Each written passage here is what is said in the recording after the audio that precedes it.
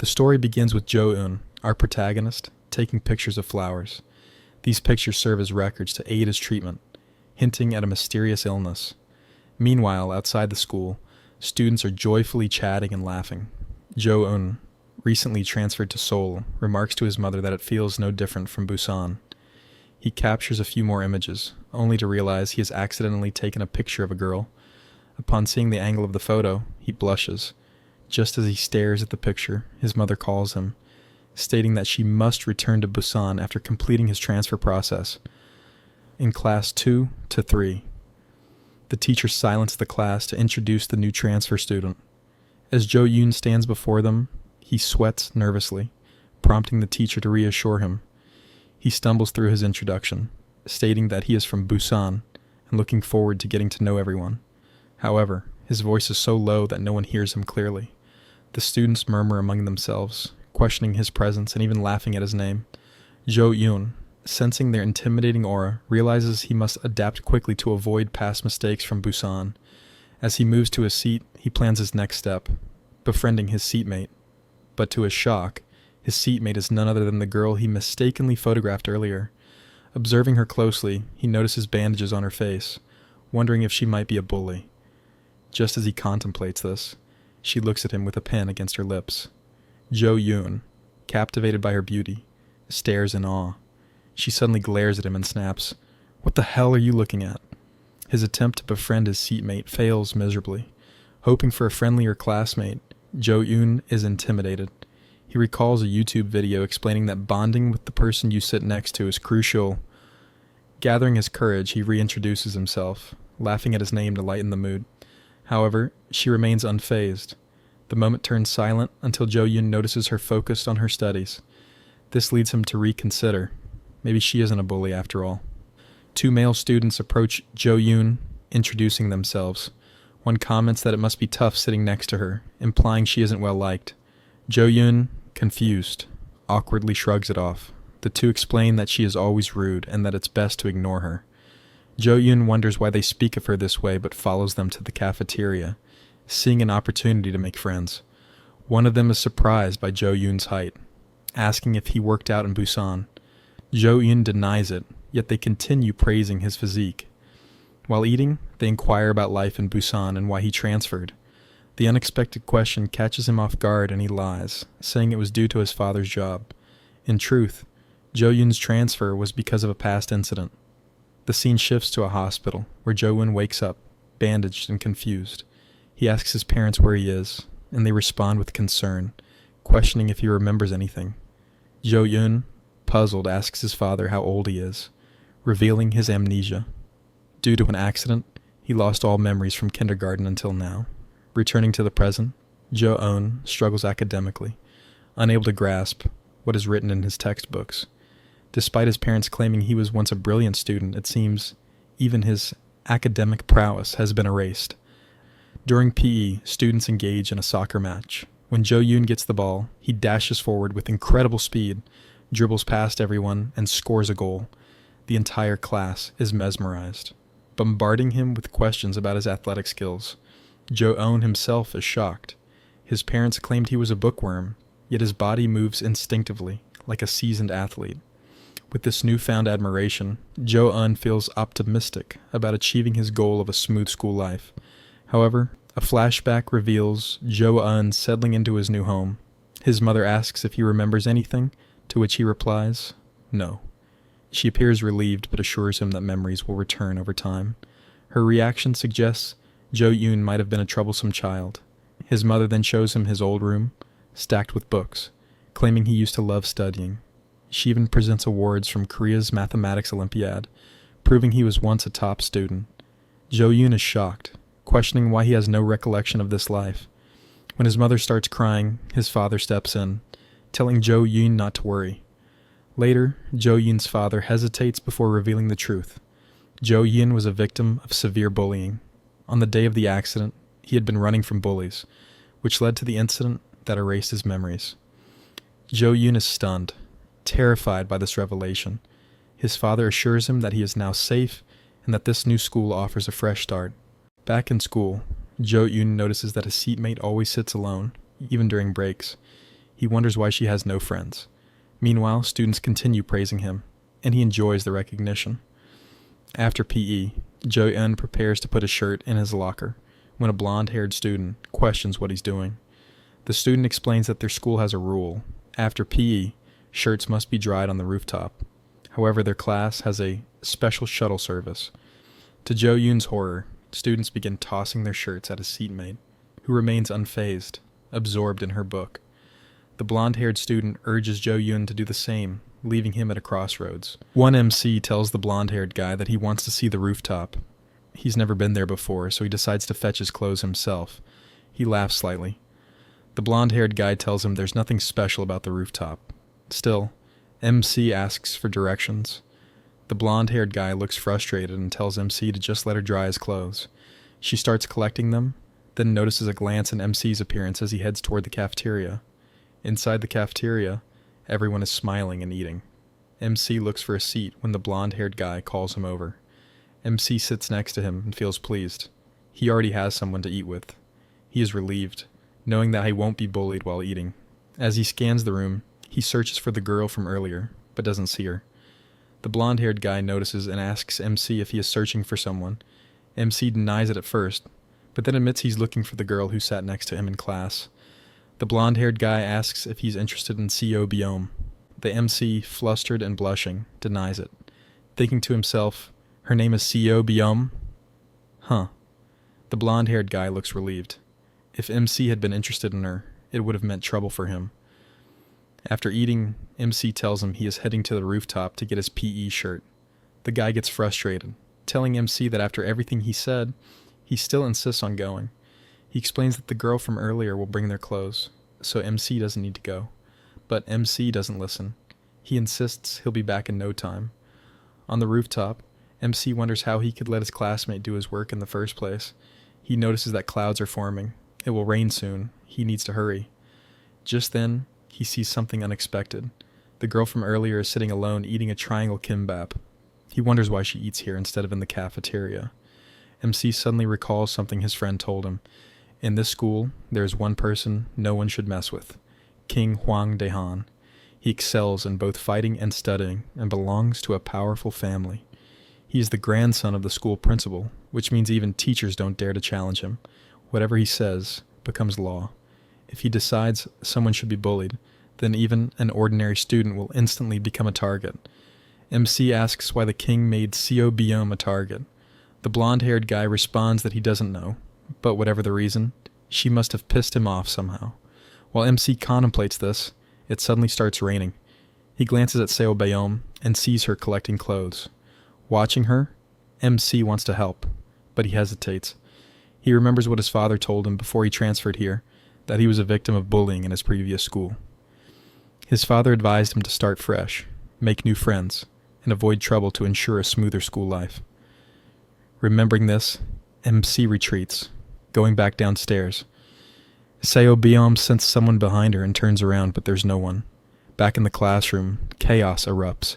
Everyone's uniforms are soaked from the rain, and they start blaming Seo Biom for it. MC watches, feeling frustrated. First, they made her do the work, and now they are accusing her. He realizes that he is no different from them. No, he's worse, a coward. They continue cursing her.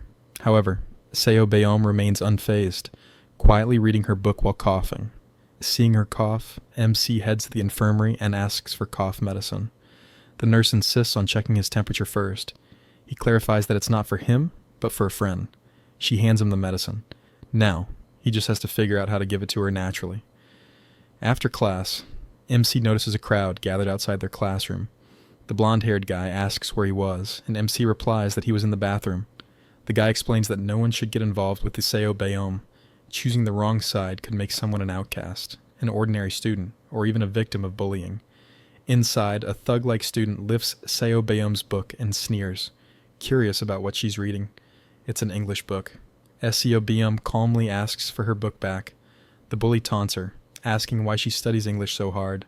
MC realizes it's the same book she was reading earlier. The bully mocks her further, pretending to be scared. Then, he spits on her book and tells her that if she wants it back, she has to pick it up from the floor.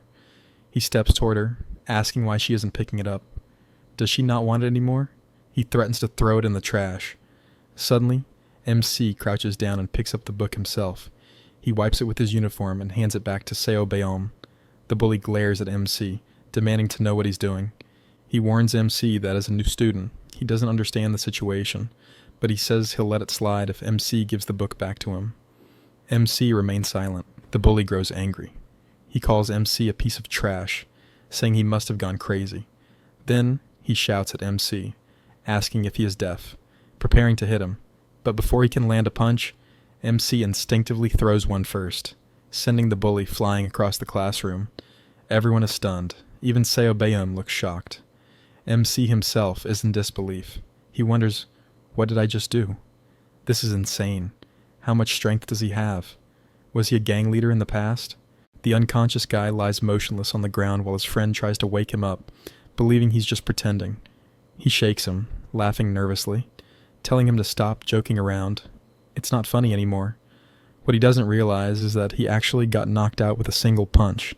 He even slaps his face in an attempt to wake him. Meanwhile, MC is still in shock, unsure of how he managed to do that. He had no intention of hitting the guy. He just got angry when he spat on the girl's book. The moment she saw her precious book being disrespected, his body moved on its own. The unconscious guy's friend keeps trying to revive him, and after a while, he finally wakes up. A heavier-built student, Fatty, tries to downplay the situation, saying this only happened because he let his guard down.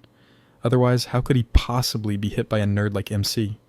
However, stares intently at MC, his expression dark.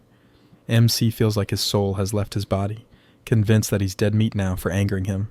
But to everyone's surprise, the rough-looking guy doesn't retaliate. Instead, wanting to preserve his reputation, he announces that he simply collapsed due to anemia. Fatty, looking skeptical, questions how he could suddenly develop anemia like that. The guy quickly makes up an excuse, saying it might be because he's been drinking too much lately. Fatty, still unconvinced, points out that he clearly saw him getting punched, and there's even a visible bruise on his face. But the rough-looking guy insists, glaring dangerously. I didn't get hit by that bastard. I just collapsed from anemia. His tone leaves no room for argument. Fatty, realizing the tension, quickly backs down. The guy then gestures towards MC and asks his friend, "Look at him. Does he look like someone who could knock me out?" At that moment, MC unknowingly strikes a clueless Pookie pose while looking at them, further reinforcing the illusion that he's harmless. The rough-looking guy then warns everyone not to spread any false rumors. If any of you have taken a video or something, and I catch you, you'll regret it. With that, he turns on his heel and leaves, taking his crew with him. As soon as they leave, murmurs spread through the classroom. I swear, I saw Dongmin get hit. Meanwhile, MC lets out a sigh of relief. He doesn't fully understand what happened, but at least it seems like the situation is under control. However, unbeknownst to him, Seo Beom is staring at him from behind. She grips her book tightly, recalling what he did for her just now. Suddenly, MC's friend calls out to him, bombarding him with questions. How are you so strong? How are you so good at fighting? What kind of training did you do in Busan? Surprised, MC honestly replies that he doesn't know how he managed to throw a punch like that, but while he's talking, he notices Seo Beom leaving through the door. The blonde-haired guy scoffs, saying, "See? She has no manners. She didn't even say thank you. Even before she was a victim of bullying, she was infamous for being rude and cold to everyone." Seo Beom suddenly turns around and says, "Why should I thank him? Did I ask for his help?" But rather than being offended, MC, being the hopeless simp he is, finds her even more beautiful when she's angry. Later, outside the school, Fatty once again asks the rough-looking guy, "Are you really sure you didn't get hit by that transfer student?" Annoyed, the guy glares at him. "Didn't I already tell you? I didn't get hit. I just collapsed." But deep inside, he's fuming. Did he really run away from that fight by using such a ridiculous excuse? He, a former grenadier, got knocked out by a single punch from that nerd. He still can't process it. How did he lose so easily? Fatty, however, remains convinced. "I swear I saw Dongmin get punched and collapse. Maybe he's just a useless bastard after all." Testing his theory, Fatty suddenly throws a punch at Dongmin, thinking that if MC could take him down, so could he. However, Dongmin snaps, retaliating with a barrage of kicks, leaving Fatty groaning on the ground. That settles it. Dongmin is still as strong as ever. Fatty realizes he was wrong. On his way home, MC notices Seo Baeom walking ahead.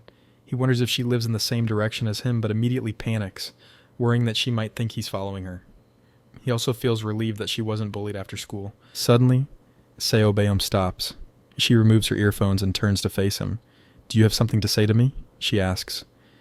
"If you're waiting for me to thank you, then..." Before she can finish, MC suddenly hands her something and quickly runs away, yelling, "It's just a coincidence.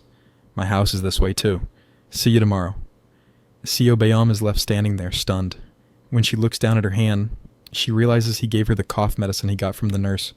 She grips the packet, thinking, what a weird guy. Meanwhile, at a karaoke bar, some students are laughing and making fun of Dongmin. "Hey, I heard you got knocked out by a nerd today." One of them sneers. "It's not just our class that knows about it." The rumor has already spread across the neighborhood. Dongmin clenches his fists. "That's not what happened," he snaps before spitting out, "You little bitch." Guy in a red t-shirt watches him closely. "What did you just say?" he asks, his tone dangerous. Dongmin immediately starts sweating. Nothing. I was just talking to myself." The red t-shirt guy suddenly laughs. "Relax. I'm just messing with you. We're friends, right? Friends can diss each other." Then he leans in and asks, "So, what does this new kid look like? Is he a troublemaker?" A girl beside them chimes in. "Yeah. Is he at least good looking?"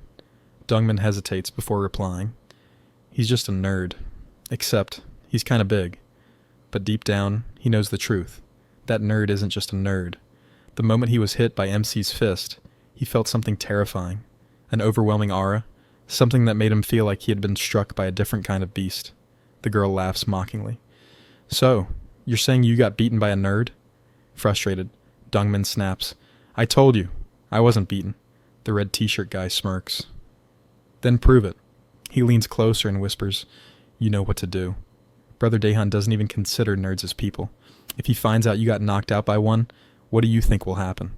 You'll end up just like Seo Baeom, bullied by everyone. Dongmin clenches his fists. The next day, classroom 2 to 3. A glass bottle flies toward MC's head. Startled, he instinctively dodges it. Standing in the doorway is Dongmin. He's here for revenge. This time, we're fighting for real. MC stares at him, completely bewildered. The scene opens in the morning inside the MC's house. He steps out of the bathroom, feeling completely refreshed after a, necessary morning ritual. Ready for school, he grabs his bag and heads for the door. But just as he's about to leave, a familiar voice stops him. It's his big brother, who also happens to be the homeroom teacher of his class. With a casual, yet concerned tone, his brother asks, "Isn't it too early to go to school? Everything all right?" MC, caught off guard, turns around. He assures his brother that everything is fine, that his new classmates are nice to him. But then, his brother's expression turns serious. "Has anyone tried to pick a fight with you?" For a split second, MC recalls the moment he accidentally knocked out a bully the previous day. But not wanting to cause trouble, he shrugs it off, saying there was no fight at all. Everyone's been friendly.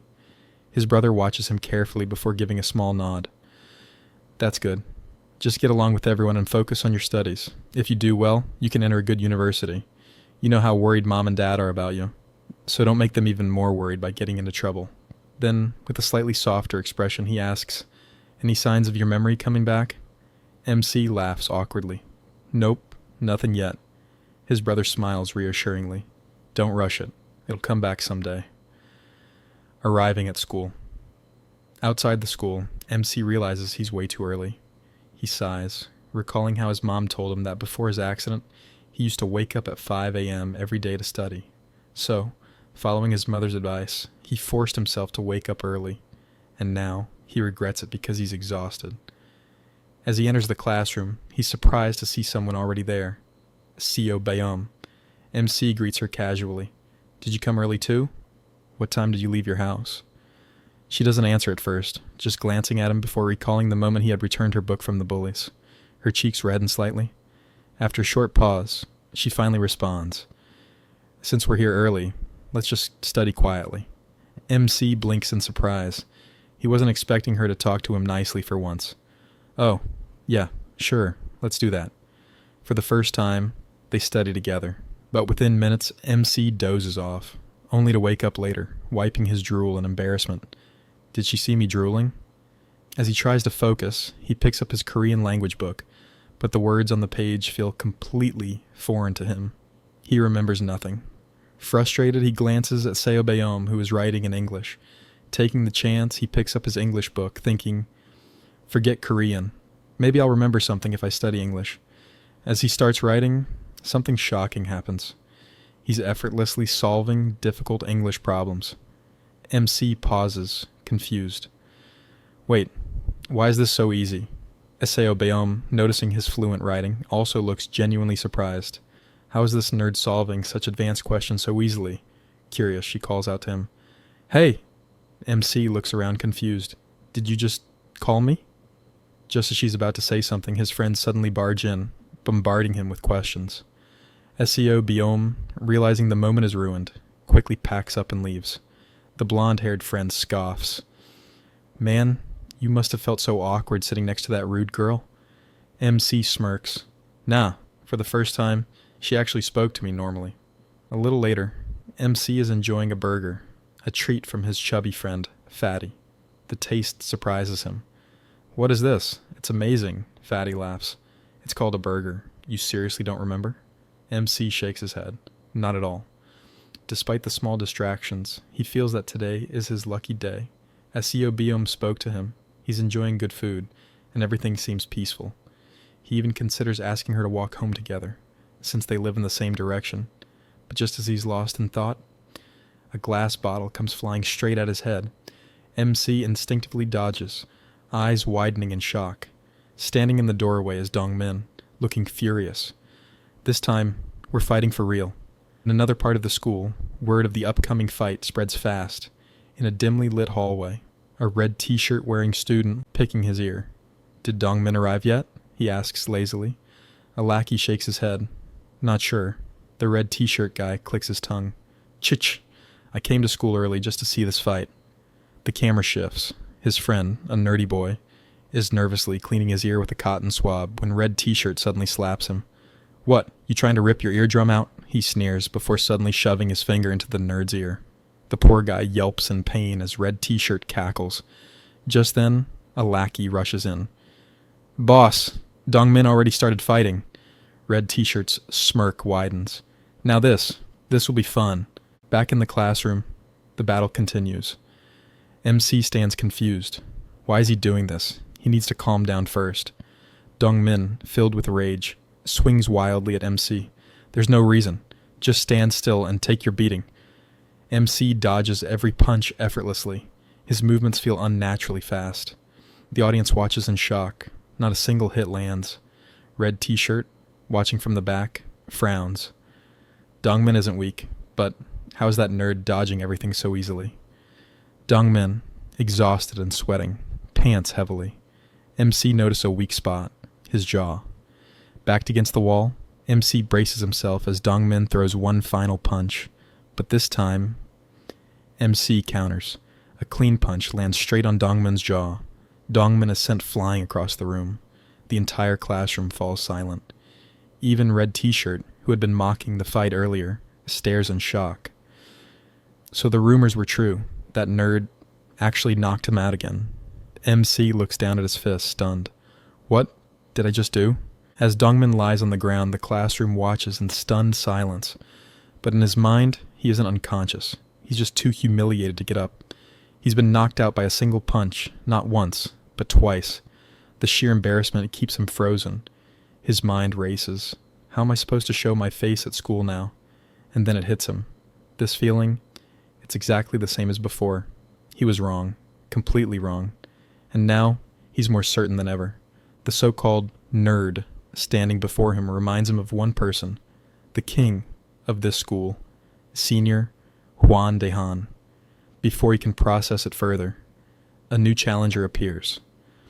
A sudden blur of motion, Kim Sawan, the student in the red t-shirt, rushes at MC with a flying kick.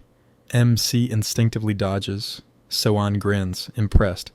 Damn, your reaction speed is insane. MC stares at him, dumbfounded. Why are you talking like we're in some wuxia novel?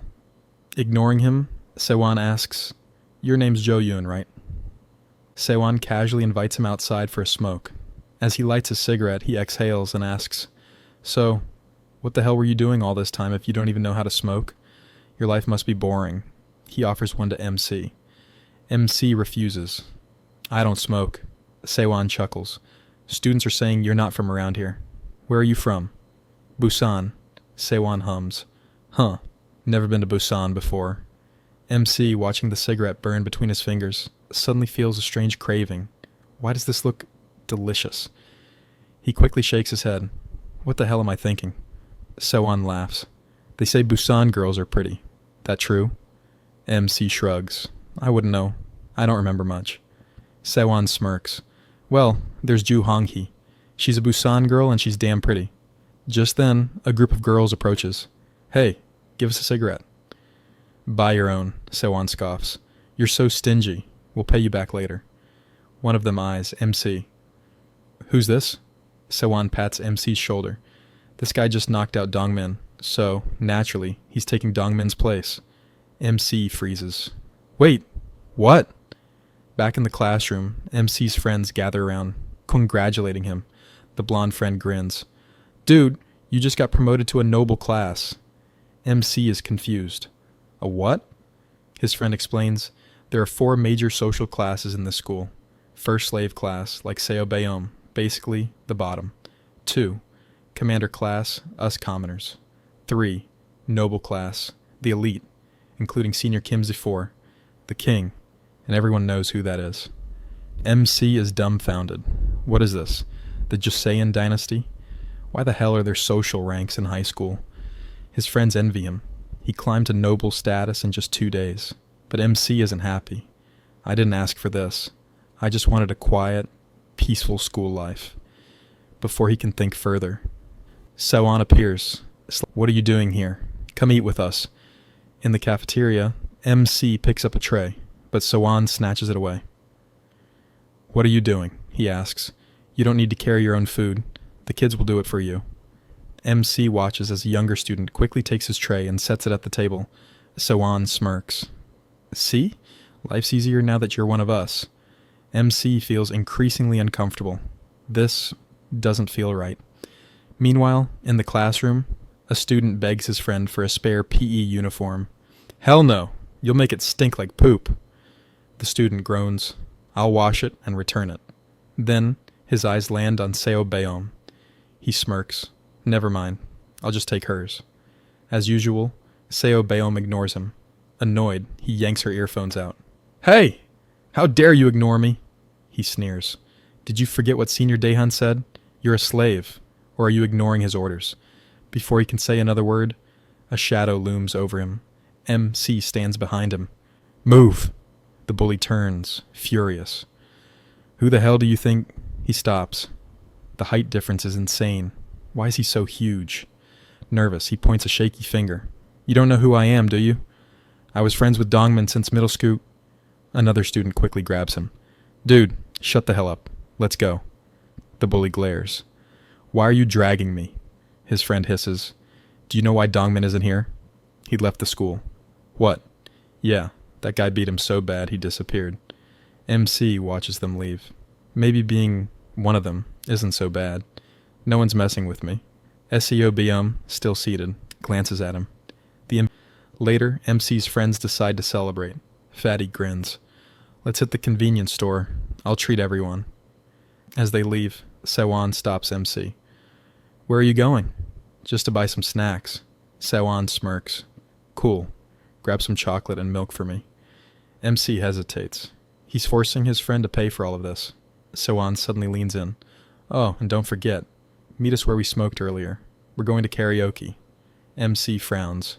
"Do I have to?" Sewon grins. "Of course." Inside the karaoke room, Sewon sings loudly and terribly. The girls whisper and giggle. Why does he love karaoke so much when he sounds awful? One girl points at MC. "Why is he here?" Another replies, "Kim Sewon brought him. He replaced Dongmin." The first girl gasps. "No way. This nerd knocked out Dongmin?" They laugh. "Sewon didn't like Dongmin anyway. Seems like he likes this one better." Another girl smirks. "He's from Busan, right? Honghi, do you know him?" Hong-hee glares. Do you think Busan is some tiny village where everyone knows each other? Enumsky, ignoring their chatter, sighs. Why am I even here? Sewon suddenly calls out, Jo Yoon, come sing. I can't. I don't remember any songs. Sewon's grin sharpens. So you don't want to sing with me? MC quickly shakes his head. No, really. I just don't remember. Sewon laughs. Fine, fine. Then his smile fades. Anyway, I called you here for a reason. McTenses. I need you to take over Dongmin's job. MC blinks. Job? Sewon leans forward. It's easy. Just collect 500,000 won every week from your class. Deadline's Friday. Simple, right? MC realizes this isn't a request. It's an order. As the conversation unfolds, Hong-hee keeps staring at him. Why does this guy seem so familiar? The night is lively, as the group of students drinks and celebrates their new member's initiation. A girl questions Kimsey about whether he got permission from Daehan before accepting a new member. Kimsey shrugs, saying the rule is simple. Whoever defeats the previous member takes their place. However, our MC doesn't seem pleased with this explanation. Holding his drink, he suddenly asks, Isn't it illegal for high schoolers to drink? And why are they even drinking? Kimsey smirks, grabs MC's glass, and forces him to drink. MC coughs violently, making the others burst into laughter. One of the girls excitedly snaps pictures, teasing that it's his first time drinking and he looks really cute. Amused, Kimsey asks how it tastes. Strangely, instead of being disgusted, MC looks surprised. Internally, he wonders why the taste feels so familiar, as if his body instinctively knows the sensation. A thought lingers. Had he been a regular drinker before? Without realizing it, he starts downing drink after drink, shocking everyone. Kimsey watches in disbelief as MC surpasses expectations. Meanwhile, a blonde girl in the group keeps staring at MC, struggling to shake off the feeling that she has seen him before. Suddenly a flashback takes us to a chilling scene. A man lies on the ground, bleeding next to a truck. Flutter open, he barely comprehends his surroundings. Before more is revealed, MC wakes up in his bed, gasping. He adjusts his glasses, his head pounding from the previous night's drinking, still confused about how he got home. His first thought, did his brother find out? If so, he knows he's in deep trouble. Stepping out of his room, his brother calls out, telling him to hurry up or he'll be late for school. Scratching his head, MC starts to mention last night, but hesitates. His brother then asks if he's tired, making MC even more confused. Shouldn't he have realized he was drunk? But to MC's relief, his brother assumes he's just exhausted from transferring schools. However, just as MC rushes to the dining room, his brother catches a faint whiff of alcohol and grows suspicious. On his way to school, MC sighs in relief that he wasn't caught. He recalls his mother's warning. His brother can be terrifying when angry. Determined to be more careful, he realizes he still reeks of alcohol and decides to buy chewing gum. Entering a convenience store, he hears someone being scolded. It's none other than the female lead. Her boss reprimands her, warning that if she messes up again, she'll be fired. MC greets the store owner and exchanges glances with FML. After stepping outside, MC offers her some gum, which she refuses. Curious, MC asks if she works all night before heading to school. She responds nonchalantly, saying she does so 5 days a week. Studying all night is necessary anyway, so she might as well earn money. She even mentions how it allows her to afford lunch. MC recalls seeing her eat a simple triangle-shaped kimbap on the rooftop and suspects she has financial struggles. He compliments her dedication, saying it makes him reflect on himself and decide to start working harder. Hearing this, she stares at him intensely. When he notices, she suddenly asks a question, making him excited.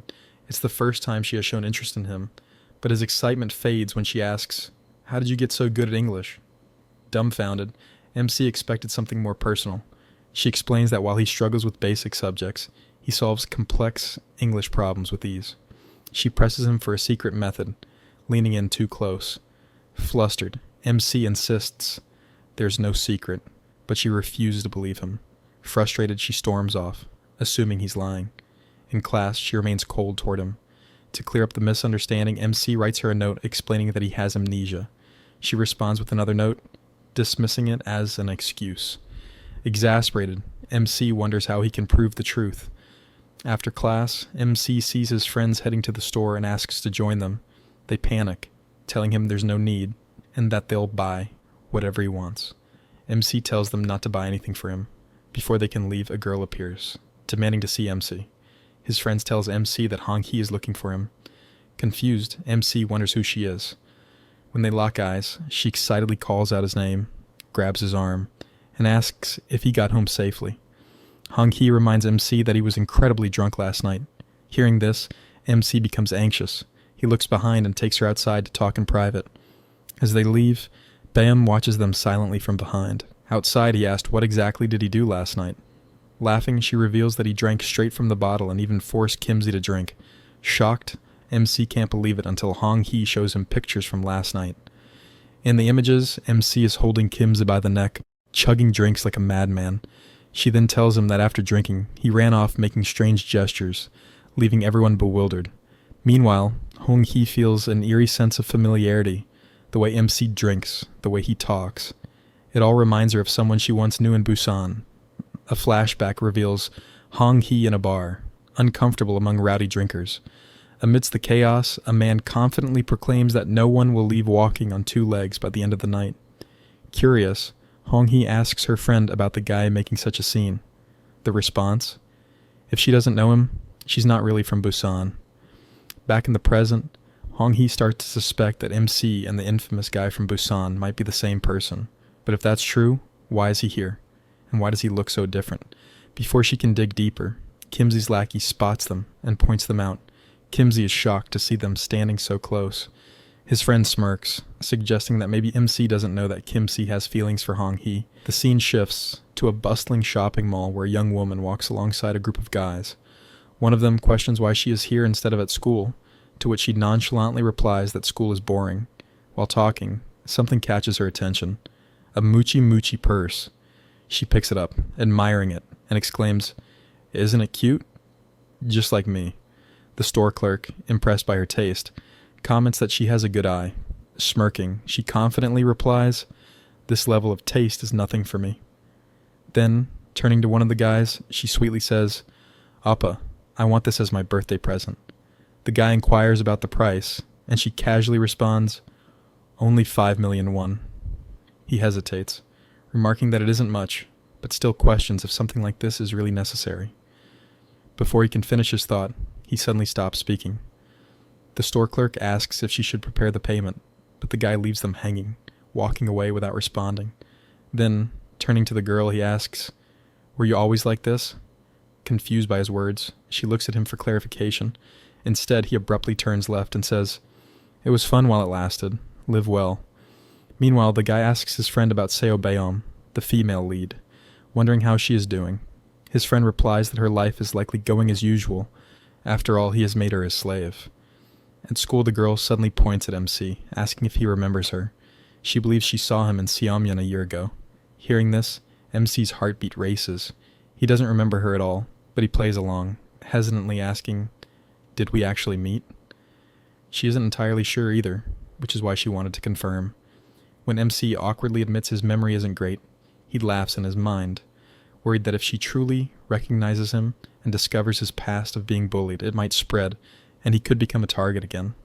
However, she soon appears puzzled and mentions another name, Jo Hun. Hearing this, MC looks surprised. She then asks, "Did you change your name?" He responds, "My name was originally Yu Cho Yoon." She recalls that the guy she is thinking of didn't wear glasses and had a completely different aura. Doubt creeps in. Perhaps she is mistaken. Before they can dwell on it further, someone suddenly interrupts, calling out, "What are you two talking about so excitedly?"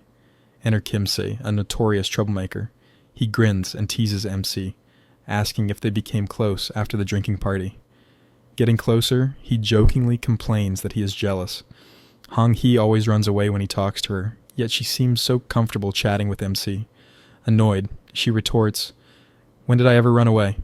Kimsey, making a disgustingly playful face, whines, "Hang out with me too, Hong Hee," before making ridiculous sound effects. Rolling her eyes, she replies, "I avoid you because you act like this."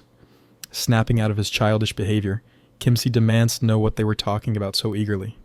Hong Hee brushes it off, saying they didn't discuss much, just that she lived in Busan for a while and wanted to see if they had mutual acquaintances. Then, turning to MC, she asks, Isn't that right, Yuna? MC quickly agrees. However, Kimsey grows visibly irritated. He brings up the drinking party, mentioning how MC messed up with him. Apologizing, MC admits he blacked out and doesn't remember much. Kimsey smirks, placing his hands on MC's cheeks and squeezing them, teasing that MC was cute while rambling in his drunken state. Then, with a sinister undertone, he asks, "Are you collecting the money or not?" MC suddenly remembers what was said during the drinking party. Kimsey reminds him that tomorrow is Friday, and he must bring the collected 500,000 won after school. Internally, MC panics. His monthly allowance is only 30,000 won. How is he supposed to get that much money by tomorrow? His thoughts are further clouded by concerns about his past. If Hong Hee truly knows about his history and spreads it, it could destroy the life he's trying to build at this school. Meanwhile, as he enters the classroom, students are whispering and laughing at someone. It's none other than Dongmin, the guy MC previously knocked out with a single punch. Dongmin has now been demoted to the slave class. Students mock him, throwing a slipper at him and ordering him to bring it back. When Dongmin hesitates, they threaten to inform Daehan that he isn't fulfilling his duties as a slave. Fear flickers in his eyes as he complies. Witnessing this, MC feels conflicted. A part of him pities Dongmin, while another part believes this is the consequence of his past bullying. Later, MC's friends arrive with a pile of snacks and drinks, claiming they bought them for him. MC insists they shouldn't waste their money, but his friend laughs, saying that compared to what they've been forced to do in the past, this is nothing.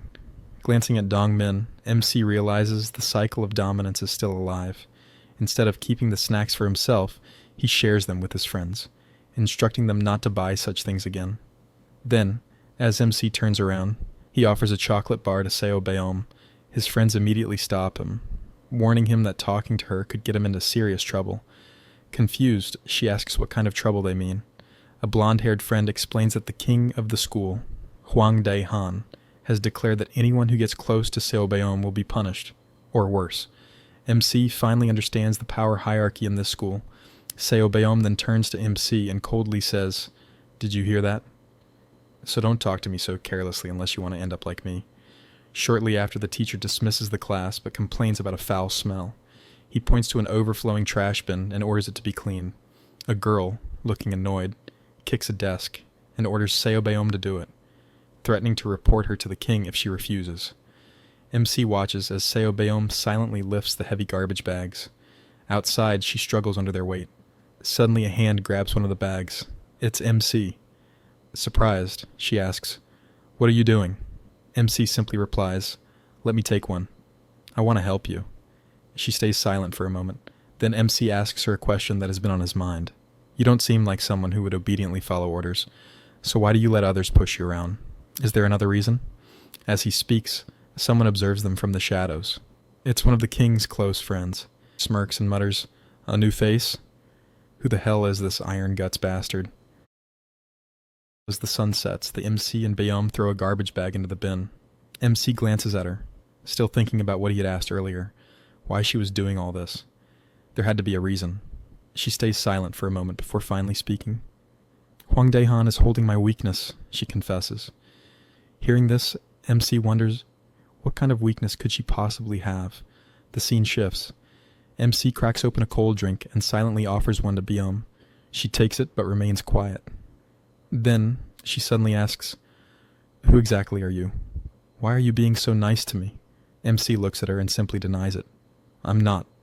But Beom doesn't back down. "Perhaps. You like me?" Caught off guard, MC stands up, his face turning red. He quickly takes a sip of his drink and nervously responds, "No way. It's not like that. Why would you think that?" Beom watches him closely. "Then why do you always stand by my side? Why do you help me whenever someone forces me to do things? Is it because you pity me?" MC goes silent for a moment. Then, he finally speaks. "I was just like you," he admits. "I was bullied too." As they walk together, MC complains about having to sit in class on such a nice day. Beom, lost in thought, remembers what he just told her. Is that why he's helping me? Because he thinks I'm like him? Without realizing it, she stares at him for too long. Their eyes meet. Embarrassed, Beom quickly turns away. MC notices. Why are you so quiet all of a sudden? I'm not, she replies. MC studies her for a moment, thinking back to what she said earlier. Daehan is holding her weakness. He debates whether to ask her directly, but just as he's about to speak, a loud voice interrupts. A group of boys stands nearby, smoking. One of them eyes MC and asks, "What are you two doing here?" A stocky boy with a round-cut hairstyle steps forward, his expression turning hostile. "Get lost." Not looking for trouble, MC quickly apologizes and says they'll leave. But before they can, the round-cut guy stops him. "We're almost out of cigarettes," he sneers. "Since you're here, why don't you buy us some? And pay for them too, unless you want to get beaten up." Just as the situation escalates, another student intervenes from behind. He's a second-year student.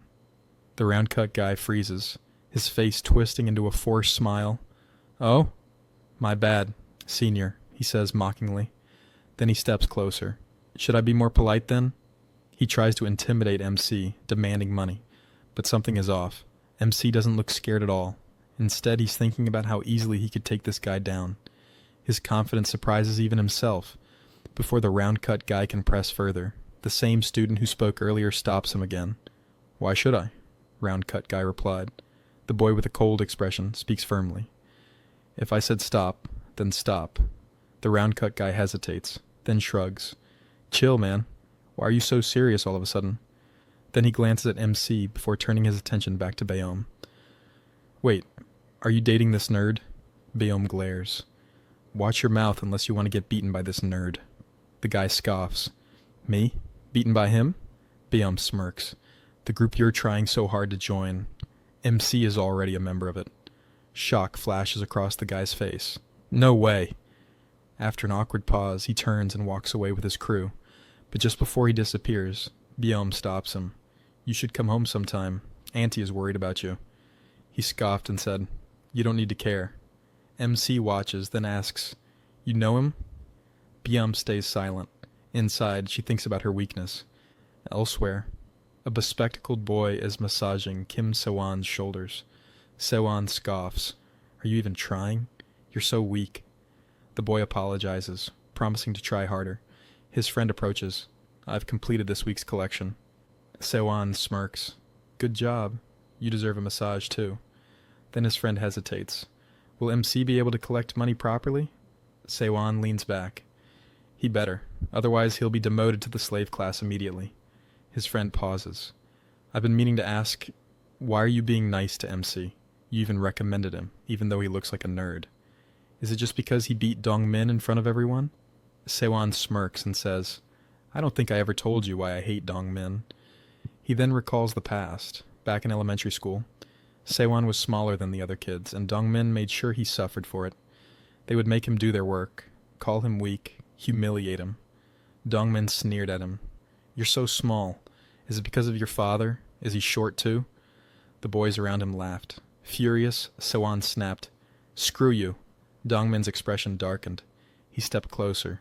"What did you just say?" Sewon hesitated. Then, with no choice, he apologized. Luckily, they were.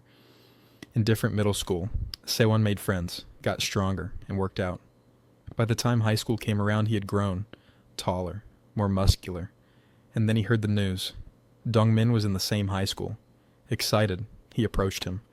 "Long time no see," Sewon had said, towering over him. But fate was cruel. A rule prevented members from fighting each other without permission from Daehan. Sewon had to hold back. Then, one day, he saw Dongmin getting beaten like a dog, and that felt satisfying. His friend, frustrated, says, "It's unbelievable that there's a story like this between you two." He insists on going to beat Dongmin on Kim Swan's behalf since he isn't even a member. Kim Swan turns him down, saying there's no point in bullying Dongmin because he's useless. Besides, Dongmin will eventually be bullied by the students he used to pick on in the past. Sewon clenches his fist. "But now, there's another problem. I don't like MC." "Why?" "Because that night, when we were drinking, he pissed me off. And what's worse, I saw him and Hong Hee laughing together." His friend hesitates. "But you can't fight him without Daehan's approval." Sewon grins darkly. "It'll be fine, as long as I'm not the one who starts it. If I can make MC throw the first punch, then I can call it self-defense. And then I'll kill him." Meanwhile, outside a bar, Two girls wait impatiently. Finally, their friend arrives and apologizes for being late. She then asks, "Have the guys arrived?" "Yeah, they're inside," the other replies. Excited, she asks, "Is that famous guy from Harong High here too?" "What was his name again?" Before she can finish, her phone rings. She answers. "Wow, you're calling me? Haven't heard from you since you transferred." On the other side, it's Hong Hee. "I need to know something," Hong Hee says. "Tell me about the guy who's famous in Busan. His name is Jo Hoon. What's he up to these days?" The scene opens outside the school where students are chatting about karaoke and other casual topics. Amidst the crowd, Seo Beom walks while scrolling through her phone. Suddenly she notices her battery is about to die. Panicking for a moment, she searches for her charger, as she needs to charge her device for English listening practice, only to realize she left it at home. With no other choice, she gives up on her practice for the day. Later, she arrives at her part-time job, where the shop owner warns her to work diligently and not slack off. Beom, feeling frustrated, watches him leave before pulling out her English book. As she holds it, she wonders why the owner always criticizes her when others play loud mobile games and watch movies at work. She's simply studying in silence. As she pulls out her book, something suddenly falls from her bag. It's the medicine the MC had given her earlier. Later, after handling a customer, she finds herself gazing at the cough medicine, recalling how kind the MC was. A thought crosses her mind. Has anyone ever worried about her like that before? Guilt washes over her as she realizes she may have been too harsh on him. The scene then shifts to a karaoke bar where two waiters watch as a group of high school students enters. After leaving the room, one waiter questions why they're letting them in, since they are just high schoolers. The other chuckles, saying they're not just high schoolers, they're high-class high schoolers. When his colleague looks confused, he explains, "Have you ever seen a servant kick out his young master from his own mansion? We're just servants, and they're our young masters." Inside the karaoke room, students are drinking and enjoying themselves.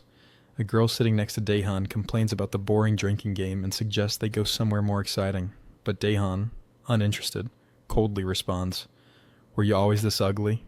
His words shock her. Suddenly Kim Sewon enters the room, asking if Daehan called for him. Daehan brings up the collection day and asks if everything is complete. Kim Sewon replies that he's almost done, except for one class, which recently got a transfer student who became a new member after defeating Dong Min. This catches Daehan and his friend's attention. His friend asked about the new student, curious to know if he's strong because he wants to fight him. Kim Sewon admits he doesn't know much since he was away due to hemorrhoid surgery, but he offers to find him and bring him here. Daehan declines, confident that he'll cross paths with him eventually. After that, Dongmin leaves the room. As the night continues, Daehan suddenly turns to his friend and asks about Seo Beom, if there's been any news about her. His friend casually responds that her life is the same as always, and she obediently follows orders. Daehan simply nods, while the girl next to him curiously asks, "Who's Seo Beom?" He ignores her, but his friend smirks to himself. He secretly hopes that Beom and the transfer student end up together, just to see Daehan's reaction. It would be absolutely hilarious. He decides to pretend he knows nothing for now. Meanwhile, at the MC's house, he is in distress. Holding his head in frustration, he complains that he couldn't sleep all night. The reason? Kim Sewon had ordered him to collect money from his classmates, and the deadline is tomorrow. He panics. Where's he supposed to get 500,000 won overnight? He knows if he fails, he'll get bullied again. Desperate, he even considers skipping school with the excuse of being sick. As he stares at his phone, an idea pops into his head. The next day, inside the classroom, Beom sits silently by the window. She notices that the MC's seat is empty, which is unusual since he always arrives early. She finds herself wondering where he is. Is something wrong? But suddenly she snaps out of it, blushing. Why is she even wasting time thinking about him? Who cares if he comes to school or not? She shakes her head, trying to brush off the thought. Suddenly the classroom door slams open.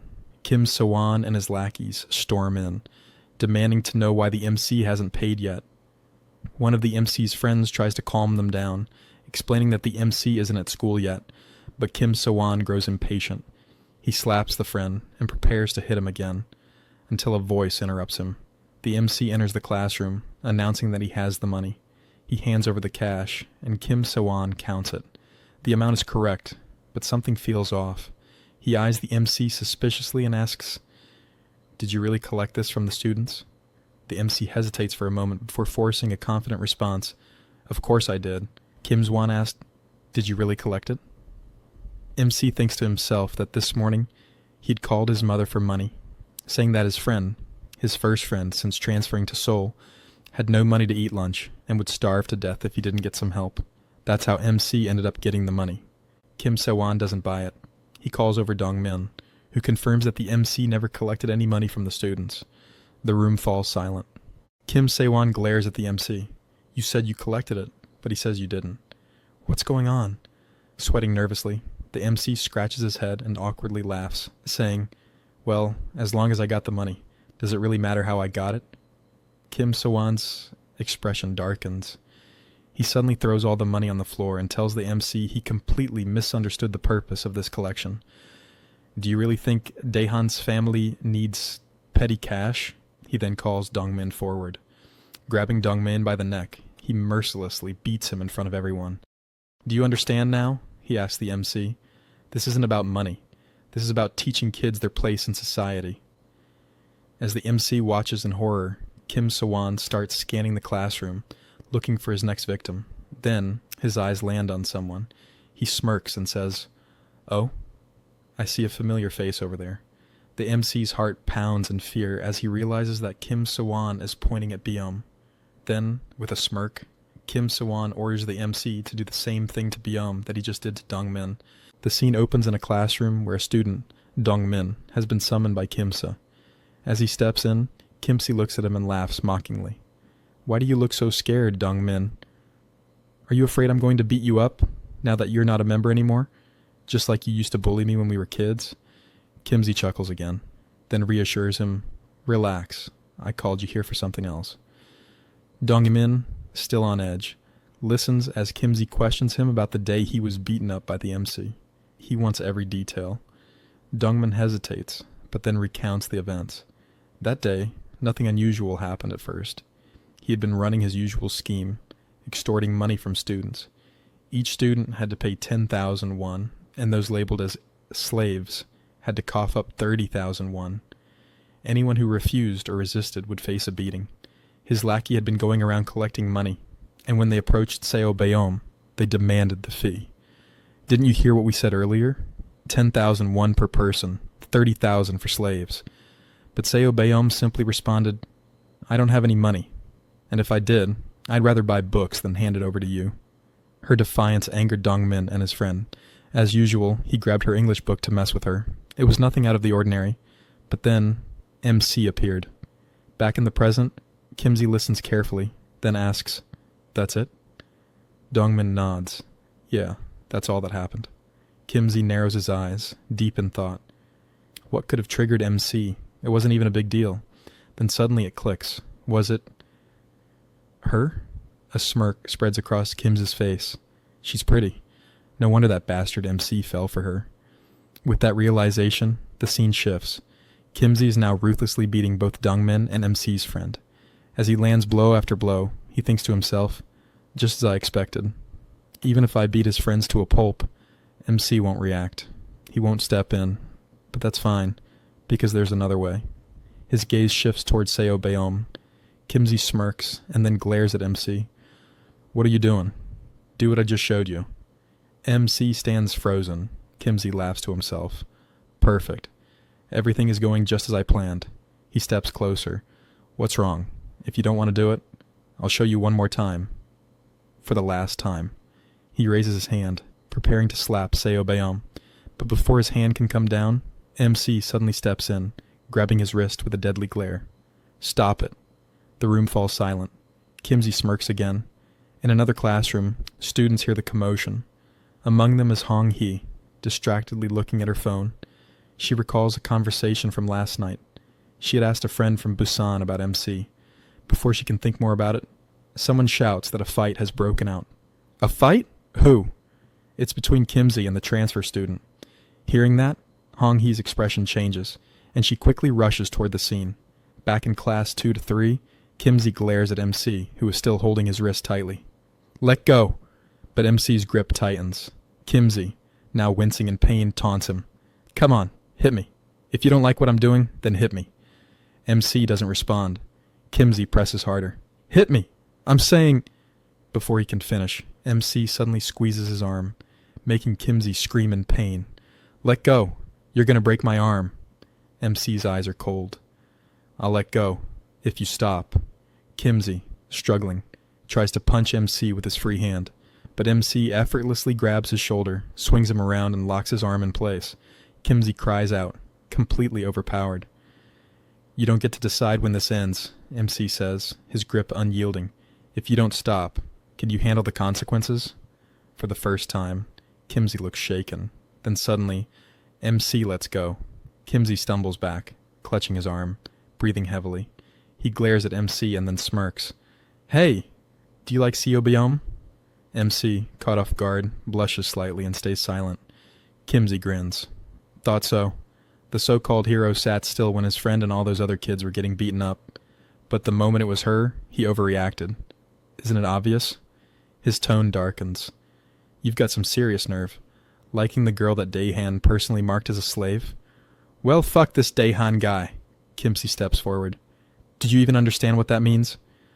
Meanwhile, Hong-hee watches, her mind racing. She remembers her call from last night. Her friend had sounded nervous. Don't say MC's name. Why? Because of him. The scene in Busan turned upside down. Hong-hee had frowned. Turned upside down? What do you mean? Her friend's voice was serious. The guy who was on top of the entire Busan underworld just vanished one day. And the school he attended? The moment he disappeared, the whole system collapsed. Other schools devoured it. There were school-wide brawls every single day. Total chaos. Wait, are you saying MC caused all that? Who else? He was unstoppable. Then suddenly, without a trace, gone. Back in the present, Hong-hee watches MC closely. She was sure he was strong. So why? Why does it look like he's letting Kimsey push him around? The scene shifts to a little earlier, showing what happened before. The tension in the classroom thickens as Kimsey questions the MC's actions, asking why he's behaving that way. But the MC simply brushes it off with a nonchalant excuse. Look, young man, we are just classmates. There's nothing between us like that, but she is my desk mate, and if she's having a hard time, of course, I should be helping her. A moment of silence follows. The entire class looks disappointed. Even the MC himself finds his excuse weak, because deep down, even he doesn't understand why he keeps acting this way whenever it involves Seobiome. It's as if his body moves on its own. Before he can dwell on this thought, Kimsey suddenly launches a punch, cutting through the awkward atmosphere. Stop saying these cheesy lines. This isn't some drama, he yells. MC swiftly dodges, but Kimsey follows up with a kick, demanding to know what his relationship with Hong-hee is. Hearing that name, MC is caught off guard. Hong-hee? Why is he bringing her up all of a sudden? Kimsey's eyes narrow as he warns MC to stay away from Hong-hee and orders him to stay in one place. But as MC effortlessly dodges his attacks, he scoffs internally. It's not like I'm a rat or something. It's just that you and Dongmin are too slow. Even elementary kids could dodge these punches easily. With each missed strike, the classroom erupts in murmurs. The students are shocked. MC is dodging everything. Isn't he crazy fast? One whispers. Do you think he'll actually take down Kimsey? Slowly, the class's perspective starts shifting. Be honest. You guys are secretly rooting for him, right? I mean, yeah. Look at him. They realize that ever since MC took over the previous class member's position, he never bullied anyone or collected money like the others. This fight is happening precisely because he refused to extort money from the students. That's when MC's friend starts to get excited. If MC wins, that means I'll be the second in command of the class. Seizing the moment, the blonde-haired student rallies everyone. Come on, cheer for MC. He's fighting for you guys. The energy in the room shifts. Now, MC has an entire class cheering for him. But as the fight drags on, Kimsey starts to get exhausted. His punches grow weaker, his breath heavier. Stop running away like a rat and face me, Kimsey growls between gasps. MC thinks about it. There are too many openings. Should I just end this? But then he hesitates. If this goes on, the teachers will arrive, his brother will find out, and things will get out of control. Clutching his face, he decides, I don't care if I get beaten up. I just need to calm things down first. But then, a voice cuts through the noise. Didn't I tell you before? Seo Beom is Daehan's personal slave. Unless you beat Daehan and take over this school, nothing will change until graduation. Kimza smirks, taunting MC. If you're so confident, go ahead. Beat me up. Take over the second years. Then crush the third years. And maybe even kill Daehan, the king himself. Emasi freezes. Kimzy takes the opportunity to launch another attack. If you're not ready for that, just take the beating. Shut up and go back to your loser position. MC sees the punch coming straight at him. Should I just take it? Closing his eyes, he accepts his fate. I'm sorry, Mom. Dad. I guess I'm just destined to be bullied wherever I go. The punch lands. Hard. His classmates watch in horror as MC suddenly stops dodging. He's taking hit after hit without even defending himself. Why is he suddenly getting hit so much? He'll die at this rate. But as MC gets pummeled, he thinks to himself, I was just going to take a few hits and fall down. But why do his punches feel so light, like his fists are filled with water? He laughs. I can't even fall if I wanted to. Meanwhile, Hong-hee watches from the crowd, eyes narrowing in recognition. Is he really the same guy? Back in 8th grade, he conquered all of Busan's middle schools. In 9th grade, he took control of all the high school freshmen. As soon as he entered high school, he became the crazy bastard who ruled Busan. There's no way he'd get beaten by someone like Kimsey, right? But Kimsey continues kicking him, finally stopping to catch his breath. MC, lying on the ground, thinks, I guess it's over now. Kimsey turns around, then freezes. Hong-hee is watching. A blush creeps onto his face. Since when was she here? Did she come to see me? Determined to impress her, he suddenly turns and delivers a sharp punch to MC's stomach. This one actually hurts. MC groans, grabbing his stomach as he falls to the ground. Kimsey, thinking he just pulled off the coolest move ever, confidently announces, the class member position is now vacant. From now on, the collection and management will be handled by Class 6, under my rule. And Dongmin will be in charge of this class. Dongmin, shocked but thrilled, thanks Kimsey for the opportunity. From now on, MC is also a slave. Lying on the ground, MC's mind races. I came here to escape bullying, and now I'm a slave. But maybe this is better. Staying quiet, avoiding those terrifying guys. Yeah, this is the right choice. From now on, I should just live like a mouse. Kimsey, still basking in his victory, turns to Hong-hee. When did you get here? Just now, she replies. Blushing, he stammers. You saw everything, right? I didn't want to show you anything cruel. Hong-hee awkwardly nods, but then Kimsey's expression hardens. I was going to let it slide, but this bastard kept provoking me. MC remains still, but something changes. His glasses start to glow. Kimsey turns to Dongmin. From now on, you handle MC. If he acts up, tell me. I'll kill him myself. Dongmin grins. Don't worry, I can handle this trash on my own. They both start laughing, but MC doesn't find it funny. His fingers twitch, his heart pounds. His rage bubbles to the surface. Why is this so annoying? His smirk returns. His eyes glow red. He looks terrifying. As Kimza and Dongmin turn to leave, Hong-hee starts thinking to herself that if the MC isn't the same guy from Busan, it might be better to stick with Kim So-won's side as usual. Hong-hee glances back, then freezes. MC is standing. She watches as his voice cuts through the stunned silence. You started this fight, so where do you think you're going? His voice is low, dangerous. The class feels a shiver down their spine. Then, MC lifts his head, a menacing smile spreading across his face. I'll kill you, you little shits. A monster has awakened. Whoa, now this is something crazy. The next chapter begins with a teacher approaching MC's older brother, curious about the rumor that his younger sibling has transferred to their school. She asks him which class his brother is in, and he casually responds, He's in my class. Surprised, the teacher questions if it's even possible for siblings to be in the same class, to which he simply replies, My brother is a little sick. Realizing her insensitivity, she apologizes.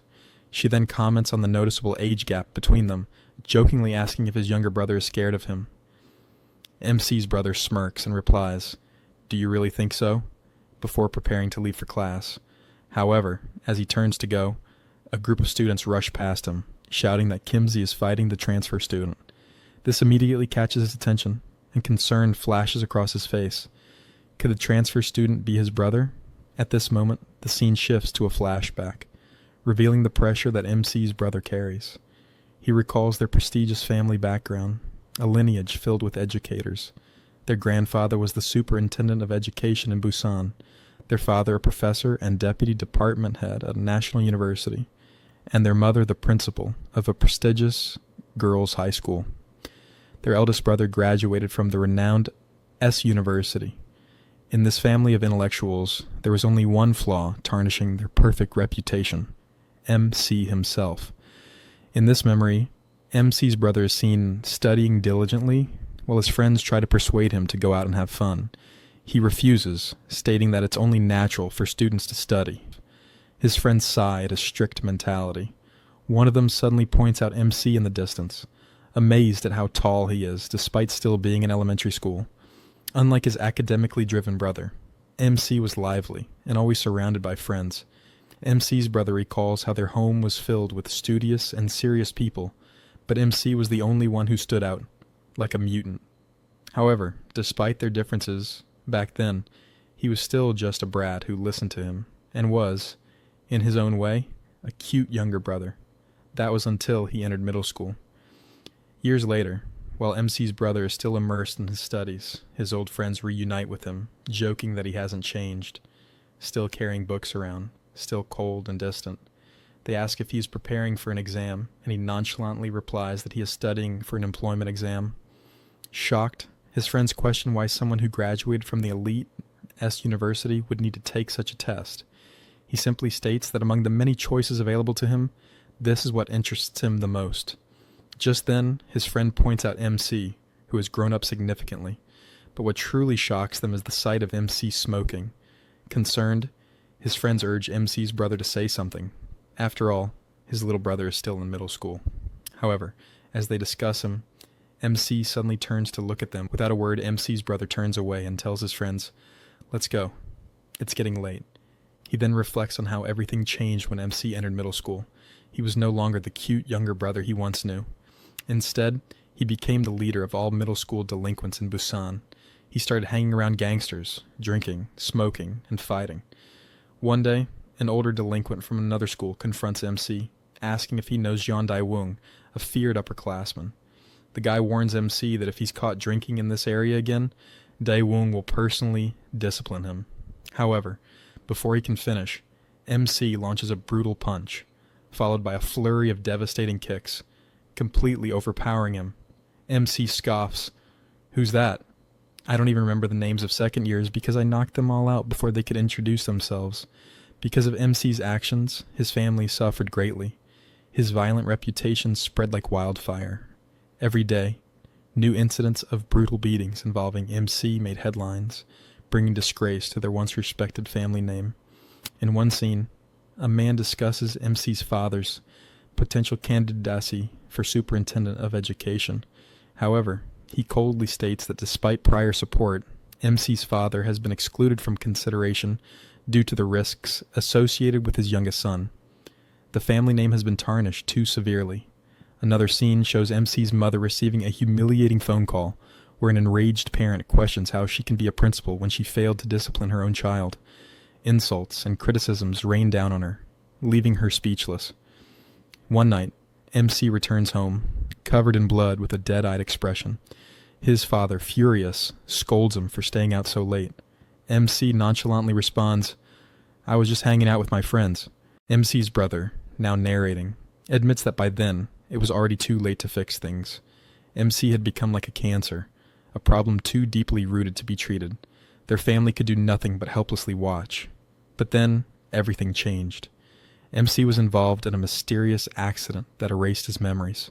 It was their chance. Seizing the opportunity, the family rewrote MC's past. They told everyone that MC had always been an exemplary student, a quiet, intelligent, and diligent young man who never got into trouble. The delinquent Jo-hoon was erased, and in his place, Cho-eun was born. Back in the present, MC's brother is now racing toward MC's classroom, determined to protect the fragile peace his family had worked so hard to create. Meanwhile, inside the classroom, MC calmly adjusts his glasses and says to Kimsey, "You started this fight, so see it through to the end." Kimsey's friend laughs, mocking MC for being beaten so easily. But before he can finish, MC grabs him by the throat and slams him into the wall. The room falls silent. MC then kicks him repeatedly, showing no mercy. The students, including Kimsey, Beom, and Hong-hee, are shocked beyond belief. Hong-hee, wide-eyed, finally pieces it together. This isn't just any transfer student. This is Jo-hoon, the top dog of Busan. MC turns to Kim as and smirks. "Didn't you say I was a nobody? Then how about today? You die by this nobody's hands." As MC lunges to attack, his brother suddenly bursts into the room, shouting for him to stop.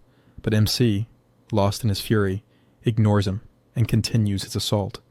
His brother calls out once more, but this time he utters a name that freezes MC in place. "Jo-hoon!" At that moment, a flood of memories rushes back into MC's mind. His vision blurs, his head pounds, and suddenly, he collapses to the ground. The scene shifts to MC's home, where his father anxiously asks about his condition. His brother reassures him, stating that MC is fine. He just went into shock momentarily. Standing outside the room, MC's brother speaks on the phone with their father, his hands trembling. It doesn't seem like he's regained his memories yet, but I'll keep a close eye on him. As he ends the call, he bites his nails, a sign of deep anxiety. He sighs, thinking to himself, no matter what happens, I cannot let him remember. He must continue to live as Cho-yoon, not as Jo-hoon. Morning comes, and our protagonist, still recovering from the previous day's events, finds himself lost in thought as he walks to school. Holding his head, he wonders, why does it hurt so much? Did he hit it somewhere when he collapsed? No matter how hard he tries to recall, everything after getting hit by Kim Se-won is a blank. His only clue is what his brother told him. He suddenly collapsed in class, was rushed to the hospital, and got checked. The doctor found nothing wrong, yet the headache lingers. His brother reassures him, telling him to inform him if the pain worsens. Still holding his aching head, MC tries to convince himself that everything is fine, but unease settles in his chest. Then, he notices something unsettling. Blood on his shoe. At school, the usual lively atmosphere vanishes the moment MC steps inside. Conversations die down and his classmates avoid making eye contact. Confused, MC wonders, why the sudden change? As he moves through the room, someone accidentally bumps into him.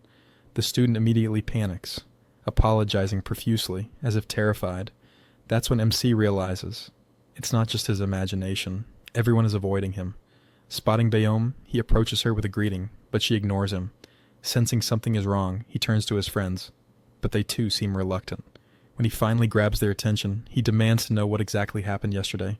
His friends exchange uneasy glances before hesitantly revealing the truth. After getting knocked down by Kim Se-won, MC suddenly sprang back up, grabbed Se-won's friend by the throat, and beat him mercilessly. They assumed the fight was over when he collapsed, but what happened afterward was terrifying. Eventually, he passed out, and the teacher broke up the situation. Then his friends started saying that they should leave now because if they hang out with him too much, they might get into trouble. As they walked away, MC thinks to himself, there's no way he did something like that. He has no memory of it at all. Did he really attack Kim Se-won so violently? Could it be that he's become aggressive because of the accident? Or is there another version of himself, one that commits these acts while he remains unaware? The thought terrifies him. Suddenly his head throbs with pain and a blurry face flashes in his mind. He wonders who that was. In another classroom, two students argue about a game they played yesterday. Their conversation is abruptly interrupted when Dongmin walks in. He smirks and asks, "I hear laughter. What's so funny?" One student hesitates before replying, "It's nothing, just about a game." But before he can finish, Dongmin strikes him with a slipper. Over and over, he beats the blonde-haired student, demanding to hear the funny story for himself. The entire class watches in silence, fear gripping them. Then, Dongmin presses his bare foot against the student's face, ordering him to put the slipper back on him.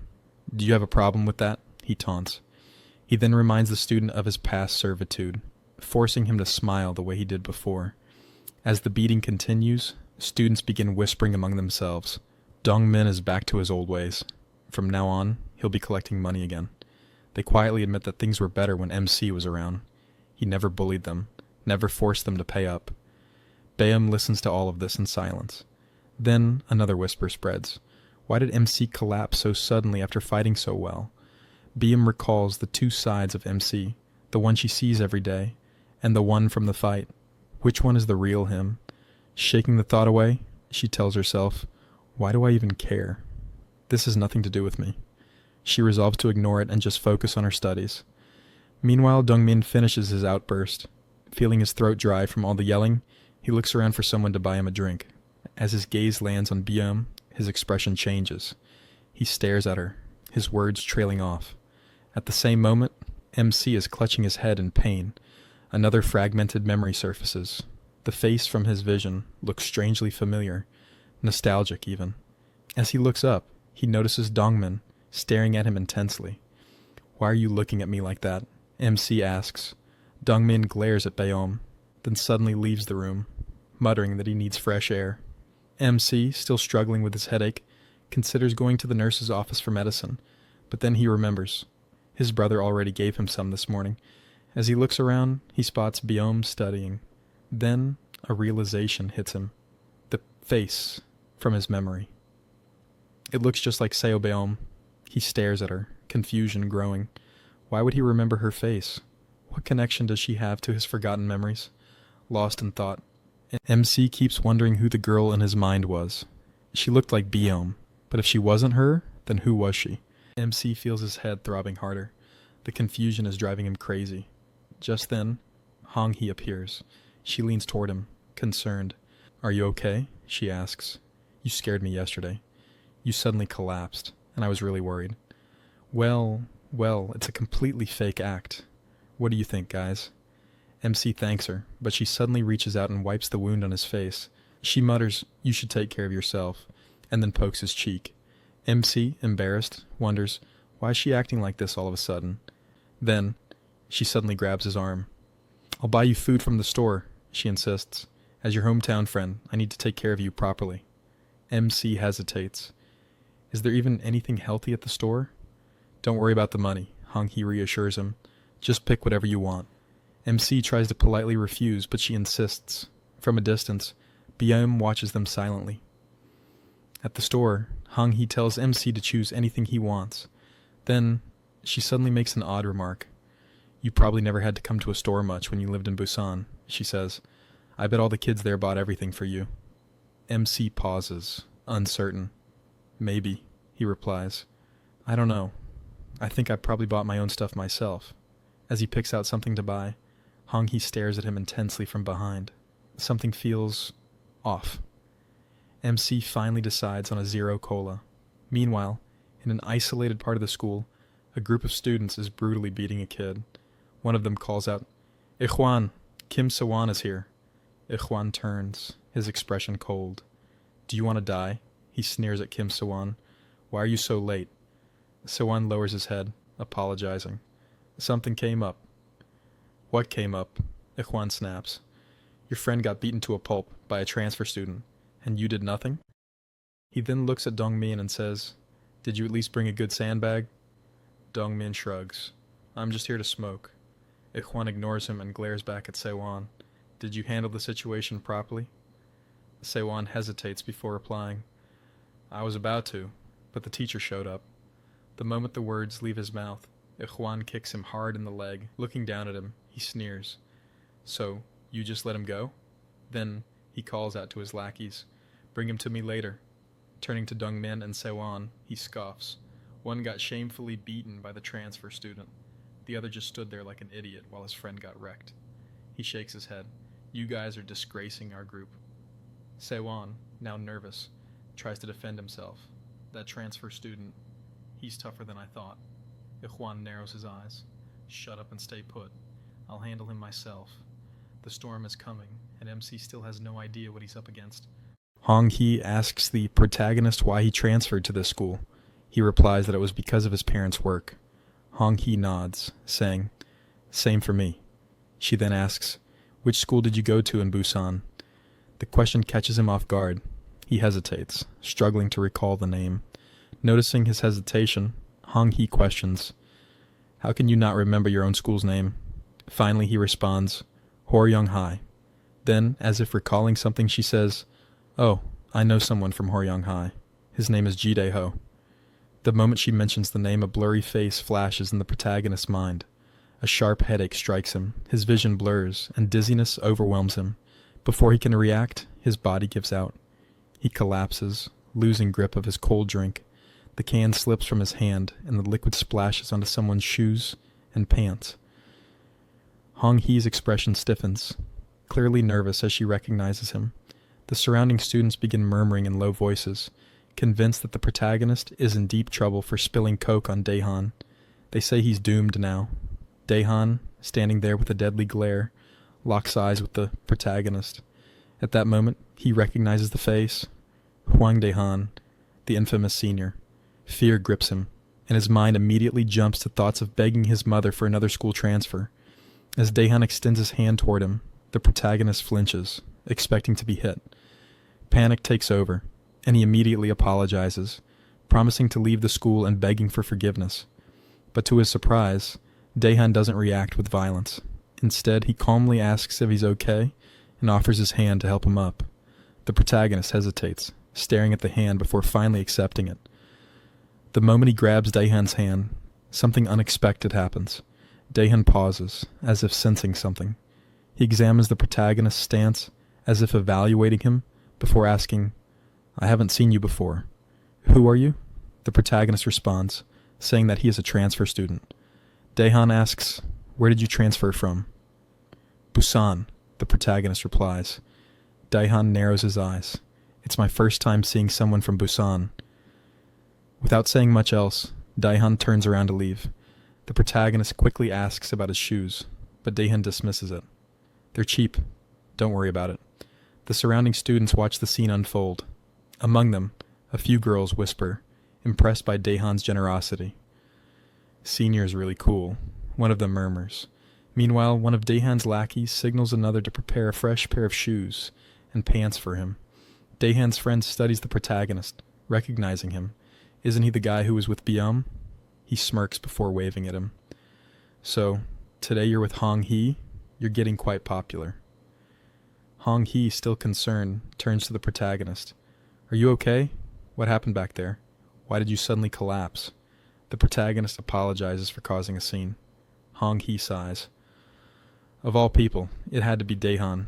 You're lucky he let it go. He's not usually this forgiving." The protagonist watches Daehan walk away, deep in thought. So, is he really the senior who made Seo Byum his slave? He seems completely different from what I heard. And yet, for some reason, he's clearly popular among the students. On the rooftop, Daehan sits, smoking a cigarette, while one of his lackeys hands him his freshly cleaned shoes. The lackey advises him, "You should change into these and throw the old ones away." Daehan takes a drag from his cigarette, lost in thought. "Is that transfer student the same guy Kim Se mentioned?" "Curious," he calls over his subordinate. "That guy earlier, is he the new member Ik Hwan was planning to bring in?"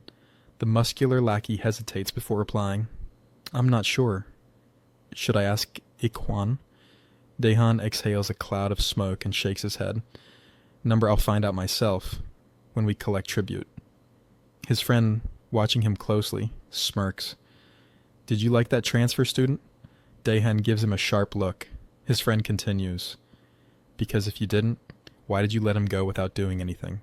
This isn't like you.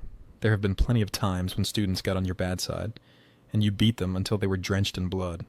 Daehan shrugs, unfazed. "I don't remember that. When I grabbed his hand, even for that brief moment I could tell. His grip was strong, too strong, and when he stood up, his posture, his physique, they didn't match his appearance. He looks like a nerd on the outside, but something about him feels completely different." He exhales, slowly. "That's why I decided to leave a good first impression. I might need him later." But his friend is thinking something entirely different.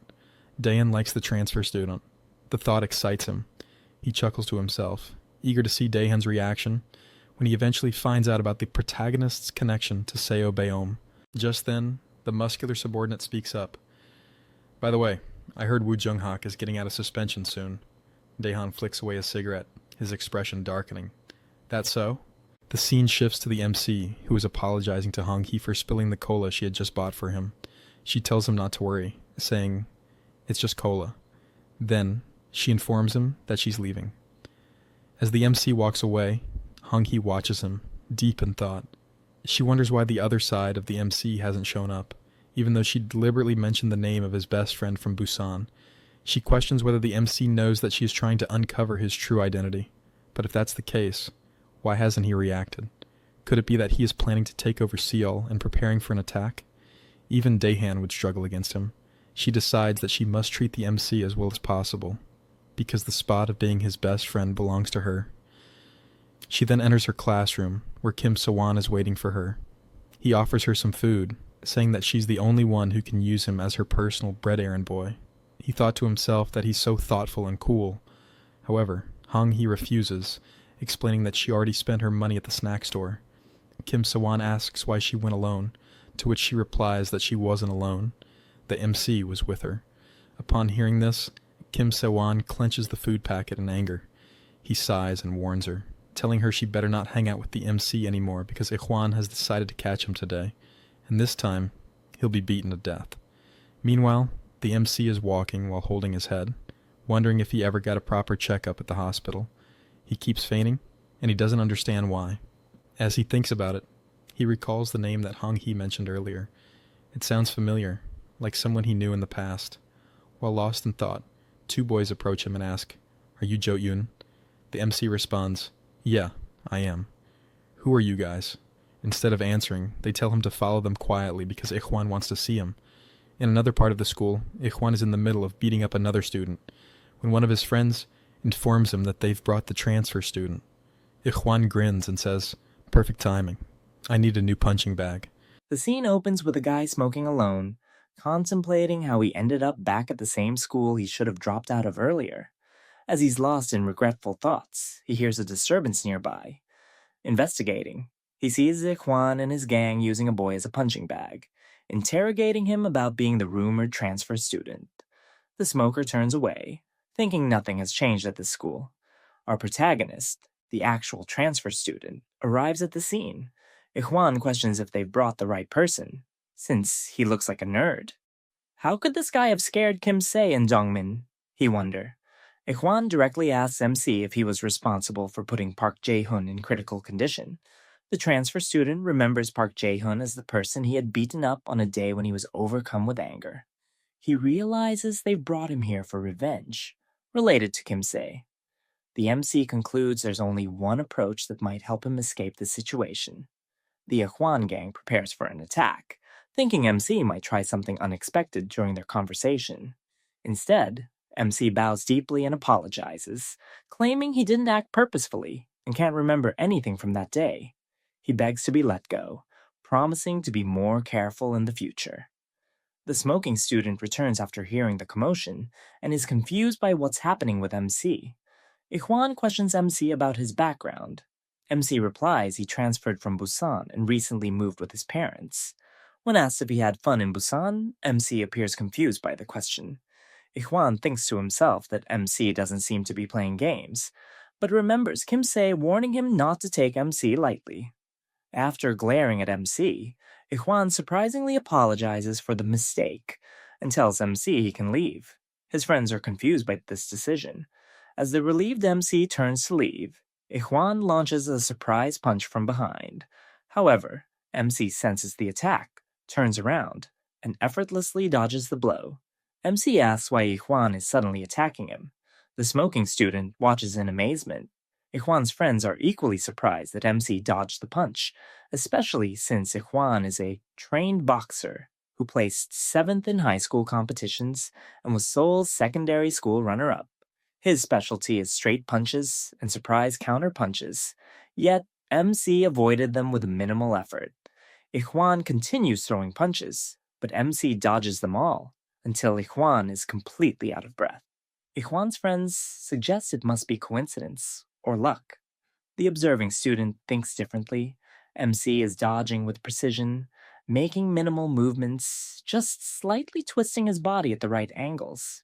He's especially puzzled by how MC sensed and avoided the punch from behind, a skill that comes only from extensive combat experience.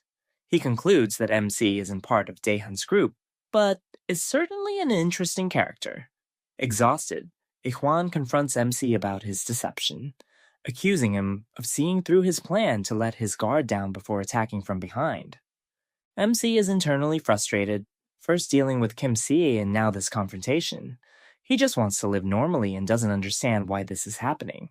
As Ijuan launches another punch, MC continues dodging while crying, wondering why he can't just live peacefully. When Ijuan throws a straight punch, the smoking student intervenes, grabbing Ijuan's arm and warning him that continuing the fight will cost him 50,000 won. The scene opens on the roof of the school building, where Daehan's friend tells him that Woo Jung-woo got his suspension lifted, which was sooner than he expected this time. Back then, when their members went overboard trying to get on Daehan's good side, they were swinging wooden sticks around, and Woo Jung-woo had a shorter suspension for acting in self-defense. The other member asked Daehan if they should just get him suspended again by picking up some guys and framing him, claiming it would be a piece of cake. He questioned if they should do it today. After listening, Daehan replies that he will handle it. His friend gets worked up, saying he has been bored as hell lately and has some unfinished business with Jung-woo. Daehan asks him to just leave him alone and let him be because that guy still needs to graduate. Hearing this, his friend asks, since when Daehan cared about Woo Jung-woo's graduation, Daehan tells him that he probably knows getting suspended again will make it impossible to graduate. He adds that he's also getting tired of using his father's influence to cover everything up. The bulky guy replies that if they let Jung-woo be, he will strike first again like last time. Daehan says that then they have no choice but to get him expelled. The scene shifts to an earlier moment. Ijuan is startled after seeing Woo Jung-woo and asks what he is doing here, noting that Jung-woo was supposed to be suspended. Jung-woo replies that he was suspended but returned to school today. He tells Ijuan that he's been acting a bit rude lately and warns him that if he keeps it up, he'll beat him up, and it will be very embarrassing.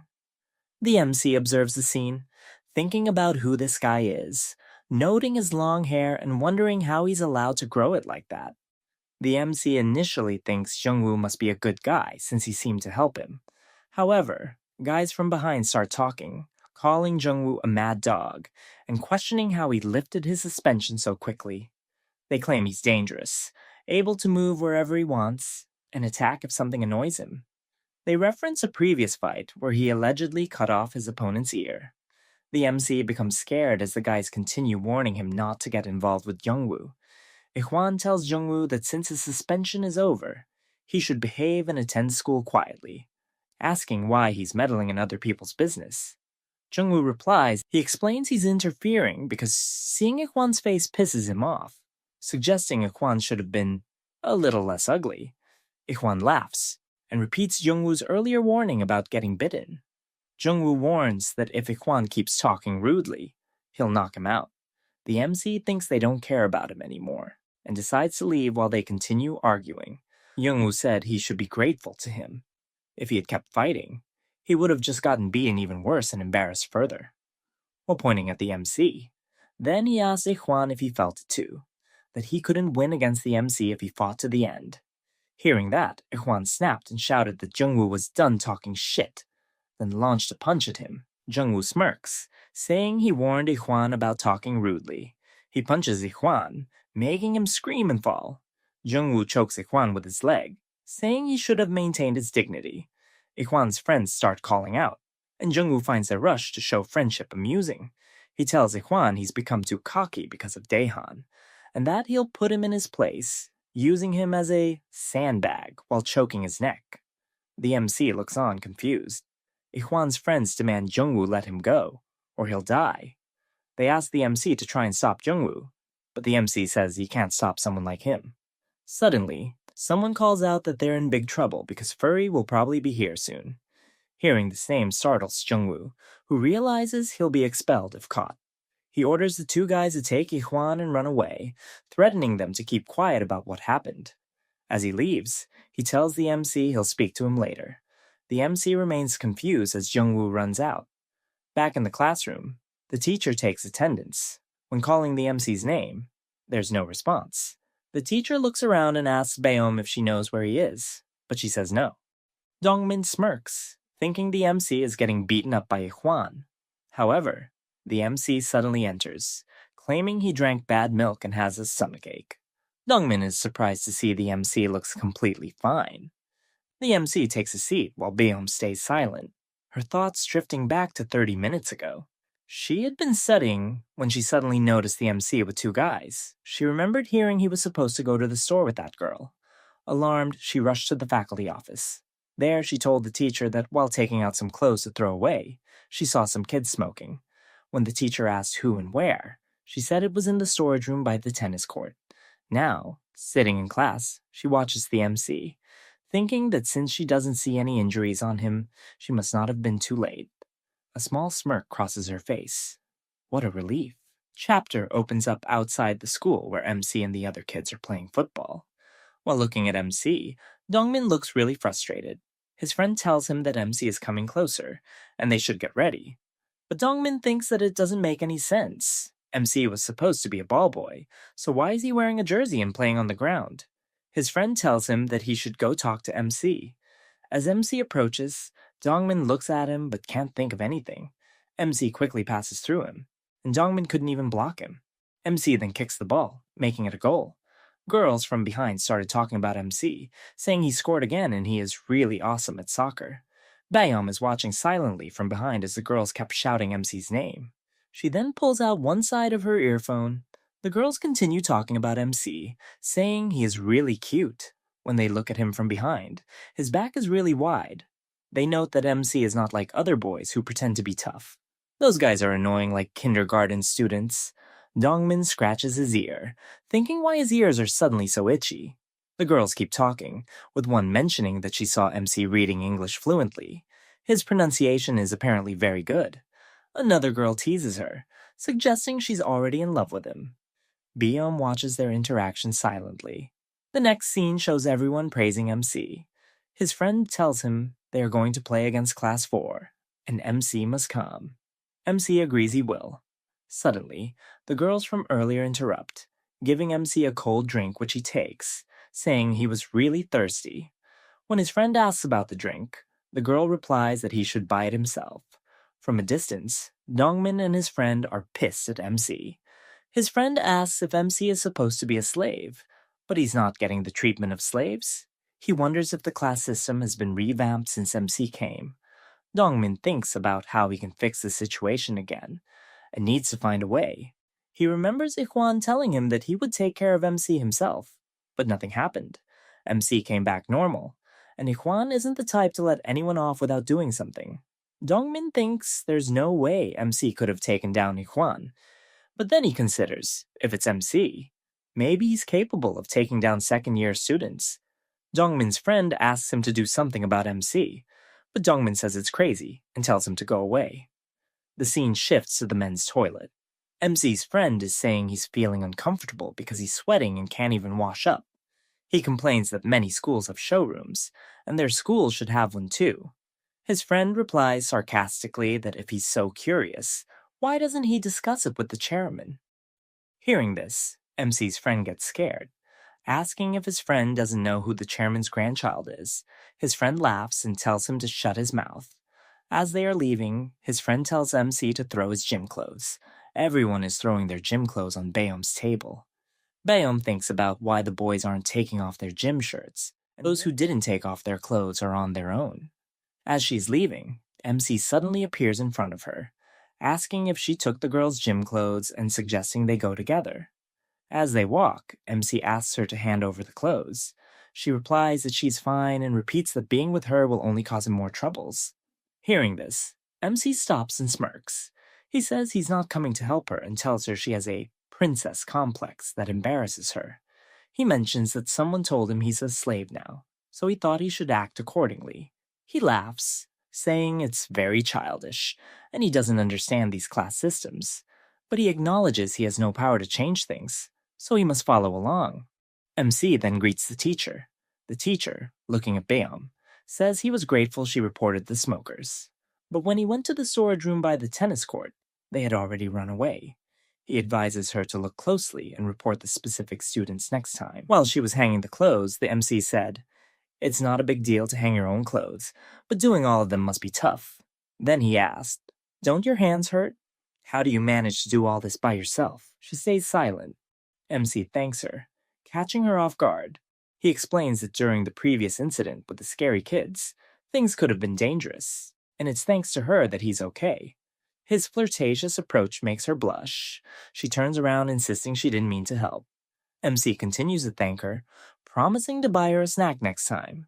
When she seems hesitant about snack bars, she replied, "I'm done with snack bars. If you're really grateful, you can do me another favor instead." He raised an eyebrow. "Tell me anything, Biom." She smiled and said, "It's not that hard for you to do. It's just..."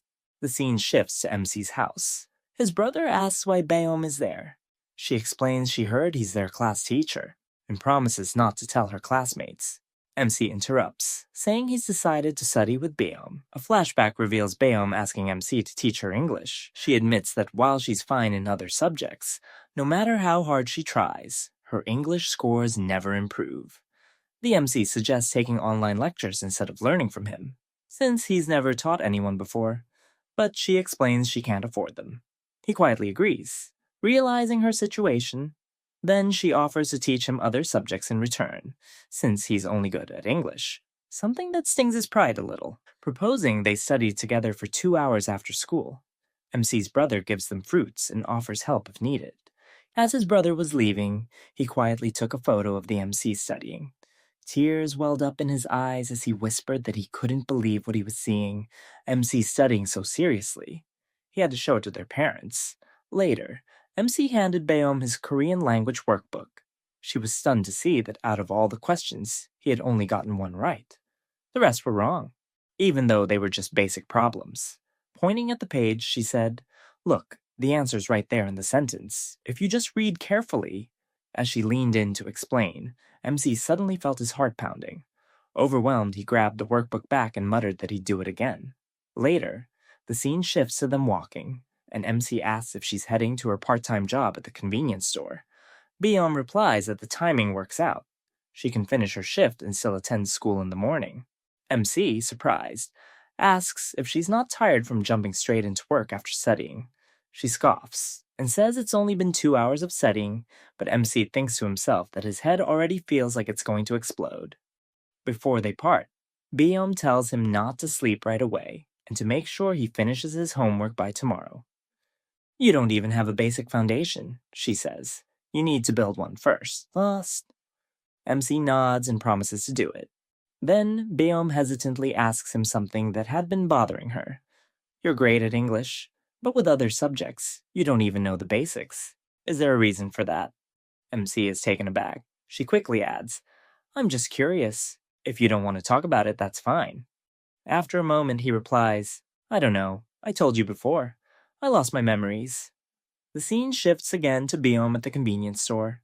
She thinks back to what he said, that he has amnesia, and that's why he can't remember anything from his past. It finally clicks for her. He wasn't lying. It was all true. She recalls how MC once said he didn't know how to teach, not because he didn't want to, but because he couldn't remember how. Beom wonders what exactly she said to him in the past. Was this all a misunderstanding? Still deep in thought, she tells him one last time to finish his homework by tomorrow. Suddenly, MC approaches her and says, "Let's go. I'll walk with you. It's dangerous to go alone at night." Beom goes silent for a moment, then quickly brushes him off, saying there's no need. MC tries to stop her, but she walks off without looking back. Later, while reading at the store, Beom's thoughts linger. What does he mean by memory loss? Is that even a real condition? And if it is, how did he end up with it? Just then, the bell above the store door rings. She looks up to greet the customer, only to freeze in shock. It's Hongyi. The new chapter begins with a karaoke scene where Ijuan is asking others if they always get stuck in karaoke when they get in touch. After looking at Ijuan, Kimse and Dongmin appear shocked and immediately ask what happened to his neck. Seeing Ijuan like that, Dongmin assumes that Ijuan got beaten up by MC. Ijuan quickly denies this, saying he's not going to get beaten up by a nerd like MC. He explains that Woo Jung-woo suddenly stepped in between them. After hearing this, Kimse and Dongmin get scared and ask what's wrong.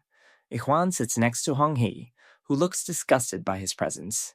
He tells the group that he doesn't know why Woo Jung-woo intervened, which is why he couldn't beat MC. Kimse suggests they should report this to Daehan. Kimse continues, saying that from the moment Woo Jung-woo got involved, this situation already went beyond what they can handle. He thinks if they go up against MC again, there's no chance they'll come back alive. On top of that, Woo Jung-woo might be involved with MC. Kimse believes this is already out of their scale. Ikhwan criticizes them, asking, "Aren't you ashamed of yourself that you can't even handle something like this? You're telling me to go tell Daehan while whining. What are you going to tell him? That we can't handle this?" He adds pointedly, "Do you think they'll hire us after we graduate?" Kimse asks what they should do, since they don't know how or when Woo Jung-woo will cut in, or how they're supposed to deal with MC in this situation.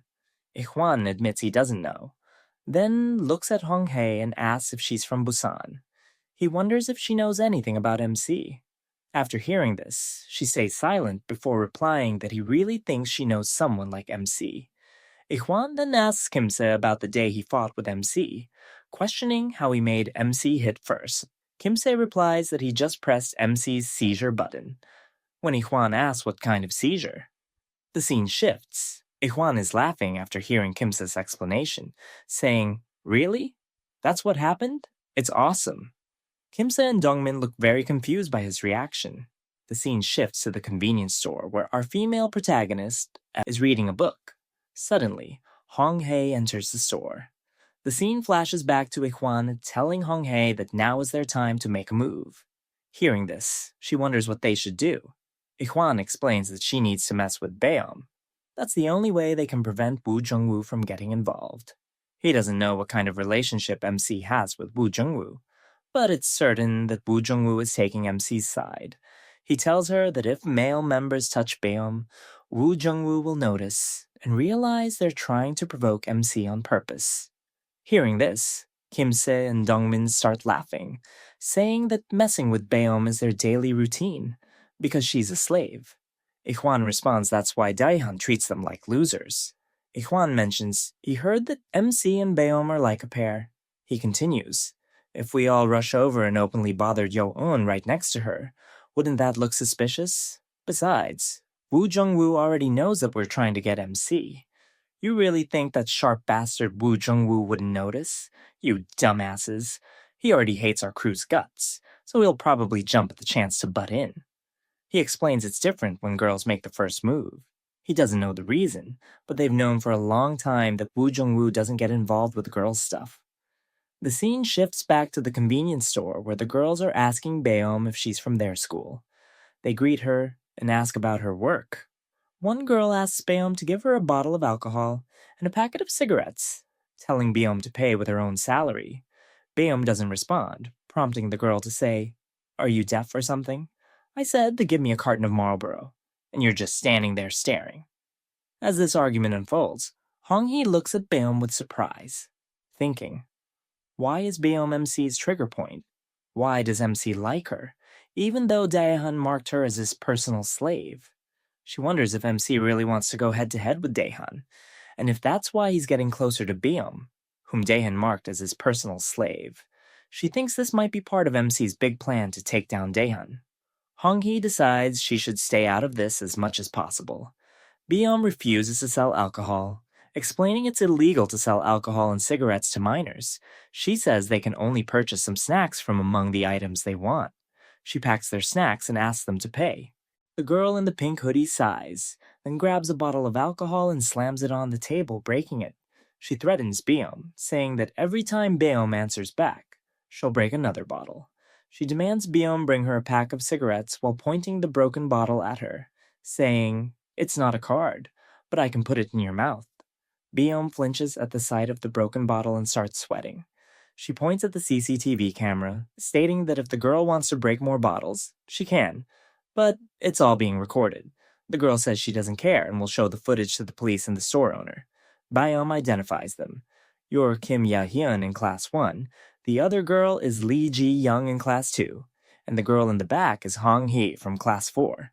The pink hoodie girl gets angry and grabs another bottle, threatening to break everything in the store. Before she can break it, Hong Hee stops her. asking if she really wants to break everything and risk getting arrested. The girl replies that Daehan Appa will take care of everything. Hong Hae tells her to let it go, reminding her that the second-year members are trying to handle MC without Daehan knowing about it. She questions how the girl plans to ask Daehan to fix this, and what if he doesn't help? Looking back at Baeom, the girl threatens to continue this tomorrow before leaving. When they exit the store, Baeom breathes deeply, her heart pounding fast. She suddenly recalls a similar incident involving a masculine figure with a bottle of alcohol. The scene shifts. We see MC walking on the street, complaining about his eyes hurting from spending the entire night solving homework assigned by Baeom. The scene briefly shifts to MC's house, where his brother is crying while taking pictures, saying he can't believe his brother is studying by himself. Back to present, MC is confused, and his brain can't process anything. He can't remember what he studied, despite thinking that overnight studying would help him remember. He places fingers on both sides of his head, struggling to recall what he did the previous night. The scene shifts to the classroom. MC's friend notices the circles under his eyes, and MC explains he was studying. His friend mocks him, saying nobody studies like that. MC glances at Baeom's empty seat, wondering why she hasn't arrived yet. It's almost time for her to come from her part-time job, and he worries something might have happened to her. Suddenly, his friend calls out to him, saying someone is here to meet him. It's none other than Woo Jung-woo. MC gets scared, thinking, it's that scary guy again. The entire classroom becomes tense. MC's friend wonders how MC knows someone like Woo Jung-woo, thinking MC always gets involved with people he shouldn't. Woo Jung-woo sits next to MC, striking a casual pose. He asks if MC is from Busan, saying it's his first time meeting someone from there. MC thanks him for his help last time, saying he was able to survive thanks to him. Woo Jung-woo finds this amusing, saying, "You lived thanks to me? That's funny." He observes that if MC had continued fighting, he would have won because MC's body kept flinching during the fight, as if ready to take down Ikhwan with one punch. With a serious look, he asks MC to be honest about what he did before. MC replies that he was just an average student, insisting he's not lying. Suddenly, Woo Jung-woo launches a surprise attack, which MC blocks instantly. MC asks why he's attacking him out of nowhere. Woo Jung-woo replies, "See? I told you. You blocked my punch without even noticing. Usually you can't do that, especially if you're a normal student as you claim." MC looks confused. Just then, Baeom enters the classroom and says, "That's my seat." Seeing her, Woo Jung-woo gets up while apologizing. MC asks Baeom why she's late, but his eyes widen when he notices bruises on her face and bandages. He asks her, "Did something happen?" MC notices something unusual when Baeom passes by him. There's a distinct smell lingering in the air, and he spots noticeable milk stains on her bag. This small but telling detail hints at the trouble that's been brewing. The scene shifts to show Baeom finishing her late shift at the convenience store. Her boss reminds her to come in early tomorrow morning. Working 6 days a week is taking its toll. She's exhausted, and her head hurts constantly as she makes her way home to a house littered with empty alcohol bottles scattered throughout the rooms. Emerging from the bathroom while towel drying her wet hair, suddenly, someone called out to her, "You're inside." She thought Baeom had already left the house since she couldn't see her, but it was her aunt. Baeom assumed she had the day off today. When Baeom asked, "Weren't you working the night shift?" her aunt replied that her schedule had changed again. She was now back on the day shift. Then, her aunt narrowed her eyes and said, "Don't change the subject. Where are you coming from at this hour?" Baeom explains she's working part-time at a convenience store. Her aunt is shocked. Baeom is a minor working nights without proper parental consent. Before Baeom can explain, her uncle's voice cuts in from behind. "I gave her permission. She's not a child anymore. She needs to earn her pocket money." He stares at Baeom, then glances down at her skirts, sneering. "You look like you're dressed for some sleazy bar." Baeom's aunt snaps. "What the hell are you saying about your own niece?" "She's not my niece," he replies, coldly. Her aunt steps forward, seething. "Watch your mouth." The tension is thick enough to suffocate, but Baeom doesn't stick around to argue. The next morning, she's walking to school, lost in her thoughts. Graduation feels like the only escape. If she can just survive until then, she won't have to live in that house anymore. She's so tired she can barely keep her eyes open. Maybe she can sneak in a nap at school. However, Her hopes for a peaceful morning are completely shattered when someone suddenly throws a milk packet directly at her while calling out her name. When Bayom turns around, she sees it's the notorious pink hoodie girl, who taunts her about there being no CCTV cameras in this area, threatening to wash Bayom's hair with chocolate milk unless she follows her commands without resistance. Back in the classroom, Bayom sits quietly cleaning her milk-soaked textbooks. MC notices the fresh bandages covering parts of her face and her obvious distress.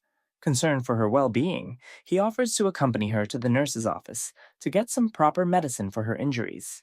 When Bayom curtly tells him to mind his own business, MC's protective instincts still kick in. He offers her his own textbook to use and firmly insists on washing her stained bag for her. Despite her protests, he promises it'll be dry by day's end. Woo Jung-woo watches their interaction with interest, finding their relationship intriguing. Class begins. The teacher drones on about exam prep, pointing out a key paragraph. Then his eyes catch something. "Why are you two sharing one book?" he snaps, eyeing MC and Biom. Then, like a commander, he shouts, "Who goes to war without a weapon?" Biom starts to answer, but MC cuts in. "It was me. I forgot mine." The teacher glares. "Excuses. Stand up, arms up." MC obeys, standing with his arms raised. He glances at Biom. She looks back. MC mutters under his breath, "What a waste." The teacher hears it. "Are you flirting during my class?" he yells and smacks him again. Evening. MC stands alone on the school rooftop holding Biom's now dry bag. He feels a strange relief, but his thoughts circle back.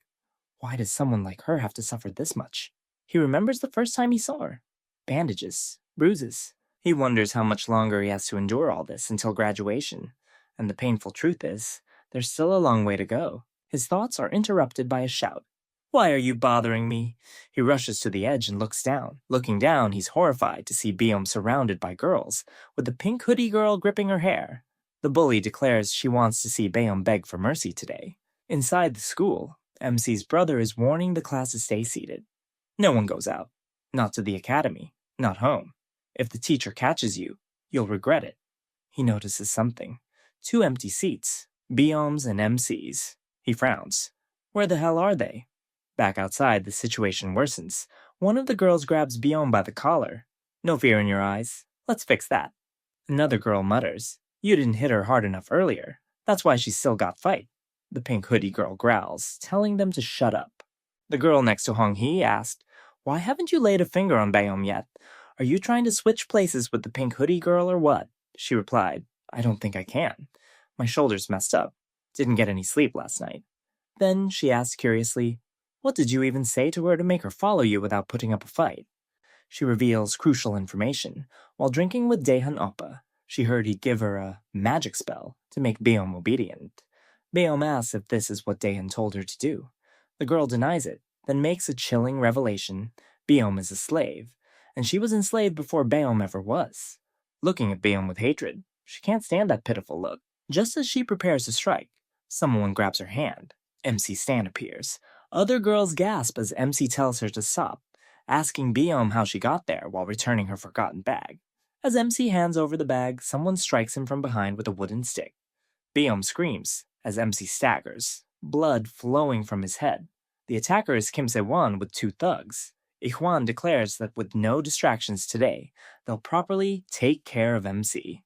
However, Dongming is puzzled. Despite delivering what seemed like a solid blow that's making MC bleed, he's shocked MC is still standing. They wonder why he hasn't collapsed. Outside the school gates, students were making their way home when Daehan's friend asked him, "Didn't you mention having a schedule tonight?" "Something like a party?" his friend asked. Daehan shook his head. "I have a dinner appointment with my father tonight." Their conversation was suddenly interrupted by an unexpected voice. "What do you eat when you're dining with family? Steak? Caviar? What's on the menu?" It was Woo Jung-woo who had appeared seemingly out of nowhere. Daehan's friend pointed toward the newcomer, studying his face. "Who is this guy? That's quite a nice face you've got there. No scars either. Want me to give you one?" He sneered, having heard rumors about Woo Jung-woo getting beaten up frequently. Woo Jung-woo's response was equally sharp. "Did you get your ribs put back together? I should have broken your neck bone instead." "That's too bad." The two faced each other with obvious tension. Daehan intervened, addressing Woo Jung-woo directly. "I heard your suspension was lifted, and you're graduating soon. You should study quietly and graduate without causing trouble, as if you're not even here. As Daehan got into his car, he mentioned wanting to eat Korean food, expressing his tiredness of eating the same thing every day. Woo Jung-woo called out to Daehan with a question that revealed his changing intentions. What should I do? You said I should graduate quietly, but my mind has changed. Internally, Woo Jung-woo was strategizing.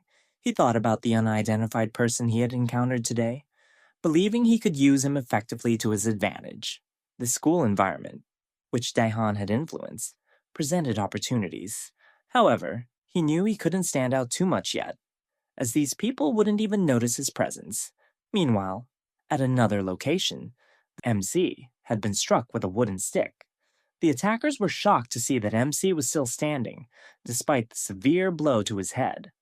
Suddenly, MC felt something stirring within him. His eyes turned red as he experienced a vivid flashback of himself with a girl who looked remarkably similar to Beom. The memories of his accident came flooding back, causing his heart to race frantically. What is this? These memories? From that day when I had the accident, he thought desperately. Ikhwan, growing impatient, shouted to his friends, "Hit him already! What are you even doing?" The gang resumed their assault, striking MC with wooden sticks and delivering brutal kicks. Kimsey grabbed a brick and struck MC's head, causing him to collapse to the ground. While smoking casually, Ikhwan ordered his friends to continue kicking the fallen MC. He wondered what had happened. MC didn't seem as tough as he had appeared before. Had his previous resistance been just a coincidence? When Beom tried to intervene and stop the violence, she desperately revealed that MC suffered from amnesia, hoping this information might make them stop. However, Ikhwan stepped closer to her and struck her in the stomach.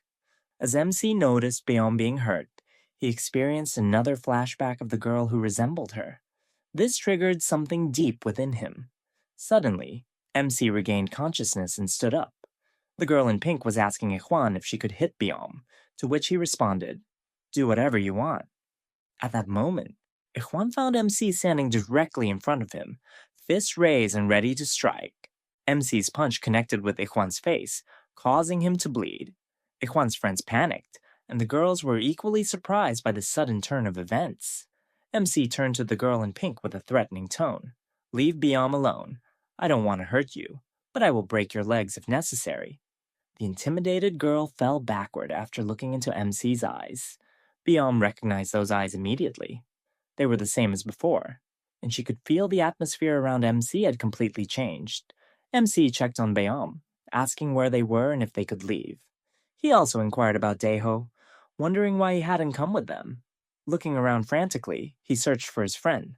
Spotting a girl smoking nearby, MC approached her and asked for a cigarette. Hong-hee, who had been standing there, sensed something different about MC.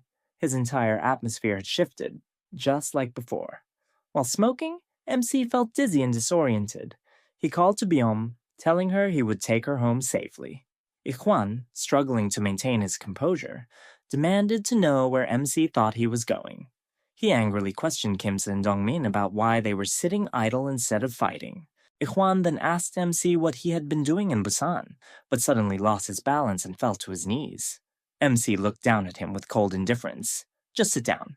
If you get hit one more time, you'll die." As MC turned to leave with Beom, Kimse and Dongmin prepared for a surprise attack. However, MC was ready for them.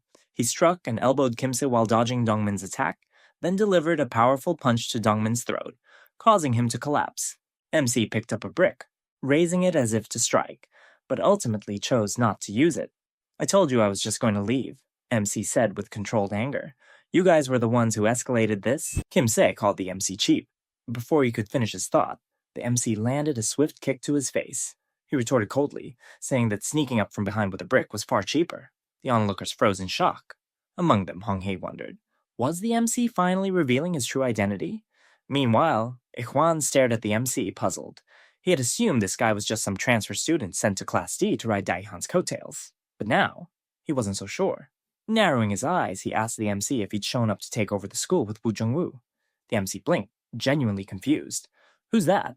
Ignoring the answer, Ikhwan prepared to fight again. His thoughts raced. He knew now not to take the MC lightly. Despite looking like a pushover, the MC had impressive speed. agility, and awareness. Earlier, he'd been punched in the face. He was lucky his foot slipped and reduced the impact. But today, the MC's entire presence felt different, like he wasn't holding back anymore. Ikhwan reminded himself that he couldn't let his guard down. This wasn't the same fight as before. He needed to treat the MC like a proper high school champion. He devised a strategy: create some distance, bait the MC with a few jabs, then lure him into an opening, dodge his counter, and land a clean punch to the jaw. With that, Ikhwan launched a sharp jab, but the moment his fist extended, he knew he'd miscalculated. The MC's counter came faster than expected, a direct blow to his cheek. Before Ikhwan could react, the MC grabbed his head and slammed a knee into his face. Ikhwan stumbled back, shouting in panic, "Stop! Stop!" But the MC wasn't done. He slapped Ikhwan across the face and reminded him that he had tried to leave peacefully. They were the ones who picked this fight. Ikhwan pleaded again, "Please, stop." The MC coldly told him to beg properly. With blood trickling down his face, Ikhwan finally apologized sincerely, promising never to mess with the MC again. Only then did the MC let go. Turning to the girls nearby, he asked flatly, "Can I go now? Or do you need something else? Want to be scared for life?" Terrified, they shook their heads. "No, we're good. You can go." And with that, they all hurried away. Bayom approached and noticed something alarming. MC's head was bleeding. Blood dripped steadily, and the moment he touched it, MC's body swayed. He muttered something about dizziness and collapsed right onto Bayom's shoulder. Bayom panicked, trying to wake him up, but MC had blacked out. Sometime later, the MC slowly opened his eyes. His body felt heavy, but his mind was clearer. Sitting beside him was Bayom, watching anxiously. She asked gently, "Are you feeling better now?"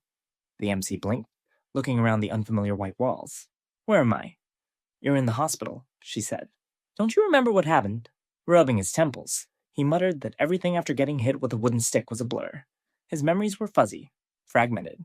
He then looked at her and asked, "How did you get out of there?" "Are you hurt?" she said. "They all collapsed." "Collapsed?" he repeated. "What do you mean?" "You collapsed them. You beat them all." The MC stared at her in disbelief. "I did that?" Then Bayom, still visibly shaken by what she'd seen, hesitated before asking, "Is it true, what they said? That you were an outcast back in Busan?" Outside the hospital, MC's older brother urged him to go home and get some rest. His brother asked if he remembered the license plate of the car that hit him. The MC shook his head, lying that everything had happened too quickly for him to see anything clearly. Then his brother told him, "How can you just get into a hit and run? You already lost your memory because of an accident." Then he scolded the MC for sneaking out to buy a workbook without permission, reminding him that just because he was his homeroom teacher didn't mean he could act this freely. Apologetically, the MC stayed silent until his brother asked something else. Did he remember anything at all from his past? The MC hesitated, then asked, "Was I really just a model student in Busan?" His brother raised an eyebrow. "Why do you ask all of a sudden?" The MC looked away, his voice low. "Because nothing's coming back. And it's frustrating. I just want to know what kind of person I used to be." Back at school, his classmates immediately noticed his return. They teased him, asking where he had been since he skipped class yesterday. His friend commented that even his vibe felt different now. The MC gave a simple excuse. He broke his glasses. His friend playfully held up fingers, asking how many he could see, but the MC explained that they were just blue light blockers, not prescription. He planned to fix and wear them again. Still, his friend noted he looked better without them. As the MC scanned the classroom, he noticed someone missing. "Where's Dongmin?" he asked. His friend shrugged. "No idea." That question sparked a memory. The conversation with Biom. She had told him everyone collapsed after being beaten by him. When she had asked if it was true that he was once an outcast in Busan, he vaguely confirmed it, saying he had gotten into an accident while running from the bullies and lost his memory. Biom had grown uneasy after that and apologized. She had even lied to the teacher, saying it was a hit and run, because telling the full truth felt too complicated. Before leaving, she thanked him sincerely. Now, as the MC sat at his desk, Biom quietly approached and greeted him, asking if he was feeling better. He replied that he was fine today. That small exchange sent a ripple through the class. No one had ever seen Biom greet someone first. It was completely out of character. Later, his friends teased him again. "Are you two getting close now?" The MC blinked. "Do we look like that? I didn't know." His friend told MC that they went to the same middle school. Even then, she never talked to anyone. People called her Daehan slave. She was cold, rude, totally outcasted, didn't even respond to girls trying to talk to her, always ate alone, studied like a maniac. But there was one person she did talk to, her little brother. They went to school together all the time. Then he pointed at someone across the room. That's him. He goes here too. Changed completely after joining the school. Became a total thug. The MC recognized him immediately. It was the same guy he had seen earlier. He'd even asked Beom about him once, and she told him he was her weakness. In the cafeteria, the MC realized he'd left his wallet in class. As he turned to go back, Woo Jung-woo suddenly appeared and stopped him. I'll buy it. What do you want to eat? The cafeteria fell silent. Everyone was shocked. Why was Woo Jung-woo being so friendly with the MC? Outside holding a cold drink, the MC said Woo didn't need to do that.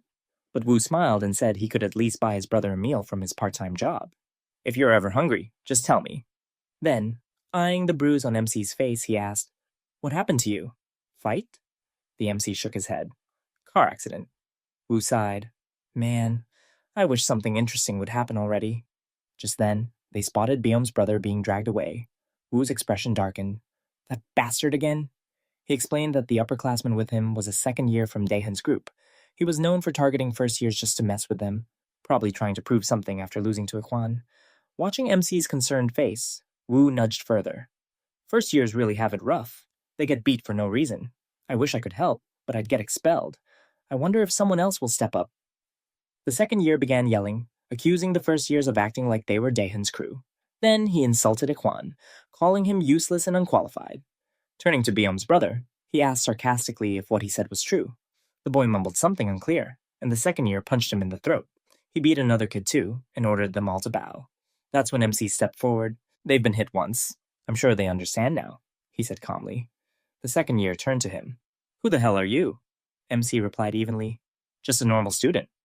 Elsewhere, Ikhwan lay on his bed, groaning in pain. Kimse lounging nearby. Kimse asked if he was going to school, to which Ikhwan barked, Are you kidding? Going now would be like advertising that I got beat up. Kimse suggested telling Daehan about MC, but Ikhwan shut it down. If Daehan found out they got wrecked by one guy, they'd be kicked from the group. His future, including a job at Daehan's father's company, would be ruined. So, his plan was simple. Pretend the fight never happened. He warned Kimse to keep the girls quiet too. Then he muttered, Something tells me MC and Woo Jung-woo are cooking up something crazy at school. Back at school, Woo Jung-woo stood quietly in the corner, enjoying the unfolding scene. He thought to himself, if MC hit Ikhwan, it would raise suspicions. But if he hit someone who wasn't a leader, no one would care.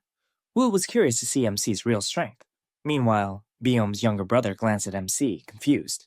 He had seen him somewhere before. Then, it clicked. He remembered MC had once been with his sister, and she had told him she used to be part of the group. A frustrated, bulky first-year student stepped up to MC, telling him to piss off. He snapped, asking what class MC was in and whether no one had taught him manners yet. Beom's brother stepped in, saying he heard MC was also a member. That caught the fat guy's attention. He had never seen MC before. Then he asked mockingly if MC was that transfer student who beat Dongmin, got wrecked by Kimse, and ended up as a slave again. He scoffed, asking if MC thought everyone was as easy to handle as Dongmin. MC calmly replied that it wasn't like that. He just hoped talking things out would help them understand. But the fat guy wasn't interested in words. He slapped his hand on MC's face, daring him to fight. Come on, hit me, he said. Elsewhere, Ikhwan and Kimse watched. Kimse wondered aloud if they should warn the second years not to mess with MC. Ikhwan replied that MC wouldn't fight unless pushed to the edge. He was just a model student. Kimse smirked, but admitted he wasn't so sure, especially about that angry fat pig. He might do something reckless. Back in the hallway, just as the fat guy was about to slap MC, MC moved. In one swift motion, he locked the guy's arms from behind and told the nearby first years to go to class. They hesitated, but MC reassured them. Don't worry about me. Just go. The fat guy struggled but couldn't break free. He wondered how MC could be this strong. It felt like fighting a demon. Watching from a distance, even Woo Jung-woo was impressed. He smiled, thinking, I like this guy even more now. I couldn't even hold someone that size for this long. Suddenly, Beom's brother rushed in and kicked MC's arm, breaking his grip. He asked the fat guy if he was okay, but instead of gratitude, he got slapped across the face. Who told you to interfere? The fat guy growled. He then reached out, ready to grab and attack him. In that tense moment, the MC remembered something his friend had once told him.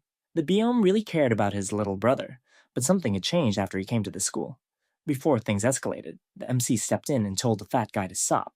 He rushed forward, but the fat guy just smirked, and then grabbed the MC. Watching from the side, Woo Jung-woo thought things were over. That guy was built like a wrestler, but just as the fat guy was about to throw him, the MC landed a clean punch straight to his jaw, dropping him to the ground in a single hit. Everyone stood stunned. Wu Jungwoo couldn't believe it. What had he just witnessed? How did the MC land a hit like that, without a proper angle, and knock out someone that huge in just one blow? As the MC returned to his usual calm self, he turned to the first years and asked, "What are you doing here? Didn't I tell you to leave?" Looking down at the fat guy, the MC hesitated, unsure of what to do next. Should he just leave him there? Then Biom's brother asked him, "Why are you helping them? Do you even know them?" The MC replied, "I'm friends with your sister, and if she hears that you got beaten up like this, she's going to be heartbroken." Later that day, a third-year student wearing a pink t-shirt was happily eating donuts in the hallway. A student greeted him, and the senior cheerfully offered him a bite. The student hesitated at first, but when the pink t-shirt guy jokingly asked if it was because it looked dirty, the junior quickly took a bite. That made the senior laugh in satisfaction, but then his smile faded. He spotted his younger brother sitting in the classroom, head down on the desk. He approached and asked why he was acting like that. Hadn't he slept last night? He even brought him a donut from a popular shop, but the boy simply told him to leave it, saying he'd eat it later. The older brother grew annoyed, scolding him for not even looking up after he went out of his way to bring food. He grabbed his brother's face and froze. He was crying, with a bandage on his chin. Furious, the older brother demanded to know who made him cry like that. Elsewhere, Woo Jung-woo stood outside, staring at his cigarette. He sighed, admitting to himself that he couldn't turn into a chain smoker. He tossed the cigarette aside, lost in thought. He had underestimated the transfer student. MC was more incredible than he expected. But the real question haunted him.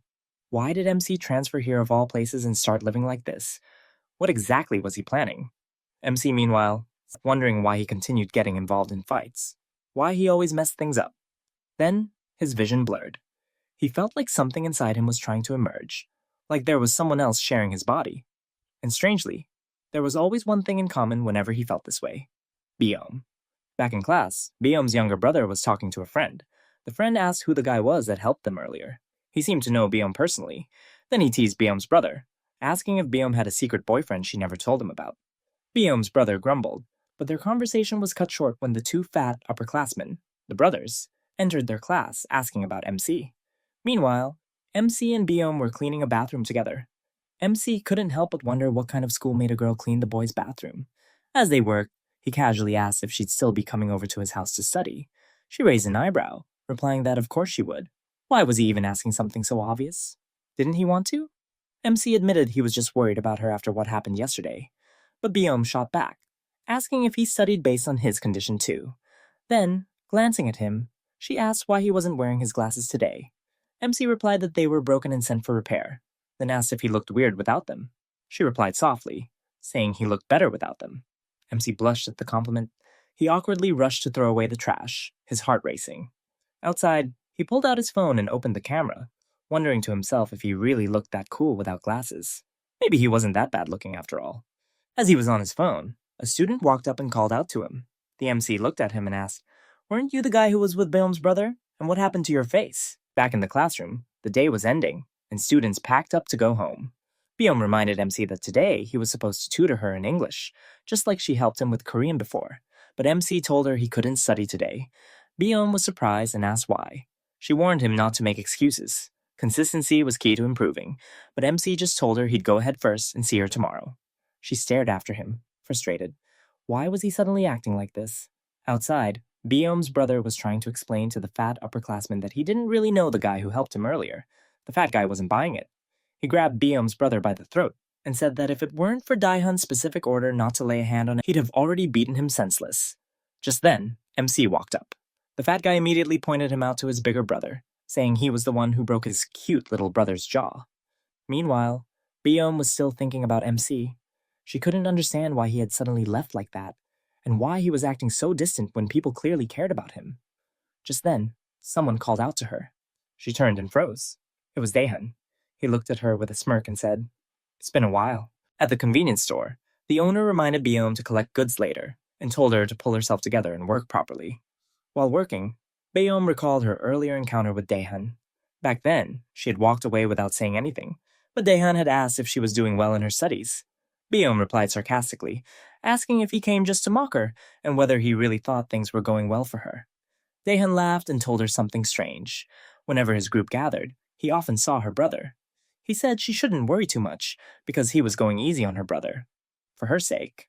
That left Beom wondering what her brother had gotten himself into. Back at the scene of the fight, the MC stood in shock as he saw the size of the guy in the pink t-shirt, who was currently choking Beom's brother. MC told him to let go, but the pink-shirted guy refused. Instead, he told MC to fight him if he wanted the boy released.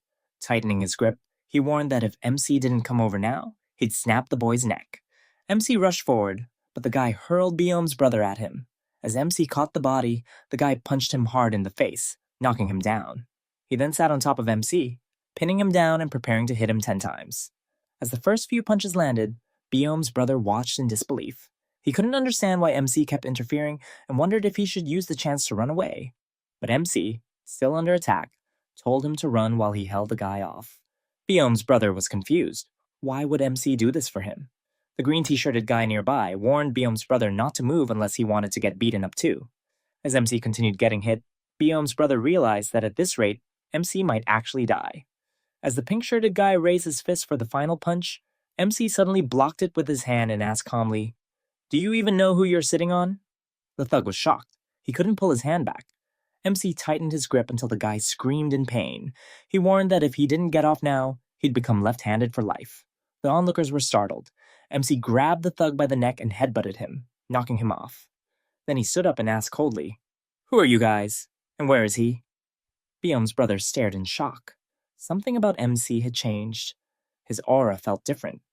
The pink-shirted guy recovered and pulled out a chain, trying to attack again. MC commented that he must be confident just because he's fat. Then the scene shifted. Outside, a few guys were smoking and joking about why high schoolers drank so much. Suddenly, they heard noises from the building above. Fighting sounds.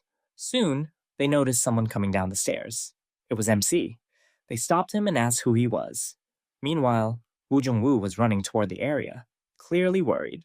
He had forgotten something important. The guy MC beat earlier had a much bigger older brother. If that guy found out what happened, he wouldn't stay quiet. Woo Jung-woo reached the scene but found it empty. He guessed they had moved MC elsewhere, and remembered another place they might have taken him. Back to MC, the MC asked Daehan's lackeys if they knew him. One of them replied that he didn't. He had never seen the MC before, and even wondered if someone like him was really from their school. Just then, the MC bumped into him and said, "Then, why are you looking at me like that if you don't even know me? That's not very polite." The guy got irritated and asked, "Who do you think you are? I'm sure you're not a third-year student, so why are you talking down to me?" He continued, "You must know who I am." But the MC calmly replied, "Who are you?" Then, looking down at his own uniform, the MC thought to himself, "That's right, why am I wearing this uniform? Is this someone else's uniform?" His expression darkened. He repeated the guy's words and said, "What nerve did I have to talk like that?" Then, glaring at the student, the MC asked coldly, "And what nerve do you have to talk down to me like that since earlier?" He took a step closer and asked, "Should I just go on my way? Or should I mess with you a little before you leave, just before things could escalate?" Woo Jung-woo appeared. Woo Jung-woo looked confused. What's going on here, he thought. Wasn't the MC supposed to be with those fat brothers? Why is he with this guy instead? He immediately walked over, grabbed the MC by the arm, and said, "Let's get out of here. I told you to meet me outside the coffee shop. What are you even doing here?" Then he turned to Daehan's lackeys and told them to move aside, as the two of them walked away. One of Daehan's friends stood frozen, stunned by what had just happened. Did I just flinch? From the MC's glare. His friend nudged him and asked, "Why are you zoning out all of a sudden?" Then he snapped, "Why did you let that bastard go? You just let him walk away." He blinked. "He left. When?" His friend replied. "Yeah, Woo Jung-woo showed up out of nowhere and took him away." Panicked, he ran to try and catch up with them, but by the time he reached the exit, the two had already disappeared. Frustrated, he muttered, "He's from our school. We'll find him tomorrow and beat him." He looked up toward the building and added, "Earlier, the noise was coming from up there." Meanwhile, the MC was trying to shake off Woo Jung-woo's grip. "Let me go," he said. But Woo frowned. "Why are you being so rude?" Then he asked, "Weren't you with those Piggy brothers? How did you end up in that situation?" The MC stared at him and asked, "Who are you? Do you know me?" He looked down at his school uniform. "What is this uniform?" he wondered. "I'm wearing it again, just like last time." He glanced around. "What is this place?" Woo Jung-woo got annoyed. "Are you ignoring me?" he snapped, raising his fist as if to hit him. "I'm getting pissed." But the MC caught his wrist and asked seriously, "What is this place? Who were those guys from earlier?" Suddenly, a flashback hit him, of his nerdy days when he first transferred. Why, did I transfer here? Before he could process it further, Wu Jungwoo punched him hard, knocking him to the ground. The MC lost consciousness on the spot. Wu looked down at him in frustration. Shh, I can't stand hanging around people this annoying. He turned to walk away, muttering, Whether Daehyun beats you or that big guy does, I don't care. But he paused, glanced back at the unconscious MC, and despite his words, he picked him up and carried him somewhere else. Sometime later, the MC slowly opened his eyes. Wu Jungwoo stood nearby and said, You slept for too long. The MC sat up and looked around. Where is this place? Why was I sleeping here? Wu Jungwoo looked annoyed. What happened to you earlier? You were being rude. Don't act like that again. Back at the scene, Daehyun's friends were stunned to see the fat brothers lying on the ground, defeated. One of them pointed out that the uniform belonged to their school. Another asked who the guy was that had beaten them both. One of them pointed toward Beom's brother. Is that our school uniform? Another asked, Who is that guy who just came and beat them like that? The scene cuts to Busan. A group of thugs was bullying the two students. One of the bullied students pointed at his uniform and said, Can't you see? We're from Horyung High School. Can you even handle that? One of the thugs slapped him across the face. Handle it? Of course we can. You guys were only strong because of the MC. Now that he's gone, you're just pushovers. And then someone behind them spoke up. Are you sure their school is a pushover now? It was Ji Daeho, the same person Hong Hee had once mentioned to the MC, saying she knew him from Busan. The bullies laughed awkwardly. No, it's not like that. We just heard it from someone. The guy suddenly launched an attack, shouting, You guys were only strong because of the MC. But Ji Daeho kicked him straight in the stomach, stopping him in his tracks. Then he grabbed the guy by the hair and growled, Why don't you check for yourself? Are all the students from our high school just pushovers? After beating them down, Ji Daeho turned to the two students and told them, Go straight home. As he watched them leave, he muttered to himself, Because of the MC, everyone's treating us like we're weak. He looked off in the distance, wondering, where the hell did he disappear to? After the incident, Wu Jungwoo couldn't shake off the feeling that he might have blown things out of proportion. He had only meant to test the MC's fighting ability, just a harmless little probe, but things had escalated far beyond what he expected. The MC had somehow run into none other than Young Hui-moon, Daehyun's close friend and arguably the most dangerous one. Now Youngwoo sat with a knot in his stomach. He wondered, what if Hui-moon ended up liking MC's spirit and tried to pull him over to Daehyun's side? Or worse, what if Hui-moon, with his twisted personality, saw him as a challenge and decided to take him on directly? That could make things spiral out of control. But oddly enough, Jungwoo laughed to himself. If it did come to that, it might actually be fun to watch. Meanwhile, back at home, the MC was still lying in bed when his older brother tried waking him. MC lazily replied that he'd gone to bed late and needed more rest. His brother, already dressed and ready for school, said he had something to do early and was heading out. Before leaving, he reminded MC to eat something. As he closed the door behind him, a small smile formed on his face. He figured MC must have stayed up late studying again. The thought made him oddly proud, but the truth was far from that. Once the coast was clear, MC got up and checked if his brother had really left. He slowly made his way to the bathroom, looking at his reflection. His face was covered in bruises and bandages. It was a mess. He was scared of being seen like this, especially by his brother. While brushing his teeth, the same troubling thought repeated in his head. He couldn't remember what had happened. And this wasn't the first time. After getting dressed, he began looking for his backpack but couldn't find it anywhere. Then, flashes from last night hit him. He remembered leaving home with the bag, but not much else. He vaguely recalled losing it during that strange encounter, though he couldn't recall where exactly it had happened. As he stepped outside, hoping to retrace his steps, he was surprised to see Beom standing there, holding his backpack. Startled, he walked up and asked if she had been waiting for him this whole time. She casually replied that she hadn't been there long. MC asked why she didn't just come to his house and return it. She explained that if she had, his brother might have seen her and gotten suspicious about him losing his bag. Then she turned the question on him. Why had she ended up with his bag in the first place? MC asked her that directly,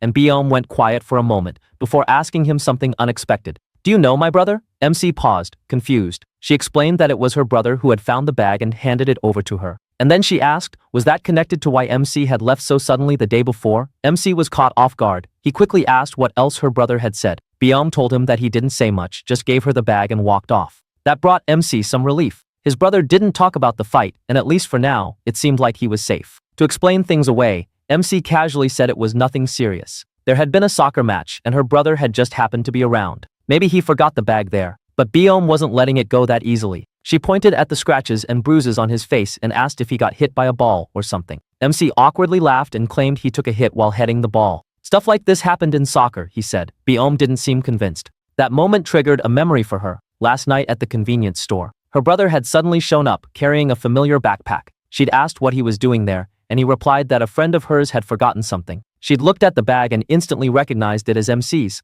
Then came the awkward question, "Are you dating that guy?" Biome blushed and asked what he was trying to say. Her brother looked at her and said that based on her reaction, it didn't seem like she was. Then he added that he couldn't imagine her liking someone like MC anyway. But he remembered what MC had told him the previous day, and it seemed like MC might feel differently about her. Before leaving, she stopped him. "Are you hanging out with Daehan's gang now? Are you really thinking about joining those thugs? Do you really want to end up like that guy?" Her brother had snapped at her, asking, "Who do you think I'm doing this for?" She stood there, confused. He continued, warning her to stop getting involved with Daehan, reminding her how Daehan had already ruined her school life, and that things could still get worse. Back in the present, Baeom walked in silence, her thoughts racing. It was clear something had happened between her brother and Mac. But what kind of incident could it be? Could it really be connected to Daehan again? She had never seen anyone walk away unharmed after getting involved with him. Then, a memory flashed. Daehan and another guy in flashback. Her chest tightened. Was it her fault? Ever since she got tangled up with Daehan,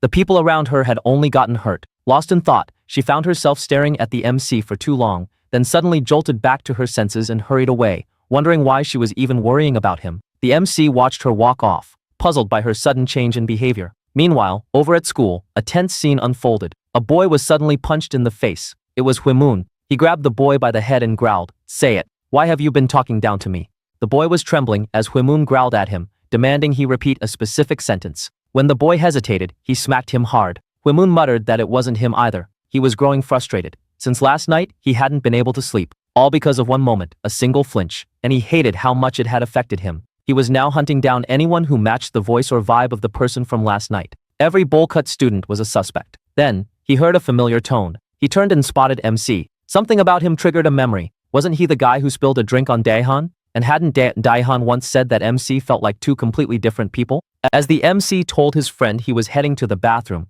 he suggested they go on to class without him. But just as he stepped into the restroom, Huimun suddenly attacked from behind. Sensing something off, the MC quickly dodged a kick, his instincts kicking in just in time. As he turned around, he spotted a fist flying toward him and raised his arm to block it. Startled, he asked, "What are you doing?" But Huimun didn't answer. He just growled, "Say it, why have you been talking down to me?" Back in the classroom, Baeom noticed MC's friends had returned, but not MC. She quietly wondered if he had gotten into trouble again. Her face turned red, and she scolded herself for caring so much. Her thoughts flashed back to Daehan once again. He had asked her about her school transfer and hinted at something deeper. She had learned long ago. People like Daehan couldn't be trusted. Back at the scene, Huimun continued to beat on MC, making him repeat the same sentence. MC stuttered through it, but something felt off. Huimun frowned. The voice, the vibe, it was all different from yesterday. He questioned MC again.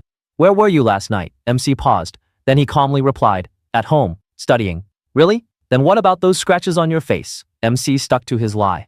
"I was in a minor car accident. You can ask my homeroom teacher." Huimun stared him down. This guy looked scared. Definitely not like the one from yesterday. That guy had been ready to fight. Still, he wasn't convinced, so he decided to verify. "If I find out you're lying, you're dead." He dragged MC to someone who had been there the night before. Baeom's brother. He asked him plainly, "Was this the guy who beat the fat brothers?" MC subtly shook his head, signaling Baeom's brother to stay silent. After a moment, the boy replied, "It was dark. I couldn't see clearly. The guy from last night had a different vibe." Huimun accepted the answer, for now. But he warned both of them, if it turned out to be a lie, they'd both be dead. Up on the rooftop, Daehan and his crew were discussing the same incident. One of his guys informed him that the fat brothers were in a coma. Daehan responded coldly, they were now expelled from his group. He asked who was behind it. The big guy said it hadn't been confirmed yet, but the attacker was likely from their school. Daehan snapped. "You're saying he's from our school but you can't identify him?" He warned him that if he kept failing, his father's job at the company might be at risk. The guy panicked and promised he'd find out.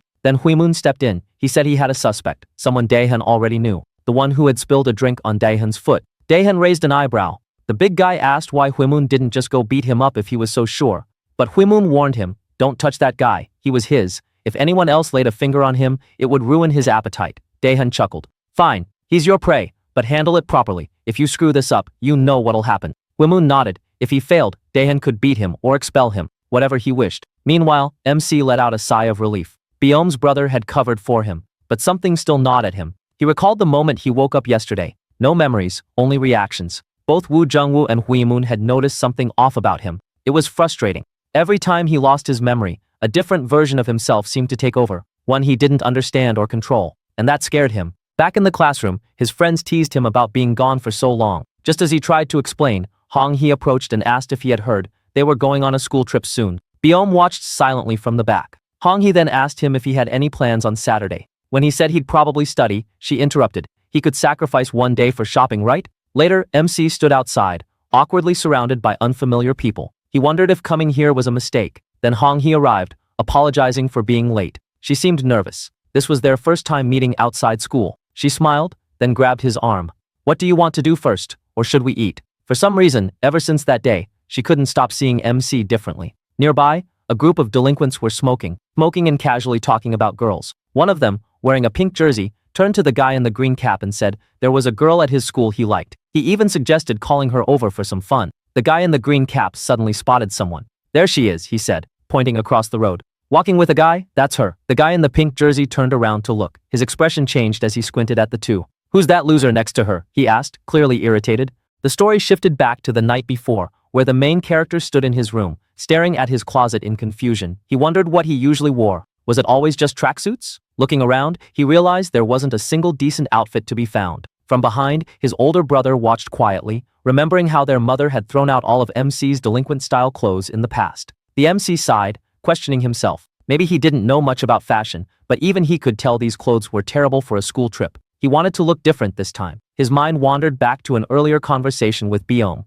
when he had asked if she was also going on the trip. Byom had replied that she didn't want to, but since the trip was mandatory, she had no choice. Snapping back to the present, MC decided he would rather wear his uniform than another tracksuit. Just then, his phone buzzed. It was a message from Hong Hee, reminding him they were supposed to meet tomorrow. Without hesitation, he turned to his brother and asked him for some allowance. The scene returned to the present day, where MC and Hong Hee were now sitting side by side in a restaurant. They had just ordered food, but Hong Hee suddenly looked uneasy. She admitted she didn't think she could eat that much, feeling like her stomach couldn't handle it. Concerned, MC asked if she needed medicine, but Hong Hee wasn't focused on the food. Her mind was elsewhere. Sitting this close to him made her nervous, and that was why she couldn't eat properly. After leaving the restaurant, MC's worry still lingered. Then suddenly, he spotted something, told Hong Hee to wait, and rushed off. Watching him leave, Hong Hee thought to herself that she didn't know why he was hiding parts of his past, but there must be a reason. A short while later, MC returned, holding digestive medicine. He handed it to her and told her to drink it. Touched, Hong Hee thought again about how he avoided opening up, but decided she would stop probing him further. She took the medicine, thanked him, and the two of them continued their day. Next, they went shopping for clothes. Hong Hee tried on outfit after outfit, while MC hesitated over his choices. When Hong Hee handed him another shirt to try, he looked at himself and thought it wasn't so bad. A small smile appeared on his face as he wondered what Byom would say if she saw him like this. Probably, she wouldn't compliment him. Just as he was lost in thought, Hong Hee noticed his smile and teased him, asking why he was grinning to himself. Then, with a playful gesture, she tore off the price tag and told the saleslady to pack the shirt. She insisted on paying, reminding him that she had been the one who suggested this shopping trip. As he hesitated to argue, she added softly that whenever he wore these clothes, he should think of her. That, she said, would make them even. Outside the shop, MC asked if they should now look for clothes for her, but Hong Hee suggested they take a short rest first, since her legs were tired from walking so much. Just then, an unwelcome interruption arrived. The delinquent from earlier, the guy in the pink jersey, appeared and greeted Hong Hee, commenting on how she had gotten prettier. Soon, they all ended up inside a cake shop. While one guy was enjoying his dessert, the pink jersey delinquent smacked him and complained that Hong Hee needed to take a picture first. After scolding, he ordered MC to go buy another cake. MC, unfazed, asked if he should buy just one or more. The guy smirked and told him to get cake for everyone. Meanwhile, another boy nearby kept staring at MC, trying to place where he had seen him before. The pink jersey guy leaned closer to Hong Hee, flirting shamelessly. He said he had missed her and had even sent her messages, but she never replied. Hong Hee dismissed him, saying she rarely checked her DMs. Annoyed, the delinquent pointed out that she posted stories every day. He slid his hand onto her shoulder, making her uncomfortable. Hong Hee's thoughts raced. Why did she have to run into him now? He had been bothering her since the last string party, and she had avoided him on purpose. Worse, he was part of the Seongsan boys, and close with Daihan, which meant she couldn't openly show her dislike. While MC bought the cakes, he glanced back and noticed Hong Hee looking uneasy beside the pink jersey guy. The delinquent then tried to jog her memory, asking if his outfit reminded her of something. She denied it, but he grinned, saying he had bought it to match the jersey she always wore. Hong Hee gave a forced laugh. At that moment, MC returned with the cakes. The delinquent mocked her, saying she had unique taste in boys, and laughed with his friends, ridiculing MC's style. Then he told MC to get lost, before jokingly adding that Hong-hee would be drinking with them instead. He asked Hong-hee to confirm, and reluctantly, she agreed. Smirking, the pink jersey guy grabbed her arm and started walking away with her. MC stood there, watching, clearly unhappy. Then he remembered Hong-hee's earlier words, that whenever he wore these clothes, he should think of her. His fist clenched tightly. Without hesitation, he rushed forward, grabbed Hong-hee's hand, and said firmly that she couldn't go drinking with them today. She still hadn't finished buying clothes. The pink jersey guy stopped in his tracks, glaring at MC in anger, demanding to know what he was talking about. The pink jersey delinquent sneered at MC, daring him to try taking Hong-hee away to shop. He stepped closer, mocking him, asking if he was getting scared now. In truth, MC was scared, but even so, he couldn't just stand there and let her be dragged off. The pink jersey guy laughed louder, calling MC a loser who could never do anything. He turned toward Hong-hee, pointing at Missy with a smirk. He told her that it was her fault because she entertained someone like him. Losers like MC started thinking they were special. As long as she humored them, he said, they'd never learn their place. MC clenched his jaw, feeling irritation rise. The situation felt eerily familiar, as if it had happened before. Finally, he spoke, telling the delinquent that Hong-hee wasn't humoring him at all. They had been hanging out together, and the clothes he was wearing were actually bought for him by Hong-hee herself. That statement stunned the pink jersey guy. His expression twisted with anger, and without warning, he lunged at MC, shouting for him to take those clothes off. MC narrowly dodged the tackle, but the delinquent quickly kicked at his leg, sweeping him to the ground. Before MC could recover, the pink jersey guy wrapped his arm around his neck, choking him tightly. The other delinquents burst into laughter, saying it was over. There was no way MC could escape his grip. MC struggled desperately, his vision dimming as the chokehold tightened. His breath faltered, his consciousness slipping. But in that moment, his eyes snapped open. With sudden strength, he gripped the delinquent's arm, crushing it with his hand. He seized his legs next, lifting him off the ground, before slamming the back of his head straight into his opponent's face with brutal force. The pink jersey guy staggered, clutching his face, calling MC cheap for fighting like that. But MC barely heard him. His head was pounding, memories flashing chaotically. He muttered in confusion, asking the delinquent who he even was. Since his accident, his memories had been a blank state, and now fragments were surfacing all at once. Seizing the moment, the pink jersey guy launched forward again with a punch. But before his fist could land, MC's own strike connected first. The delinquent was stunned, collapsing to the floor from just a single blow. His followers stared in disbelief. How could their leader fall so easily? Among them, the boy in the cap froze. Suddenly, he remembered where he had seen MC before. Without a word, he pulled out his phone and began typing a quick message to someone. On the ground, the pink jersey guy looked up at MC, begging for mercy. But MC struck him again across the face. Another delinquent, a heavy-set boy,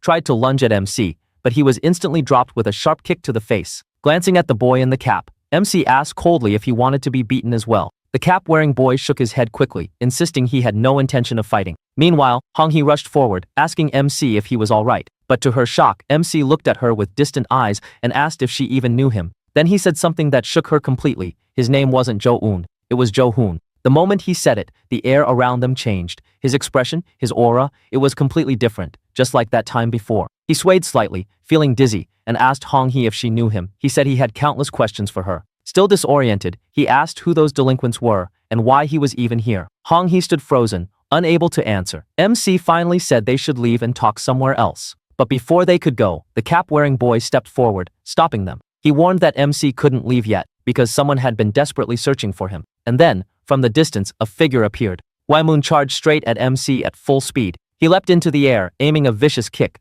but this time, MC raised his arm and blocked it. Waimon smirked darkly, telling him that he had finally found him. A little earlier, Waimon had been sitting inside a karaoke bar, clearly irritated. His thoughts lingered on MC, fueling his frustration. Just then, his phone buzzed, a message from the cap-wearing boy. The moment he read it, Wamon's expression shifted. Excitement replaced his annoyance, and without wasting another second, he rushed out. That was how he ended up here.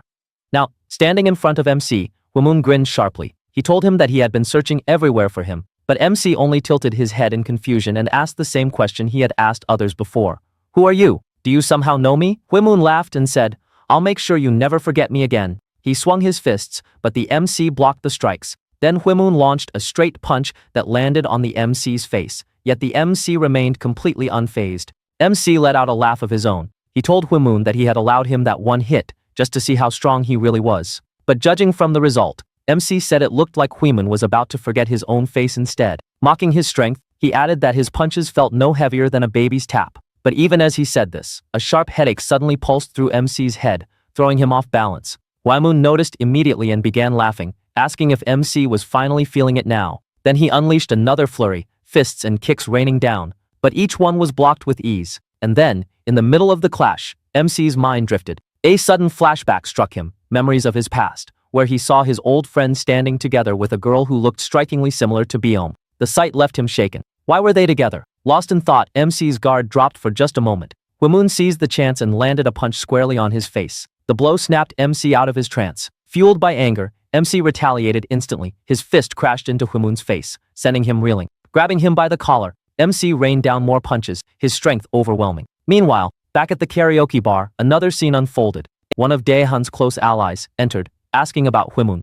The girl at the counter told him that Hwaemun had already left in a rush after receiving a message from his friend. She suggested he contact Hwaemun's companion directly if he wanted answers. The story shifted back to the fight. The cap-wearing boy could hardly believe his eyes. Hwaemun, the one they all relied on, had been knocked out with just a single punch from MC. Stunned, he could only stare. MC, unfazed, turned to Hong Hee. He told her to follow him. He had too many questions and needed answers. But just as they were about to leave, Hwaemun staggered back to his feet. His face was bruised, but his grin remained. He growled, asking where MC thought he was going. The fun, he said, was only just getting started. And then, the scene shifted far away, to Busan, MC's old school. In the quiet corridor, one of his old friends walked slowly toward a classroom.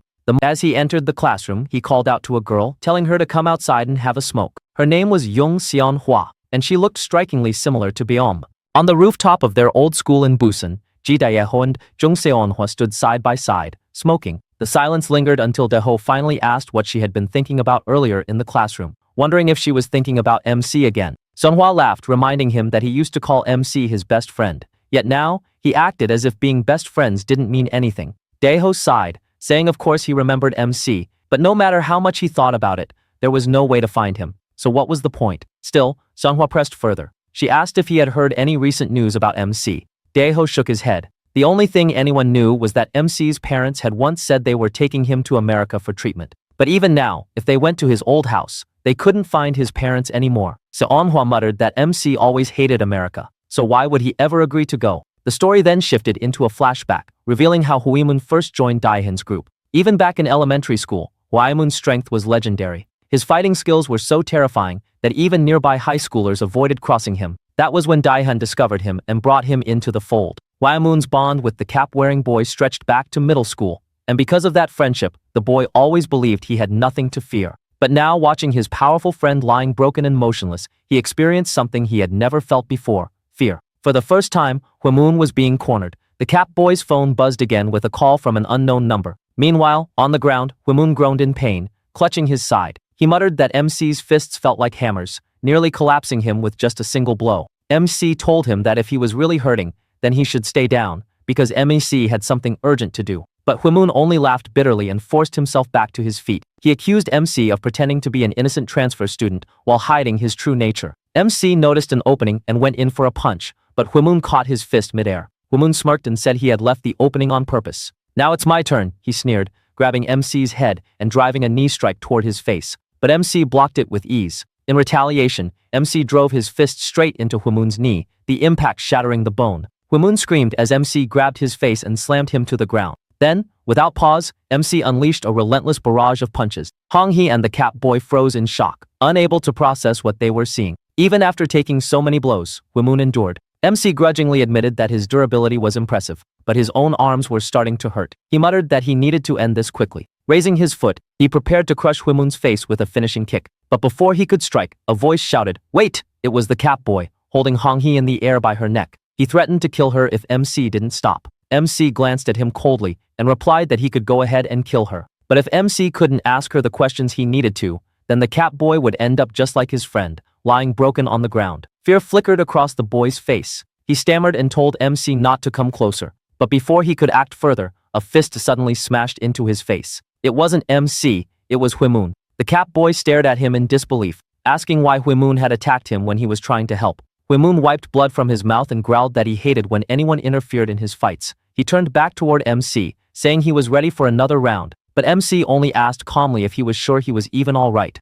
Hwaemun roared, lunging again, but his body betrayed him. His punch missed completely, and he collapsed to the ground. As he lay there, fading in and out, he remembered Dahan's warning, that MC's personality was nothing like what he appeared to be. MC rushed to Hong-hee asking if she was okay. But before she could answer, another sharp headache surged through his skull. The two of them left the scene soon after. Not after some time, the big guy from earlier arrived at the scene of the incident. While on a call with Daehan, he reported that he had found Huimun lying on the ground. He then asked Huimun's friend who was responsible, and the answer shocked Daehan. The name mentioned was none other than the MC. Daehan asked if the transfer student he had met back then was the one who had taken down both of the fat Yudon brothers and now Huimun too. Then he started smiling. Daehan was lounging in a karaoke bar when someone noticed him smiling to himself. Curious, they asked what was so amusing. Daehan chuckled and revealed that Huimun had been beaten up. The entire room fell silent. Huimun wasn't the type to go down so easily, and one of the guys muttered that it was bound to happen someday. His cocky attitude was going to earn him a beating eventually. But another voice cut in,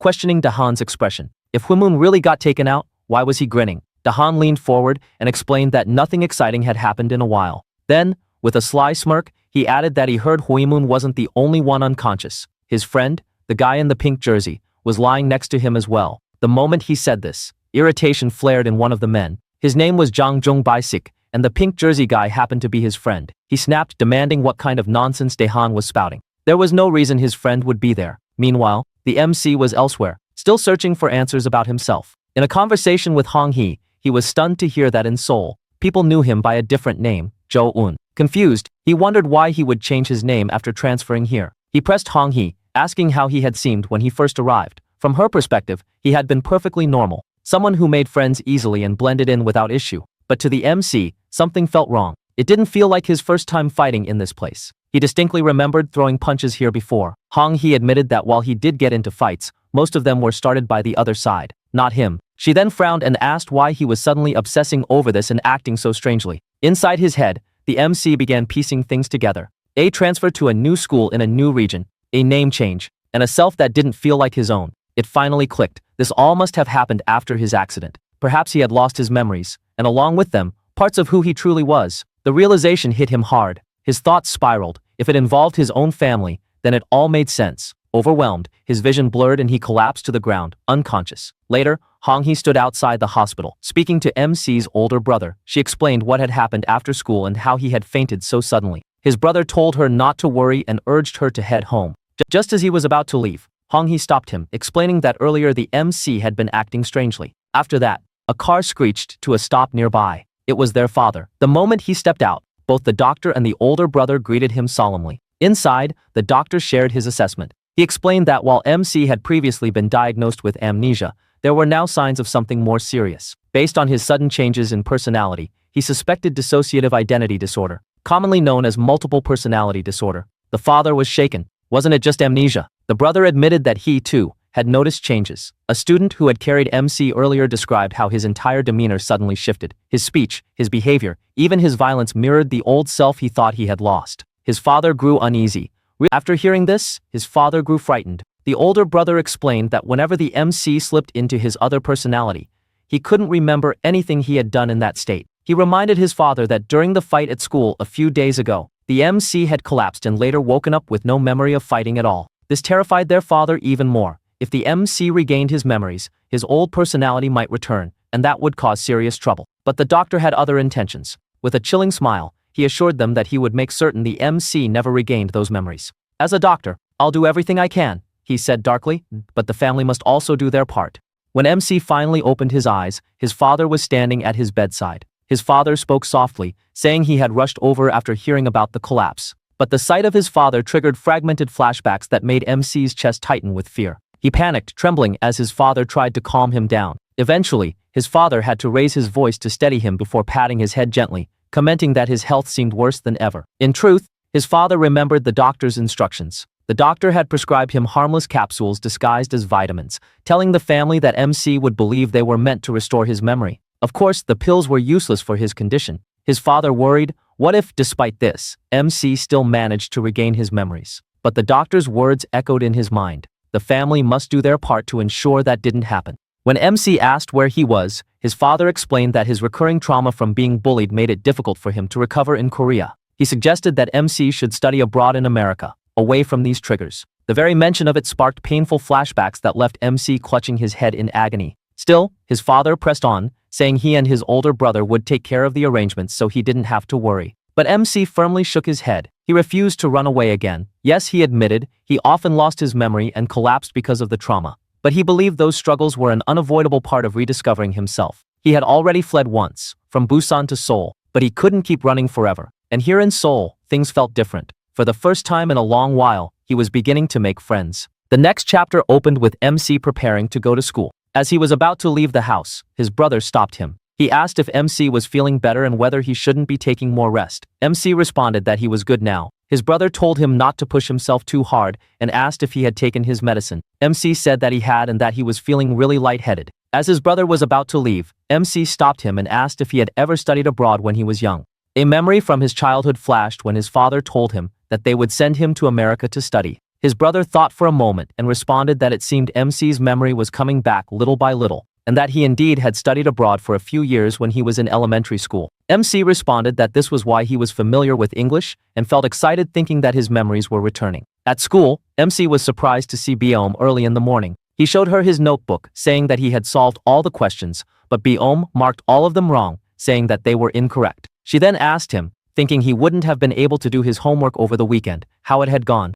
"Did you have fun buying clothes?" she asked. MC was kind of hesitant when she asked again, "Was it fun? Did you have fun on Saturday?" MC responded that it was fun, and that it was his first time roaming around the city. Suddenly, he got the feeling that something might have happened that day, because he felt uneasy and didn't remember what happened after getting into the argument with that guy. He looked at his phone, thinking that he was supposed to meet Hong-hee by now. As he searched for the message, Biome was beside him. She asked, "Who are you chatting with so early in the morning?" But instead of responding, MC suddenly read the message and left, saying he would tell her later. In her mind, Biome thought that he must be going to meet Hong-hee, and that MC seemed to be getting close to her. She calmed herself down, saying that it wasn't like it bothered her. She was not even that close with MC. Outside, MC was searching for Hong-hee and spotted her in the corner. He asked why she was hiding. She responded that it was just in case someone saw her, because she didn't think it would be good if Dahan spotted her with MC. She then asked if he was feeling better now. MC seriously responded that he didn't even remember what had happened that day,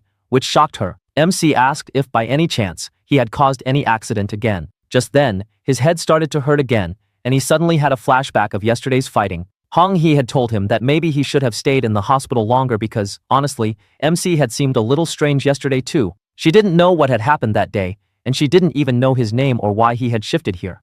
It was as if MC had become a completely different person. MC remembered that his brother had told him about his disorder, where he had two different personalities and didn't remember what the other person did when it surfaced. He realized that this might be happening due to the strong stress he experienced. Now, MC understood why everything seemed strange and why he didn't remember anything. Thinking about yesterday's incident, he became scared, wondering if he was in trouble now and regretted not listening to his father about going abroad to study. Hong-hee asked MC again, saying that there was something she had wanted to ask him. Why did he transfer here and change his name? MC asked her how she knew about him. She responded that she had seen him in Busan. The scene shifted to MC's friends as they were on their way to school, discussing martial arts and games. One of Daehan's allies from yesterday stopped them and asked if they knew MC. MC was shocked to hear that his actual name was Jo-hoon. Suddenly, he recalled a few memories from his past. Hong-hee told MC that when she saw him back in Busan, he had been really scary, which was why she hadn't recognized him when he transferred here. In Busan, all the kids were afraid of him. Shocked, MC asked if he hadn't been the one getting bullied. Hong-hee laughed, saying that it was the funniest thing she had heard all year, because no one there had ever dared to lay a finger on MC. He had been the one who bullied everyone. MC suggested that she might have mistaken him for someone else, but she responded that there was no one in Busan who didn't know about him. It had definitely been MC, not anyone else. Now MC was confused by what his parents had told him and what she was telling him. He didn't know who to believe. Just then, a student called out, saying that someone was looking for him. The chapter opens at Daehan's house. Early in the morning, his father noticed him getting ready and asked him if he was heading to school. As Daehan nodded, his father mentioned that he had heard good things about Daehan's progress on the assignments he'd given him. With a proud yet stern tone, he told his son that those who excel at small tasks often succeed at bigger ones too, a subtle reminder to stay disciplined. "You understand what I mean, right?" his father added.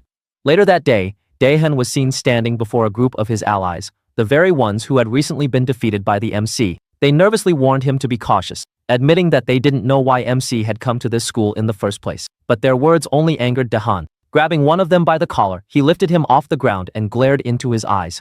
"Who asked for your advice?" he hissed. With cold authority, Daehan declared that from this moment forward, That particular subordinate was demoted to the slave category. Then, turning to the rest of his gang, he ordered them to beat the disgraced ally before walking away without another word. The story then shifted to the main character, who was sprinting through the streets at full speed. He had just received a call informing him that one of his friends had been attacked by a group of delinquents. As he ran, his mind raced through everything that had happened recently. A dark question haunted him. Could it be that his other personality had caused trouble again without his knowledge? Meanwhile, elsewhere, a group of delinquents was discussing the situation. One of them suggested that it would be easiest to just target MC directly, but Basic, their leader, immediately shot down the idea. Daehan had specifically ordered them not to lay a hand on MC, at least not yet. So what do we do then? Just let him walk away after everything? One of them asked in frustration. Basic sneered.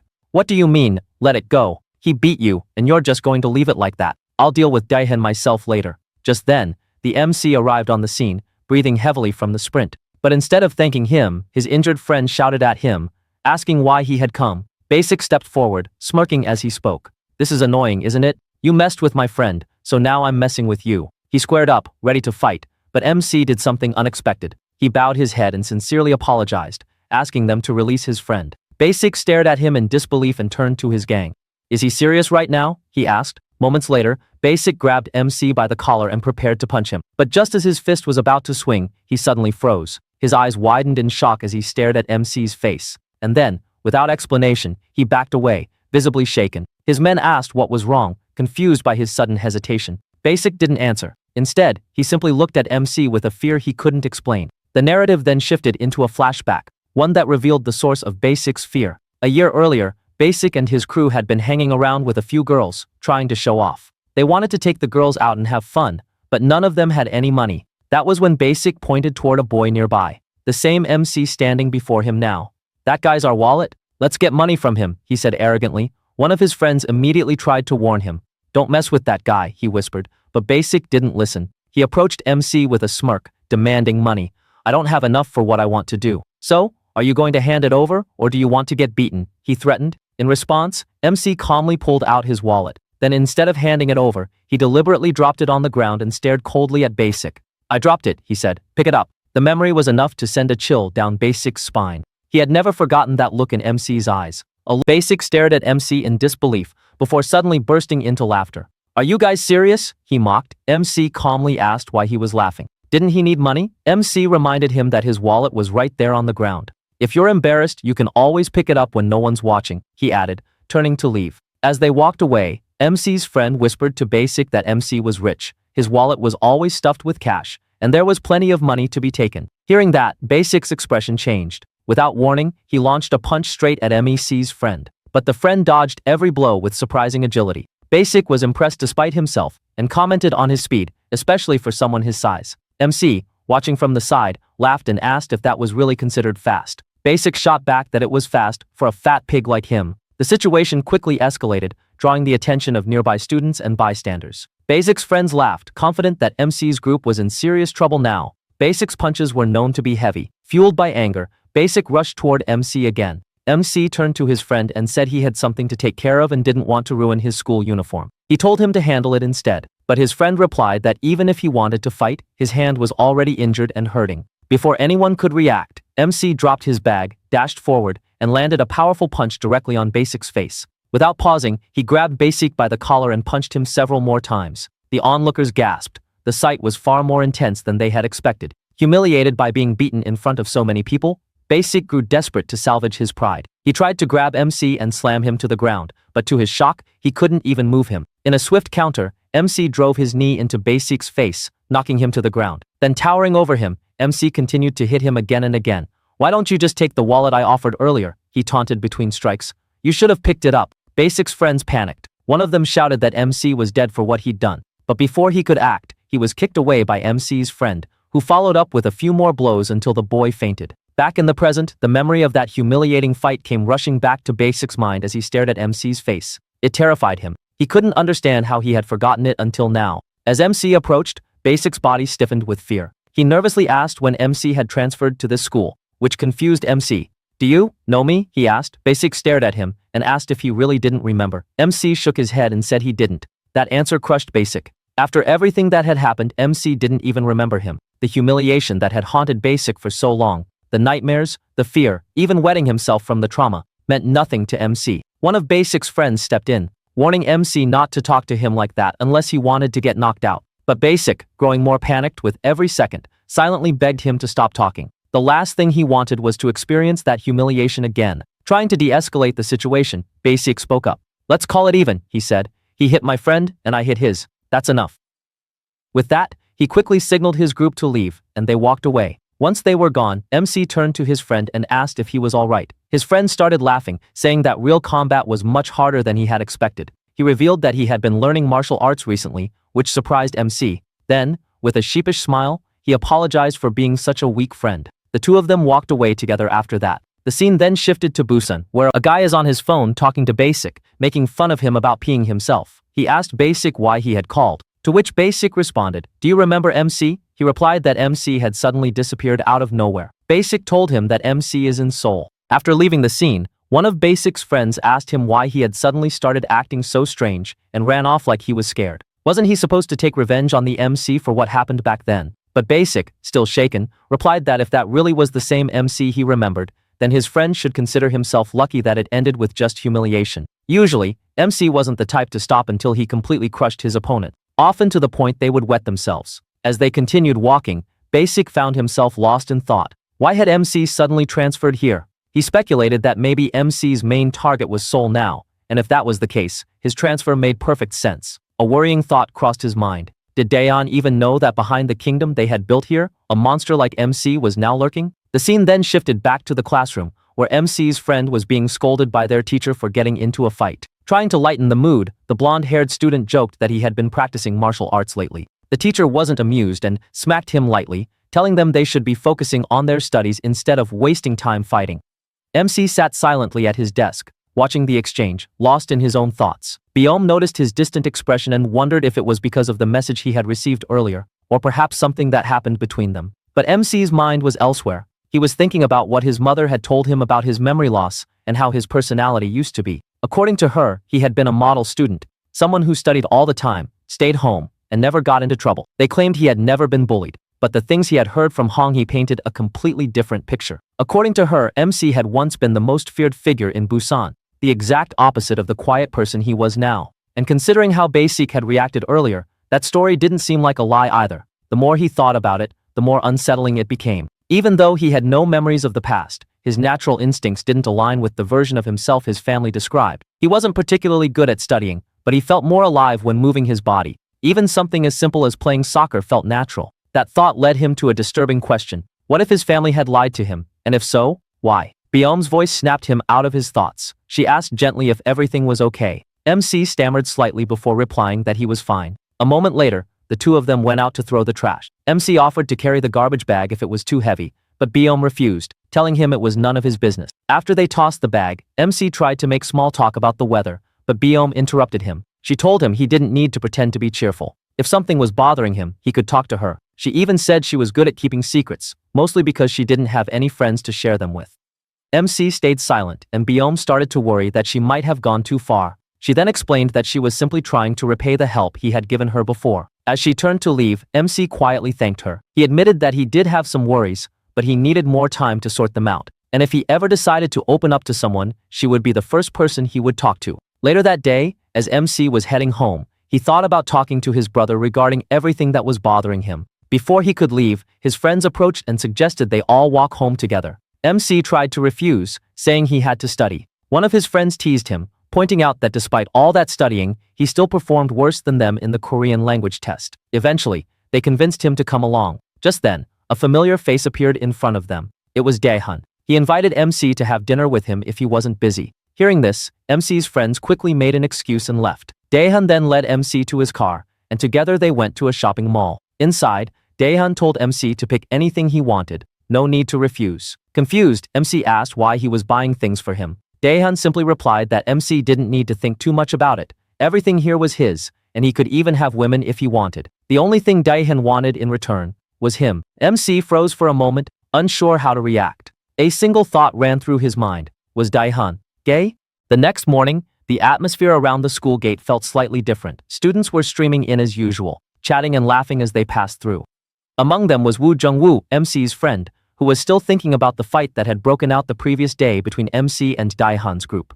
Just then, a sleek car pulled up near the entrance, immediately drawing attention. Jungwoo's eyes narrowed when he recognized it. It was Daehan's car. Without a second thought, he walked up to it and started kicking the door in frustration. The crowd gasped as the door opened, and to everyone's shock, MC stepped out of the car. The scene shifted to the memory of the previous day, when MC had met Daehan after their confrontation.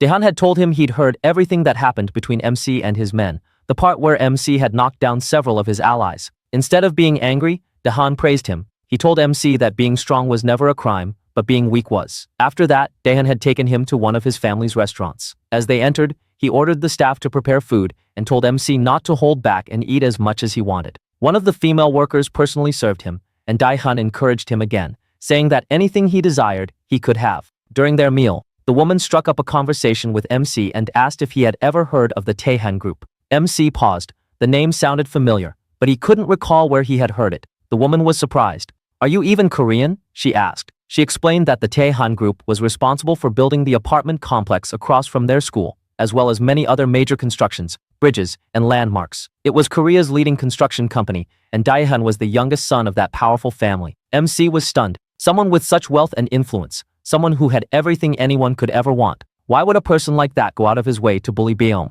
Daehan then shifted the conversation. He explained that he had already promised every member of his group a position in the Daehan group once they graduated. For Huimun, it wasn't just a job. He had even been promised a place in the company's official executive program. Then Daehan made the same offer to MC. He promised him wealth, power, and status, with only one condition. MC had to follow his orders completely, without question. "It's a simple condition compared to what you'd gain," Daehan told him. MC calmly asked what would happen if he refused. Daehan just laughed. He admitted he didn't know, because no one had ever turned down his offer before. He told MC to take his time and think it over, adding that there had never been a time in his life when things hadn't gone his way. The next morning, the story continued at MC's house. As he was about to leave for school, he noticed Daehan's car parked outside. The family butler was waiting to give him a ride, and MC reluctantly got in. And that was how he ended up arriving at school in Daehan's car, the very sight that had caused Jungwoo to lash out earlier. His friends immediately surrounded him, asking if he had decided to join Daehan's group. As MC tried to explain,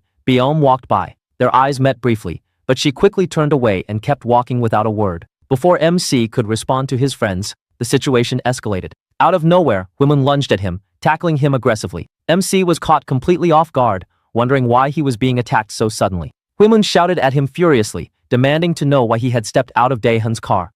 In the classroom, a hushed buzz filled the air as the girls gathered in small clusters, all whispering about the same person, the main character, or MC. Their curiosity centered on one baffling sight. Why had MC emerged from Daehan's car that morning? Speculation ran wild. Some wondered if MC had secretly agreed to work under Daehan after all. The implications were tantalizing and troubling. Among them, Beom sat quietly, lost in thought. A sharp memory flashed through her mind, the moment Daehan had forcefully shoved Beom into his car, insisting they ride to school together. Now, seeing MC step out of that same vehicle only deepened the mystery.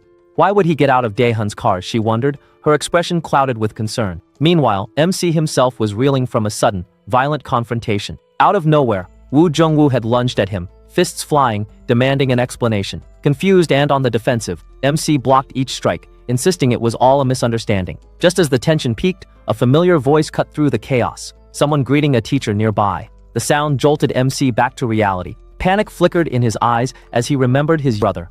What if he saw me like this, he thought. Getting caught in a schoolyard brawl would be disastrous. Acting quickly, MC seized the moment. He grabbed Woo Jungwoo by the arm, hoisted him up, and firmly suggested they talk somewhere private, away from prying eyes. Once they were alone, MC laid everything bare. He confessed that Daehan had approached him with an offer, one that came with conditions. When Woo Jungwoo pressed him, asking if he'd already responded to his wishes, MC admitted he hadn't replied yet. Woo Jungwoo's expression darkened. "So, the rumors are true," he said slowly. "You really did defeat Huimun." MC didn't deny it. He acknowledged receiving the offer, but admitted, with quiet honesty, that he was worried. That admission seemed to wound Woo Jungwoo more than any punch could. "I should have known," he muttered bitterly. "You're no different from the rest." Disappointed and disillusioned, he turned to leave. MC called after him, desperate to clarify. "It's not like that." But Woo Jungwoo didn't stop. Over his shoulder, he delivered a chilling warning.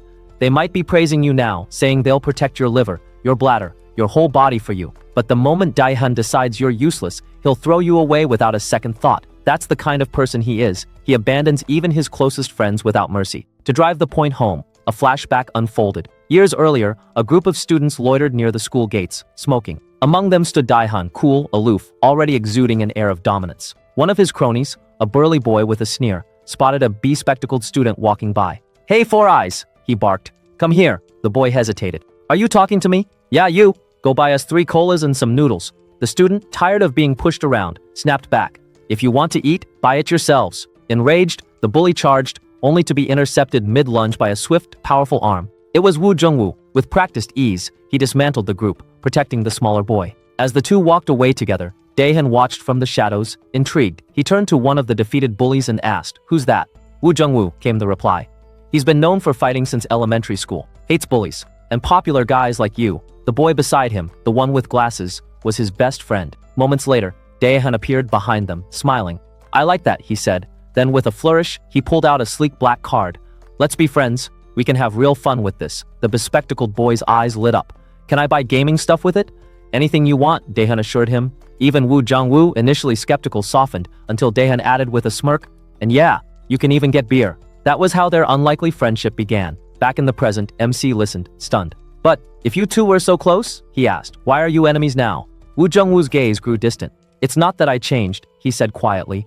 "It's that Daehan's true nature finally showed itself." Another flashback followed, this one darker. Wu Jungwoo stood alone in a dimly lit alley, surrounded by a ring of thugs. And at their center, Daehan himself, watching coldly as his former friend was cornered. The scene then shifted to a hospital room. Woo-moon lay in bed, bandaged but grinning wickedly as he received news of Daehan's latest maneuver. "So he's trying to put MC in my place now?" He chuckled. Typical Daehan, he always chases the newest, shiniest thing. And MC? He's performing even better than I did. Woo-moon's laughter grew sharper, almost manic. "I need to get discharged fast. At this rate, I'll miss the best part, the look on Daehan's face when he realizes the two people he's obsessed with don't care about him at all. They care about each other."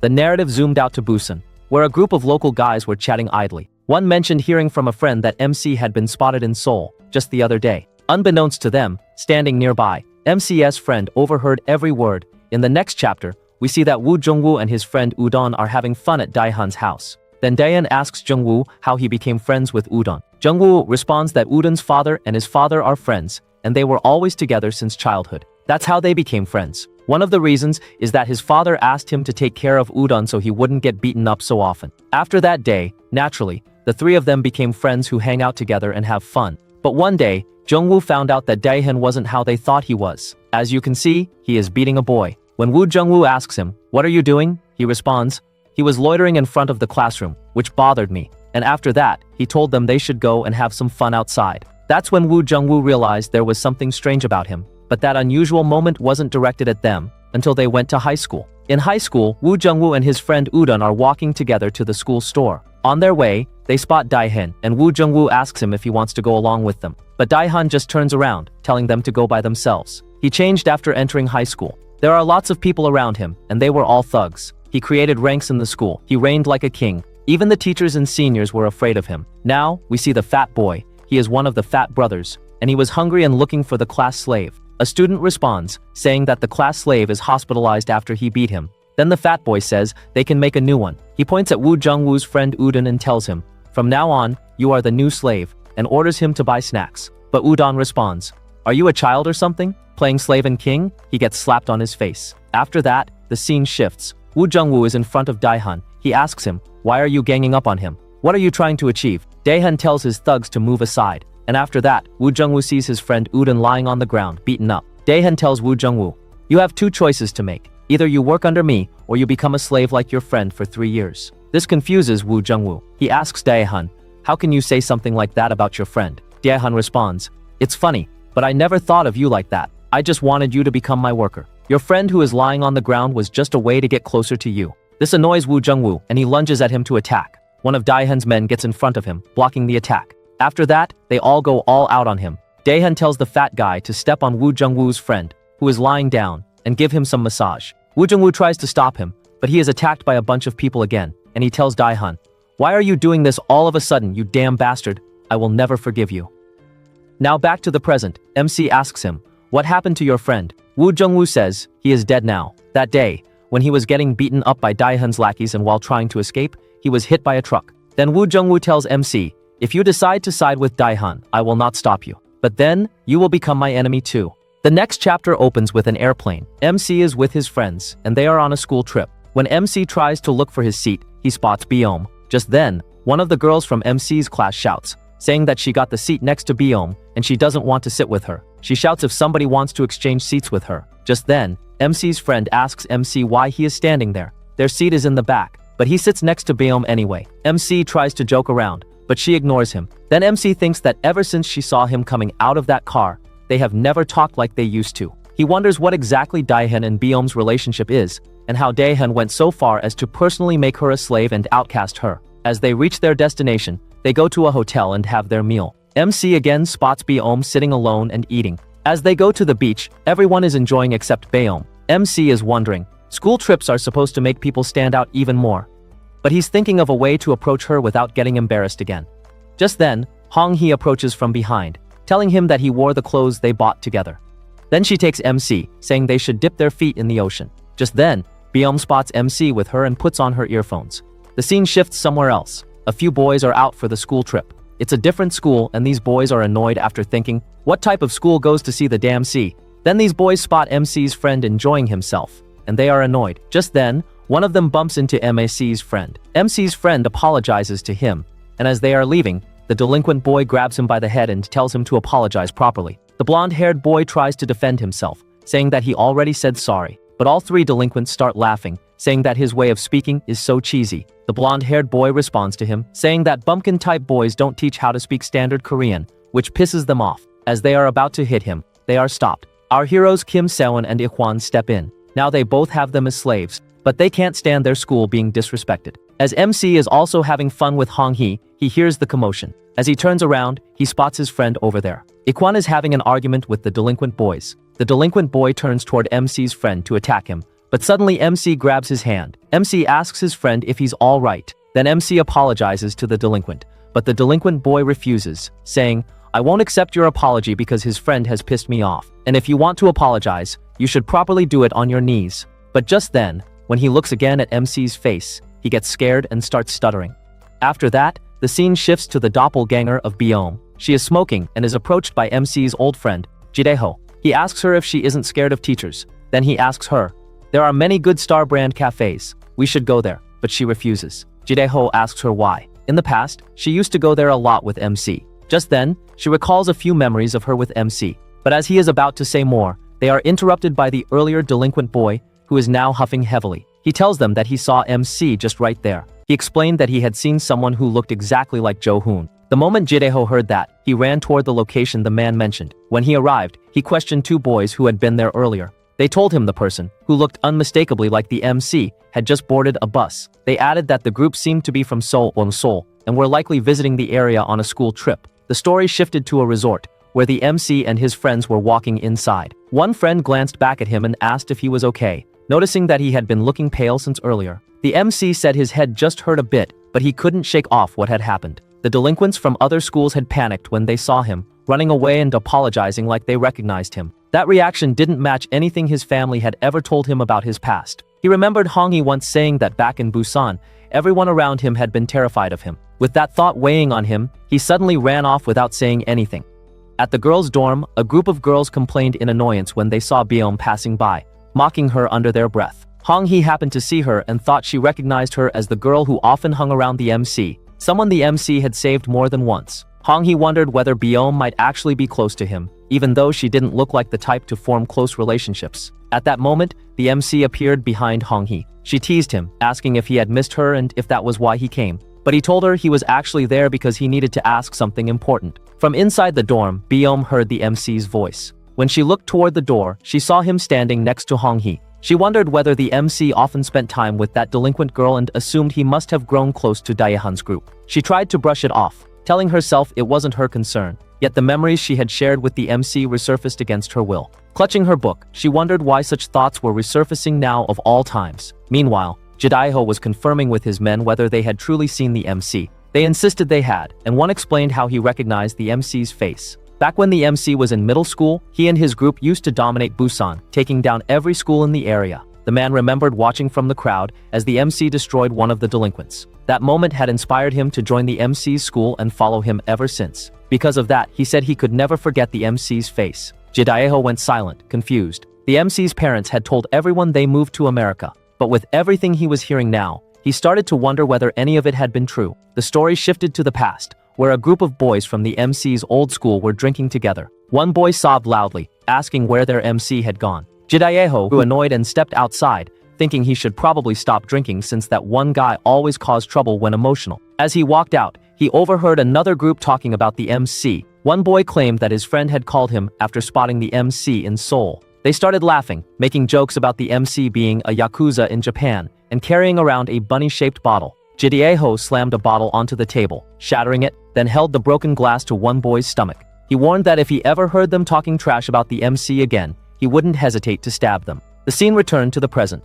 A teacher was telling all students to gather at 3 p.m., and Jidaiho stood among them. Someone suddenly called out his name. It was the girl who looked like Baeom. She asked him why he had seemed so serious the day before. After a brief silence, he said it was nothing important. The narrative moved back to the MC, whose older brother was supervising the trip. He was telling all the students to return to the buses by 3 p.m. The MC listened quietly. Just then, one of the MC's friends asked him whether he was going upstairs with them. Before the MC could answer, he noticed a few unfamiliar boys standing around the area, students from another school. His friend wondered aloud if those were the same bullies they had encountered yesterday. The MC suddenly remembered how those boys had run away the moment they saw him. He recalled what Hongyi had told him, that many kids from Busan knew his face, and even though he had changed, they still remembered him. He wondered if those boys might be from Hurong High School, or possibly one of the other schools that had been affected by his past. Without saying much, the MC quietly began walking away. His friend called after him, asking where he was going, but the MC didn't answer. In his mind, he was thinking that if he could find even one of those boys again, he might finally learn something about the past he couldn't remember. The story then shifted to Jidaiho, who was smoking alone. A girl approached him, teasingly asking if he was smoking by himself and whether he wasn't bored coming on the trip alone. The scene faded into a flashback from the past. Jidaiho had been with his friends, complaining that school trips were boring and saying they should throw a party at someone's house instead. Among them was Jung Seon-hwa, Baeom's doppelganger from earlier. Jidaiho turned to her and asked if she was planning to join the trip. She said she was going because she couldn't think about anything except the MC and she needed something to distract her. The school trip seemed like the best option. Hearing that, Jidaiho said he would go too. She asked him why, and he told her he was worried she might feel lonely since she didn't have any friends besides him. Because of that, he wanted to accompany her. The story then returned to the present. The girl who had approached Jidaiho earlier continued flirting with him, telling him that she and her friends were having a party in their room that night and inviting him to come. Jidaiho asked whether he could bring Jongseon with him as well. As soon as he mentioned Seon's name,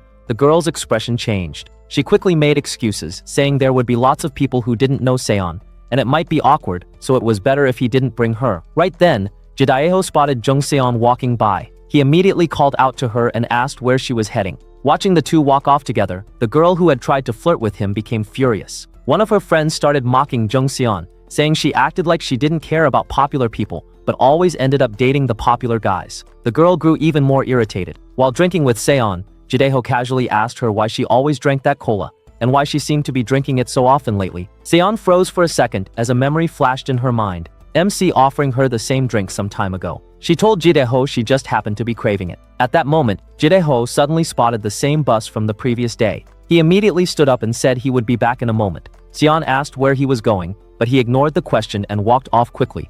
Seon looked down at her cola, lost in her thoughts. The angry girl from earlier approached Seon again. She mocked her, accusing her of flirting with every guy and told her to follow her. Sun reluctantly followed. Meanwhile, the MC was still searching around the grounds, looking for the boys from yesterday. He wanted to be cautious, but more importantly, he wanted answers about who he used to be. While scanning the area, he saw someone at the corner of the building. It was Seonghwa. The delinquent girl was harassing her, accusing her of immediately trying to hook up with Jidaiho the moment the MC disappeared. Seonghwa asked her to speak properly. What did she mean by that? The girl responded smugly, saying that Seon had been getting close to Jidaiho lately. Another delinquent mocked Seonghwa, saying that MC had almost died, yet Seonghwa was busy chasing after his best friend. Hearing that, Seonghwa slapped the girl across the face. She shouted that none of them had the right to talk about the MC like that. The slap enraged the delinquent. She grabbed Seonghwa by the head, raising her hand to strike her. But before the blow could land, someone caught her wrist. It was the MC. Seonghwa's eyes widened, shocked to see him standing there again. After the confrontation, the story shifted to the past, back to when Seonhwa first transferred to the MC's school. She stood in front of the class, introduced herself, and told everyone where she was from.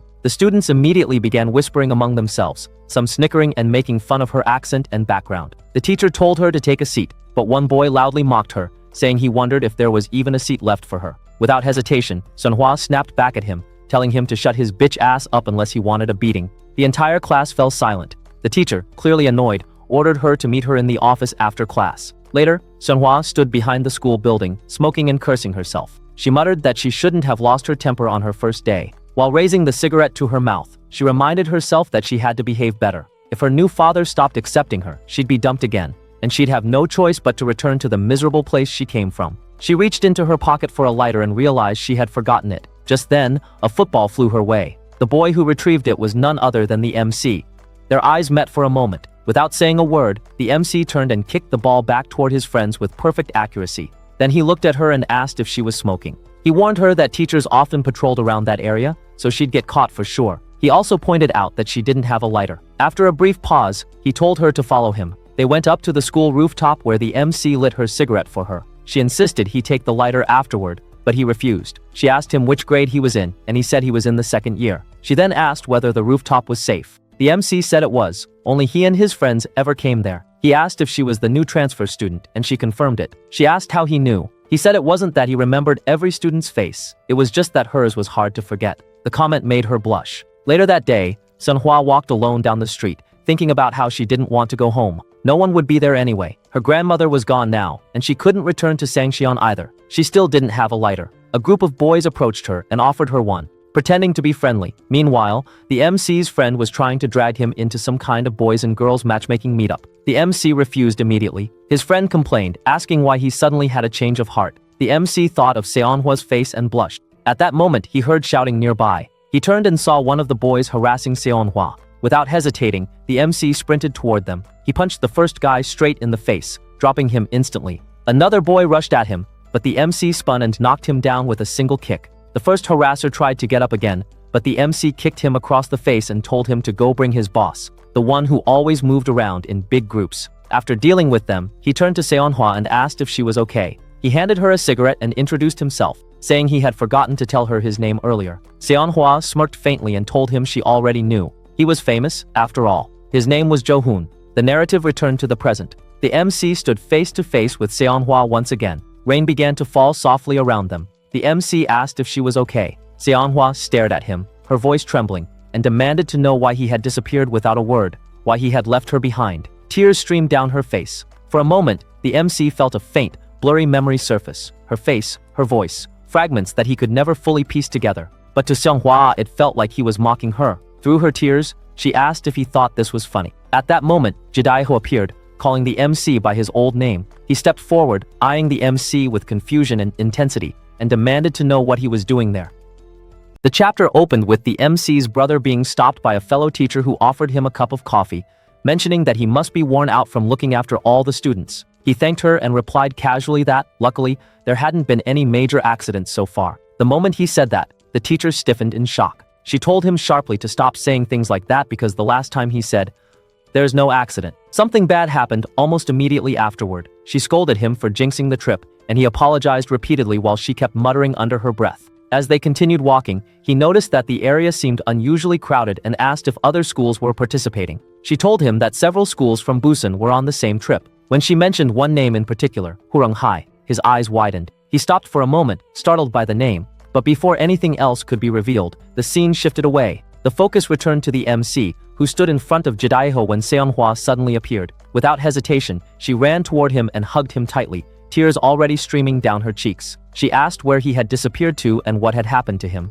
She explained that after his accident years ago, she had visited him every single day in the hospital because she had been so worried she could hardly sleep. When he was discharged, she went to his house, but his parents told her he had been sent to America for treatment since his condition was difficult to handle in Korea. They even told her that he might not return again and that she should stop visiting. Now, clinging to him, she said she wished he would live happily in America. But seeing him here, unexpectedly, made no sense to her. Her voice trembled as she asked him again how he could be here at all. While she spoke, Jidaiho stepped forward and asked the MC whether he had actually been living in Seoul. When Seonhwa heard that, she questioned him in confusion. Jidaiho explained that he'd heard from students of another school that the MC had arrived on a bus coming from Seoul. Both of them stared at him, wondering why his parents told everyone he was in America if he was actually here. They demanded an explanation, clearly expecting answers. The moment the name Johun, the MC's old name, was mentioned, Seonhwa froze. Old memories resurfaced all at once. The MC looked at both of them as fragmented memories flashed through his mind. The more he tried to understand, the more overwhelmed he felt. He finally asked whether they even knew him. Both were shocked and speechless. Seonhwa asked why he was talking like that and why he didn't recognize her. The MC covered his forehead, struggling to understand the sudden flood of memories coming back to him. After a moment, he remembered who she was, and the instant he recognized her, panic overtook him. He suddenly turned and ran. His breathing grew heavy, the world spun around him, and his mind felt like it was collapsing. Everything blurred together, faces, memories, voices. Then he saw a bus coming toward him, and the sight triggered a vivid flash of his past accident. His legs gave out, and he collapsed on the ground, unconscious. Students screamed, and chaos spread quickly. From a distance, his brother spotted him lying in front of the bus and rushed toward him in panic. Soon, news spread everywhere that the MC had gotten into another accident. Byom hurriedly asked one of the MC's friends what had happened and whether it was serious. Later, the MC was resting in a room. His brother sat beside him and asked why he returned to the trip when he was supposed to stay in the hospital. The MC said he felt fine and that the doctor said it wasn't serious. His brother told him to rest, but was about to leave when the MC suddenly asked if he knew the students from earlier because they seemed to recognize him. His brother said he didn't know them since he had already been living in Seoul when the MC was still attending school in Busan. He awkwardly suggested that maybe those students simply recognized him from the same school. Then he asked whether the MC remembered anything. After a short pause, the MC said he remembered nothing, and his head felt completely messed up whenever people acted like they knew him. His brother told him those students were probably the ones who bullied him back then, the ones who just stood and watched everything happen. So it was natural for him to feel overwhelmed. The MC quietly agreed. When his brother finally stepped out, the MC lowered his head and whispered, "Thank you."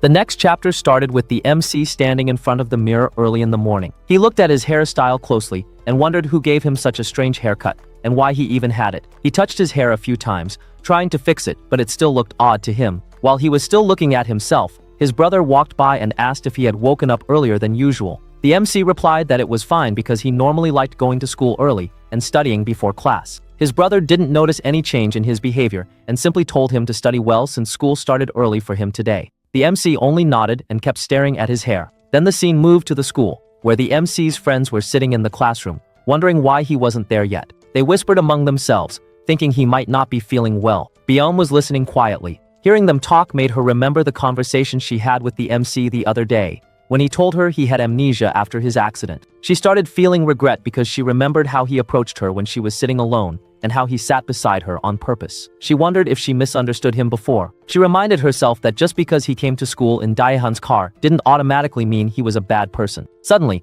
everyone looked toward the door. The MC finally arrived. His friends rushed to him and asked many questions at once. The MC only gave a small smile and gently patted one of them on the head, saying he was okay. But even as he spoke, his friends could tell something felt different about him. He walked to his seat and looked at Byom. She asked if he was really all right. He stared at her for a moment and said, "You do look alike." She didn't understand what he meant. Before she could ask anything, he sat down and lowered his head, not talking anymore. Byom became confused. This wasn't the same MC she was used to. Normally, he would greet her like an excited dog, offer her small things, or try to talk to her. But now he didn't even look interested. He was acting like a completely different person. A little later, class started. The teacher began reading from the book, but the MC was already sleeping at his desk. This surprised Byom because the MC usually never slept during classes. Seeing him like this confused her even more. When the class ended, the MC suddenly woke up and walked out to get something to eat without saying anything. His friends watched him leave, wondering what was wrong with him. At the cafeteria, it was crowded.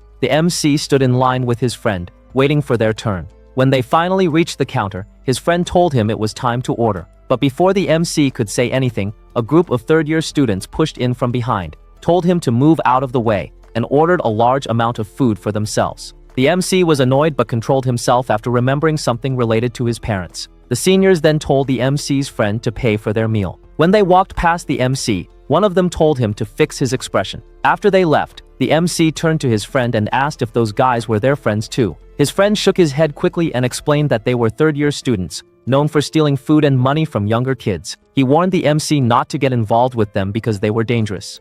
The MC didn't respond and walked away. On the other side of the cafeteria, the seniors sat down and started eating the food they had ordered. They talked about the MC, saying they heard Daehan was trying hard to recruit him. One of them said the MC didn't look like the person who could put Hoimun in the hospital, and he doubted the story. But while they were talking, the MC suddenly ran up from behind them. He kicked one of the seniors in the head, knocking him to the floor. Then he punched the second one. The MC demanded they return his friend's money. Back in the classroom, his friends were waiting for him, confused because he still wasn't back. Byom wondered where he had gone since he was with them earlier. Meanwhile, the fight continued. The MC had one of the seniors on the ground, pressing him down with his leg and telling him to apologize for cutting in line and interrupting him. He demanded they pay the money back. The senior on the floor tried to threaten him, saying that if Dahan found out, the MC would be in trouble. The MC didn't care. He kicked him again and told him to go ahead and call Daehan, because it would be Daehan who got beaten up in the end. Hearing this, the other senior lying nearby realized that the MC was definitely the person who put Hwaimun in the hospital.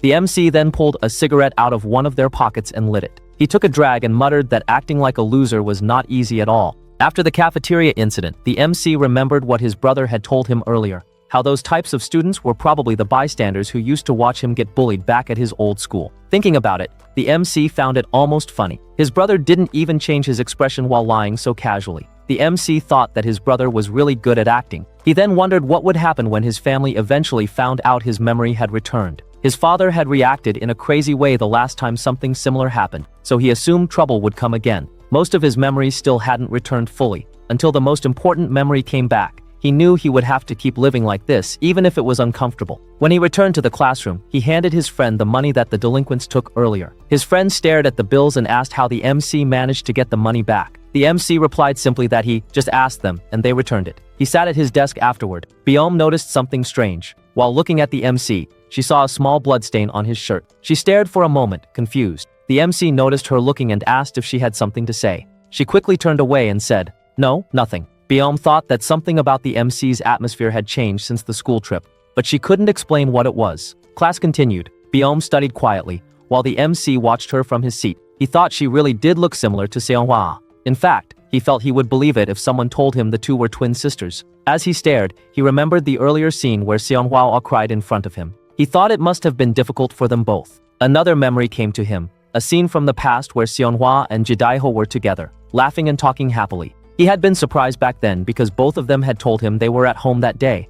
Seeing them together in secret had shocked him. After school ended, the MC's friend asked whether he wanted to hang out with them for a while. As the MC was thinking, Byom suddenly approached and asked him if they should go study together. She told him that they could study quickly before she had to leave. The MC was about to refuse, but then he remembered that refusing without reason might make him look suspicious, so he agreed to go with her. At the MC's house, the two sat down to study. The MC watched her explain the material, but nothing she said made sense to him. She handed him a problem to solve, and told him to answer it quickly because she had more English questions to ask later. The MC told her honestly that he wasn't understanding anything she was explaining. Byom then asked if he was angry by any chance. That confused the MC. She explained that ever since the school trip, he had been acting differently, and she wondered if he was angry because she had avoided him earlier. She apologized, saying she might have misunderstood him because when he got out of Daehan's car, she assumed he had joined Daehan's group. The MC asked her how she knew it was just a misunderstanding. She replied that she knew because if he were truly working under Daehan,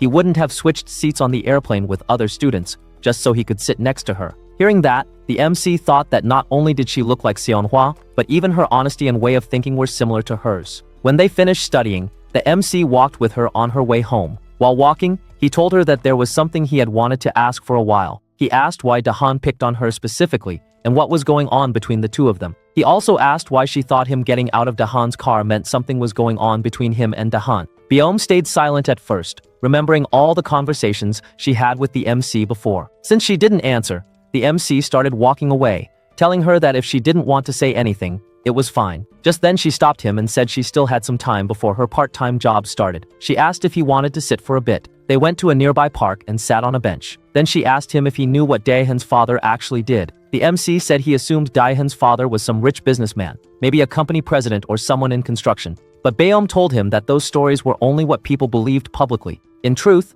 Daehan's father was a gangster. The MC asked how she knew that. She told him it was because her father used to work under Daehan's father. Then a flashback scene played in her mind. A man was with a woman beside him. That man was Beom's father, and young Beom stood near the door, covering her little brother's eyes. Her father turned and asked why she came home earlier than he told her to. He reminded her he said to come home late. She answered that it was urgent because her brother needed to use the bathroom. The woman next to her father asked who these kids were. Beom's father told Beom to greet the woman properly and show some manners. In Beom's mind, memories of her mother came up, the mother who ran away, leaving them behind. She remembered her mother saying her father wasn't human, that he was garbage. And now, standing there, her father introduced the woman and told both Beom and her brother that from that day forward, she would be their new stepmother. Beom explained that she hated calling that man her father. He was known as the hands and feet of Chairman Huang, a title that described his role perfectly. Chairman Huang played the respectable businessman in the construction industry, while her father handled the ugly side of things. He became Huang's hands, snatching up dirty money, and his feet, treading into dangerous territory. That was where her father got his nickname. The worst part was watching him grovel like Chairman Huang's lapdog in public, then come home and terrorize his own family in private. In other words, he was a complete scumbag. Beom told the MC that schooling had become a nightmare for her. Every new school year, she made friends easily enough. But once word got out about her father, everything changed. By the time the first semester ended, her friends started avoiding her. She couldn't blame them for it. Who would want someone like her father anywhere near their kids? Her father was a roadblock in her life, and she despised him for it. She couldn't stand any of it, right down to the features she had inherited from that man. If she could, she would have carved them all off. That was around when she stopped trying to connect with people altogether. It hurt less when people inevitably left if she kept them at a distance from the start. It was a form of self-preservation. Back in the present, she asked the MC if he remembered when he had asked why she buried herself in books. Initially, she had responded that it was because of embarrassment. She was perpetually embarrassed about being alone, and keeping her face hidden in books made it seem like her solitude was intentional and not something forced upon her. But eventually, she told herself something different. She would grind relentlessly and study until she could get out of there, far from that man. That was her mindset when the MC came along and offered to teach her English. One day, Beom found her brother stumbling around their home. She tried to ask him what had happened, but he avoided her, saying it was nothing. When she tried to stop him by grabbing his hand, he screamed, saying it hurt. Concerned, she asked if his arm was broken. He finally explained that he had gotten into a fight with some thugs who were disrespecting their mother. They had said that if he wanted to find her, he should check the brothels. The insult had offended him, and he got into a fight. The beating he received was the result. After hearing this, Beom went to a place where two thugs were standing guard. When they spotted her, they told her to go away. She responded that she was there to see her dad. When they asked who her father was, she said he goes by Chiroseo. After hearing that, they started laughing, saying who would have guessed that man had a daughter like this. They asked why she was looking for him. She responded that she needed some money. The thugs said they would take care of the money if she just hung out with them for an hour. This completely shocked her, and she refused. Just then, someone appeared behind them. It was Daehan. The men explained that she was there to find Cheeto. After looking at Beom, Daehan was surprised by her appearance. He said he didn't realize Uncle Cheeto had a daughter. He told her that her father was tied up right now and kind of busy, but instead of him, he could help her. The scene shifted back to Beom's brother, who was crawling around in pain, thinking his arm might be broken. Someone outside started beeping and honking. Annoyed, he opened his window to see who it was. He was surprised to see his sister standing in front of a car. She told her brother to get down immediately, get inside the car, and go to the hospital. After they came back, Daehan showed some care, saying that her brother was lucky. They were just minor bruises. He told both Beom and her brother to feel free to reach out whenever they needed anything. Then he looked at Beom and said that from now on, no one would touch her. That was how she met Daehan for the first time. The next day, when she went to school, everyone around her was gossiping and murmuring about Beom. They had seen her come out of Daehan's car. Were they close now? Inside her class, female students started approaching Beom, asking if she wanted to hang out with them later. This surprised her. They started asking when she and Daehan had started hanging out together. After school, when Beom and her brother were walking together, her brother said that nobody was messing with him anymore. He almost got jumped the other day, but he just dropped Daehan's name, and they walked away. Beom told him not to go around acting tough and to lay low instead. Just then, Daehan approached them, asking if they wanted a ride. He suggested they could grab something to eat on the way. Her brother was excited to go. She thought she would lecture her brother later about this, but honestly, for a moment, she was on that same ego trip too. Sometime later, when Beom was trying to find Daehan, she went up to a rooftop. When she called out his name, she was shocked by what she saw. He was beating a boy. After beating up the boy, Daehan told his underling to take care of things. Then he looked at Beom and asked her what she was about to say, but she stood frozen, shocked to see him like this. Daehan turned back to the boy he had just beaten and started mocking him, saying that from now on, he was a slave. The casual cruelty in his voice made something inside Beom twist. She told the MC that Daehan had changed when he entered high school. After hearing this, the MC realized he had heard the same story before, from Woo Jungwoo. Jungwoo Jebu had mentioned that when Daehan entered high school, he had changed completely. Byum continued, saying that Daehan had transformed into someone just as uncomfortable as her father. The comparison hung heavy in the air. The scene shifted to show Daehan walking through the school with his friends. Inside one of the classrooms, a few students were discussing him in hushed tones. One boy was saying he had heard from someone that if they became a member under Daehan, their school life would get really easy. He was definitely going to join. Just as he was about to turn around, he spotted Daehan coming through the door. Daehan walked straight up to him and asked if he had seen Byum. The boy responded that she had just left. After hearing this, Daehan looked confused. She hadn't messaged him before leaving, which was unusual. Sometime later, Daehan was smoking outside when Byum approached him. He looked at her and said he thought she told him she wouldn't come, yet here she was. Then he asked her what had happened. Why was she avoiding him these days? It was hard to see her even at school. After a moment of silence, Byum responded carefully. She told him that previously, there was a time when she felt superior being close to him. She was finally getting some recognition and making friends. But what she saw at the rooftop, what he had become, and what he had done to this school, separating students into classes, hanging out with bad guys, watching them bully weak kids, it had changed everything. She said that Daehan had been becoming the same guy as her dad, the person she despised most. Her father had been doing wrong things under Chairman Huang's orders. And now Daehan was following the same path. She admitted she had made many excuses not to see him, pretending to blur her eyes, pretending like nothing was happening. Daehan asked her if she was planning to avoid him from now on, just like this. Then he told her that the reason he had been good to her until now was because, just as he was about to continue, Byum stopped him, asking if he was going to confess right now. He responded that it was something similar. Byum refused him immediately. She said sorry, but she had never thought of him as a romantic interest. She turned around, saying that he had been good to her until now, and she was grateful for that. But Daehan started laughing hard. The sound was cold and bitter. Then he told her something that made her blood run cold. He asked if she remembered what he had told her inside the car. He said that starting today, she would finally realize how comfortably she had been living until now. The MC asked her what talk he was referring to. Byum explained that inside the car that day, Daehan had told her something chilling. He had said he never failed to get what he wanted, even if it meant getting it by hook or by crook. He got everything he set his sights on. She remembered responding to him that she was really envious of him, a life where he could get everything he wanted. She had never gotten what she wanted. Daehan had responded with words that now seemed like a warning. He said that sometimes there were things he couldn't have, things that slipped away, and in that case, what he chose to do was break it. If he couldn't have it, no one else could have it either. Living in fear, back in the present, Byum told the MC that from that moment until now, exactly what Daehan had told her was happening. What the MC saw when he transferred to their school, that was her normal now. It had become her daily life routine to get bullied. That continued until the MC arrived. He had stood up and spoken with her without condoning the bullying, risking danger to himself. The way he had helped her meant everything. Byum thanked the MC, saying that he was the first person in a long time who had been genuinely nice to her without expecting anything in return. Then she shifted the mood, saying that today, she definitely wanted to say this. She paused, looking at him directly. The MC froze. His heart started beating fast. He wondered what she was about to say, why she had brought him here, why she had shared all of this. The anticipation built as he waited for her next words, knowing that whatever came next would change everything between them. The scene shifted to somewhere else, where the MC's friends were gathered together. One of them turned to Jidaiho and asked if it was true that he had seen the MC on the school trip. They had heard some rumors about the MC from other groups.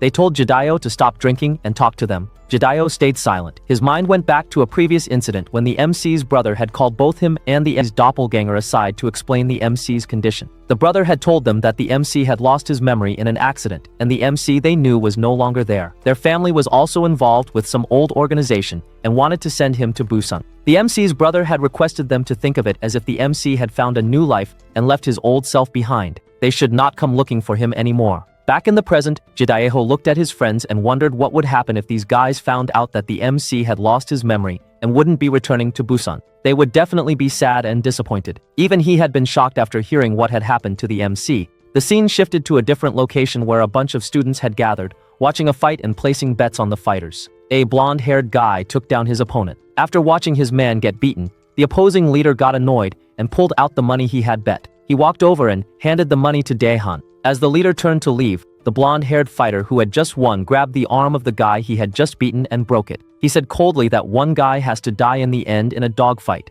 The leader of the beaten fighter started panicking, telling Daehan to make him stop. Daehan congratulated the blonde-haired guy, then asked him why he was acting like this today. The blonde-haired guy looked at Daehan and told him that the one who suited the Hwaemun position was him, not that transfer student. It was annoying because he had served Daehan for many years and had become his dog without any complaint. Now some newcomer was being considered for a position he felt he had earned. Daehan laughed and said, all right, he would give him a chance. He told the blonde-haired guy to prove himself, to show that he was more capable than that second-year student, more fit to be a leader. The blonde-haired guy smiled, saying that if he was allowed to kill that guy, he would do it. Just then, another guy approached them, saying there was something he wanted to tell Daehan. The scene shifted back to the school, where the MC was feeling heavy. He remembered the conversation he had with Baeom yesterday, and what she had been about to say. He tried to calm himself, telling himself not to overthink and misunderstand things. He went to his classroom where he spotted Baeom. He approached her and greeted her. The MC sat down, internally telling himself not to misunderstand, that she probably wasn't what he thought. Baeom handed him something to eat. She explained that it was leftovers she had gotten from the convenience store, and if he didn't want to eat it, he didn't have to. Just as the MC was about to grab it, someone interrupted them. A guy approached and told the MC to come with him quietly because Daehan was looking for him. They went up to the rooftop. The blonde-haired guy was standing there, and when he saw the MC, he turned to ask the other guy if this was the second-year student everyone was talking about. He looked at the MC, wondering if Hwaemun had seriously lost to this guy. Daehan was already there waiting. He looked at the MC and asked for the answer he had been waiting for, the response to the offer he had made. The MC had thought about everything and analyzed the situation. He responded clearly, saying that he couldn't do it. He couldn't accept Daehan's offer. Daehan said that was unexpected. He asked the MC why he didn't like the conditions he had proposed. The MC responded simply, saying that he couldn't do it because it was too cringy. All that crap about ranks and slaves, it was just too childish. The blonde-haired guy suddenly lunged at the MC to attack, but the MC took him down with just one blow. The blonde-haired guy fell to the ground. The MC looked down at him and told him not to interrupt when two people were talking. After that, the MC looked directly at Daehan and asked him, "You're nothing special, so why are you acting like you're trying to die?" Daehan was bewildered to see his fighter go down with just one punch. He was shocked that even though his guy had attacked first, in an instant the MC had turned around and punched him, making him fall with just one blow. Daehan started thinking about what he had just witnessed. When he had heard about Hwaemun's fight with the MC, he thought that the MC might have been at Hwaemun's level. But now, after watching the MC fight with his own eyes, he was sure that the MC was on a whole different level. On the other side, after taking down the guy, the MC realized that he was supposed to pretend to be like his older self, Jo Iu, but instead, he had done the opposite. The MC tried to wake the guy up by slapping him on the face while saying that he got scared and accidentally hit him with his arm. But Daehan wasn't buying the MC's acting. The MC dropped the guy on the ground and turned to Daehan. He threatened him, saying he was warning him not to touch his things and bother him. He wouldn't be bothering Daehan either. Just as the MC turned around to walk away, one of Daehan's lackeys, a big guy, rushed toward the MC in fury, ready to attack. But before he could do anything, Daehan stopped him, asking if he had given him an order to attack. The guy apologized and backed off. Daehan then asked the MC about what he said earlier, about not touching his things. What would happen if he did? The MC responded simply, telling him he should try it and see. He didn't know what would happen. After that, the MC left. Daehan's lackey, the big guy, asked if he was just going to let the MC walk away like that. If he did, everyone would lose their discipline. Daehan asked him if he had seen what happened a moment ago. He had almost gotten his jaw broken. He asked if the lackey could take down that guy in just one punch like the MC had done. The lackey froze for a moment. Daehan told him he couldn't do that, could he? On the other side, the MC was walking down the stairs when a boy rushed up, heading toward the rooftop. Just as he looked at the MC, his face went pale. He rushed toward Daehan, shouting that the MC was the guy he saw yesterday with someone. After hearing that, Daehan's expression changed. He became furious again. Back with the MC, he spotted Baeom walking in the hallway while holding a garbage bag. The MC took the garbage bag from her and told her to stop doing these things. She responded, saying that it was the same as before. When he wasn't in the classroom, everyone was more scared of Daehan than him. Then she asked the MC why Daehan had called him. The MC responded, saying that Daehan wanted him to work under him. Baeom asked him what he had said in response. The MC told her that he had said Daehan should keep his childish power games to himself, and he didn't want to get involved. After hearing that, Baeom told the MC that he should have made a decent excuse, even if he didn't want to work under Daehan. At this rate, he would end up like her. The MC looked at her for a moment and asked if she was worried about him right now. After hearing that, she got flushed and moved away, saying that it wasn't like that. She wasn't worried about him. The MC asked if she was going to leave him alone there. she responded, saying that they should go together. But from behind, someone was watching them. It was Daehan. He remembered the earlier incident where the boy had told him that he saw the MC with someone. The boy had looked closely and identified Biom. He mentioned that sometimes she went to the MC's house and they looked very close. Daehan stood there watching the MC and Biom walk together, but someone else was also watching Daehan from behind. The person thought to themselves that this was nice timing. For some reason, they had wanted to come today, and they were finally seeing the scene they wanted to see. They were shocked after seeing Daehan's face like this for the first time. It looked like he was completely losing control. The scene shifted to Busan, where the doppelganger of Biom was sitting alone while drinking. Suddenly, she was approached by a few guys who wanted to hang out with her. She refused them politely. As they were getting clingy, Jidaho approached them from behind, asking if they wanted to hang out with him instead. This scared them, and they walked away quickly. Jidaho sat next to her and asked what type of high schooler drinks this much. She even had snacks with her. She responded, saying that it was because she had lost. Jidaho asked her if she was okay. She responded, saying that the MC wasn't in USA, he was in Seoul all this time, and he couldn't remember them just because of amnesia. She was confused about everything. Jidaho responded, saying that he wasn't even sure how he could explain to his other friends about the MC's situation. He was thinking of visiting Seoul, but he wasn't sure if he should. Just then, Biom's doppelganger said she had been wanting to ask him something since last time. She told him to respond honestly. Was he involved in any of this? She wanted to know about the MC's situation and that incident.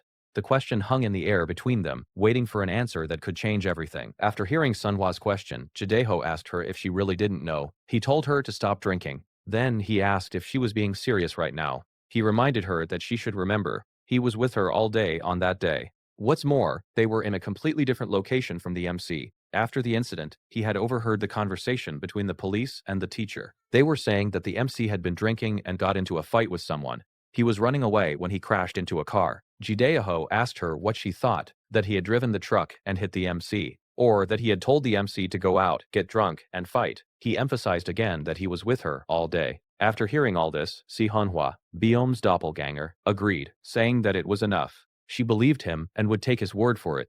Jidaho responded that she was too much. He told her he had been wondering why she called him out, and she knew how he felt about all this. After that, he stood up to leave, saying that he would go first because today, looking at her face, he didn't like it. He told her to stay a bit longer and then go home safely. As he walked away, Si Hanhwa thought to herself that he was right. They were together all day, and she thought maybe she had misunderstood. She would love to believe him completely, but that day, when she had run into the MC again, she had suddenly remembered something. A memory of that day which had slipped her mind. On the day of the incident, she was shopping with Jidaho. He had been on his phone when he told her that he needed to take a call for a few minutes. After that, Sionhwa had heard him saying to someone that they should take another look carefully. From that day on, it had been giving her a weird feeling. That's why she wasn't completely sure. The scene shifted back to the MC. He was with Biom after taking care of the trash. Biom thanked him and told him that she was trying not to, but she was always in his debt for his help. After that, she told the MC that from now on, he didn't really have to help her.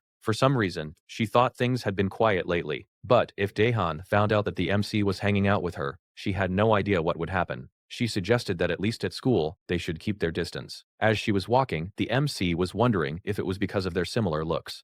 Despite knowing it wasn't the right time, he had come out without realizing it to help her. The MC asked Biom if he could help her. She was confused and asked him, "Help with what?" The MC responded, saying that he wanted to help so that Daehan couldn't bully her anymore. After hearing that, she laughed and turned around, thanking him for saying that. She told the MC that maybe they should go inside the classroom because it was getting late. As they both entered their classroom, there was a commotion going on. The MC went to look and saw it was near their desks where everyone was gathered and watching something. After taking a look, the MC immediately took Bioma away from there, blocking her vision with his hand. He told her to stay out of the classroom for a minute. After that, the MC went back inside and asked his friends who had done this. There on the desk was a dead cat, completely cut open and bleeding. The MC's friend responded, saying that the third-year members had suddenly come in and kicked all the class students out. When they came back inside, it was like this. After hearing that, the MC laughed bitterly, saying that whether in Busan or Seoul, these futchers do the same childish things. The scene shifted somewhere else. Biom's brother was standing in front of Daehan, wondering why he had called him all of a sudden. Daehan asked him if things were good between him and his sister. Biom's brother responded that it was right. Ever since they met Daehan, his life and his sister's life had completely changed for the better. Daehan responded to him that unfortunately, things had gotten worse now. The brother was confused by this statement. Just then, a guy behind Biom's brother raised a stick, preparing to hit him from behind. The scene shifted to a convenience store where Biom was pleading with her boss, asking why he had suddenly fired her from work. He hadn't said a word until yesterday. What had happened to change things? The boss responded coldly, telling her to get lost. He would deposit the money she had earned until now into her account. Outside the store, Biom was wondering what had happened and why she kept getting entangled in everything. Just then, her phone rang. As she picked it up and heard the news on the other end, she was completely shocked. The scene shifted to the MC, who suddenly stopped walking. He said he had to get home before his brother left from work. If they had something specific to do, they could do it now. There were a bunch of guys following behind the MC. He turned toward the goons and told them that maybe he had an idea why they were following him and what they were trying to achieve. After that, the MC told them to get their work done immediately. He was ready for whatever they had planned. The next scene opened outside a hospital where a doctor was asking if Biom was the guardian of the boy they had just admitted. They were calling her to inform the parents, but Biom stood paralyzed after seeing her brother in that condition. The doctor explained that someone had reported finding him lying on the ground in that state, and he was rushed to the hospital. The doctor told her that the bruises and fractures were serious, but they were not life-threatening. Biom fell to her knees, crying. The scene shifted to Daehan, where a girl was telling him his phone was ringing. As he looked at the phone, he smiled, saying that he had to do all this just so she would call him first. The girl asked him if he wasn't going to pick up the call. He responded, saying no. She asked him why. He responded, saying that he wanted to make things even worse. Hwaemun, who was nearby, mocked him, saying how cruel that was, but he admitted it was actually more fun this way. Then he asked Daehan what had gotten into him all of a sudden, and what was he going to do about the MC. Daehan responded, saying that he had already sent a few people from the third year. Hwaemun asked him how many. Daehan responded, saying 4. Hwaemun confirmed that wouldn't be enough. But just after that, a guy came inside, one of the third years. He reported that his other members were in serious condition and had been sent to the hospital. The MC had knocked them all out, but he had knocked out the Mac. After hearing that, Hwaemun was shocked. He called the guy a liar, mocking him by saying he wasn't even strong enough to beat Hwaemun himself, but the guy showed them a picture of the MC on the ground, bleeding from his head. The scene shifted to show what had actually happened an hour ago. The MC was beating these guys when suddenly one of them from behind was about to strike the MC with a wooden stick, but the MC turned around and kicked him. After that, he beat the other guys, breaking the jaw of one of them. Only one guy was left, the one who would report back to Daehan. But the MC ignored him while kicking the other guys on the ground, saying mockingly that he couldn't see the last guy. Where was he? He should come hit him. As the last remaining guy was about to panic, the MC took blood from one of the fallen guys and rubbed it on his own head, making it seem like he was bleeding. After that, he called the last remaining guy over and told him to take a picture of him pretending to be knocked out. Then the MC told him that all of his men were out cold and had no idea what was going on. So he should go straight to Daehan and tell him exactly what the MC was about to say without changing a single word. After that, he told the guy to go and memorize everything he had told him. But as the guy was about to leave, the MC suddenly stopped him and punched him hard in the face, saying that he looked too fine to be convincing. After that, the guy left. As the MC was walking, he was wondering if Daehan had sent those men after him like before. And, if he had, what about Biom? He went to the convenience store where Biom worked. After reaching there, the boss told the MC that he had fired her. After hearing that, the MC was wondering what was going on. Daehan must be doing all of this. The MC asked the owner of the store again, saying that he was supposed to find Biom because one of their teachers had told him to. Now he had no idea what to do, and he asked the owner if he knew anything about her whereabouts. After getting some information, the MC was looking at a location on his phone. While reaching there, he thought it should be here, but he was shocked to see fire coming from a house. Just as he rushed toward the fire, he spotted Biom standing there in front of the house. He approached her and asked her what was going on and what she was doing here. She should be careful. Biom was crying while looking at the MC. He was shocked when he realized it was her house that was on fire. She told the MC that her brother had been hospitalized after being beaten by someone. When she came home to take care of her brother's stuff, she found her house like this. The MC asked her if her brother had been hit by someone. Who was it? She responded, saying that she had a suspicion about someone. She hadn't heard it directly from her brother yet, but she told everything to the MC. What had happened until now? After hearing all that, the MC got really furious, cursing under his breath about Daehan. That futcher. After that, both the MC and Biom went to the MC's house. The MC's brother welcomed her, telling her that he knew about her situation because the MC had already informed him by phone. The MC gave her some clothes to change into. While the MC was making some noodles, Biom came out and asked where she could put the used towel. The MC was telling her where to put it when he looked at her and thought that she was thinner than he expected. After that, he gave the ramen to Biom. She asked the MC if he wasn't going to eat with her, but the MC responded that he wasn't hungry. The real reason was something else. The MC couldn't control himself. He had been feeling different from that day when Biom had opened up about herself to him. While eating the ramen, Biom thanked him. The MC told her not to thank him every single time. It was just annoying. After that, Biom was on a phone call, telling her aunt about the situation and where she was staying right now. She asked if her aunt could visit her brother at the hospital. After that, she thanked her aunt. When the MC asked her if everything was okay, she responded that there was no one at home when the fire started, and her aunt would be staying next to her brother at the hospital. But the MC asked her again, not about that, but was she okay? She responded that she was, but the MC noticed her hands shaking. She explained that her hands were shaking because she had experienced so many things, one after another that day. The MC asked her if all of that was Daehan's doing. She responded that she didn't know, but if he did all of that, she was scared. She was scared of seeing the people close to her get hurt, and the fact that she couldn't get out of this situation. Everything was too scary for her. That night, when Biom fell asleep, the MC thought to himself that he knew from his head that it wasn't a matter of interfering with light sympathy. His memory had come back because things had gotten bigger for nothing, and he was scared that he might get caught by his brother. After that, the MC took out his phone, thinking that even though he knew what he had to do, it was still difficult. Then he called someone, saying that he had something to ask and they should meet. The MC met with Woo Jungwoo. Woo Jungwoo was kind of mad because the MC had left him with only half the news and knowledge. He told the MC that he was dying to hear what was going on. The MC told him that he should just tell him where that place was, even if he came here. Woo Jungwoo responded, asking how he could stay at home after hearing all that. In that call, the MC had asked Woo Jungwoo where he could find Daehan. After hearing that, Woo Jungwoo had come with the MC. He pointed toward a bar, saying that whether it was for meetings or whatever, Daehan always came here. The MC asked him if people even accepted high schoolers there. Woo Jungwoo responded, saying that this was Daehan's father's bar, and there were several playgrounds like this owned by his family. Woo Jungwoo asked the MC if he had any plan. The MC responded, saying that he would be going straight at Daehan. Woo Jungwoo called the MC crazy for planning to attack without a proper plan. The MC responded, saying that he had done this plenty of times back in Busan. If he took care of the head, everything would be taken care of easily. Woo Jungwoo told the MC that he had heard Daehan wasn't there right now. After hearing that, the MC asked him then why were they here. Just then, someone approached them. The scene shifted to show a bunch of Daehan's lackeys coming out of the bar. The big guy told everyone to take care of everything inside. He would go and report to Daehan. As he was leaving, one of the guys asked him if he couldn't just report it by phone. Just then, the big guy saw a kick coming toward him, and he blocked it. That was none other than the MC. Earlier, when the guy had approached both the MC and Woo Jungwoo, it turned out that guy was a senior who had graduated last year. Woo Jungwoo had given the MC information about him, saying that this guy had refused to join under Daehan, and then he was beaten for it.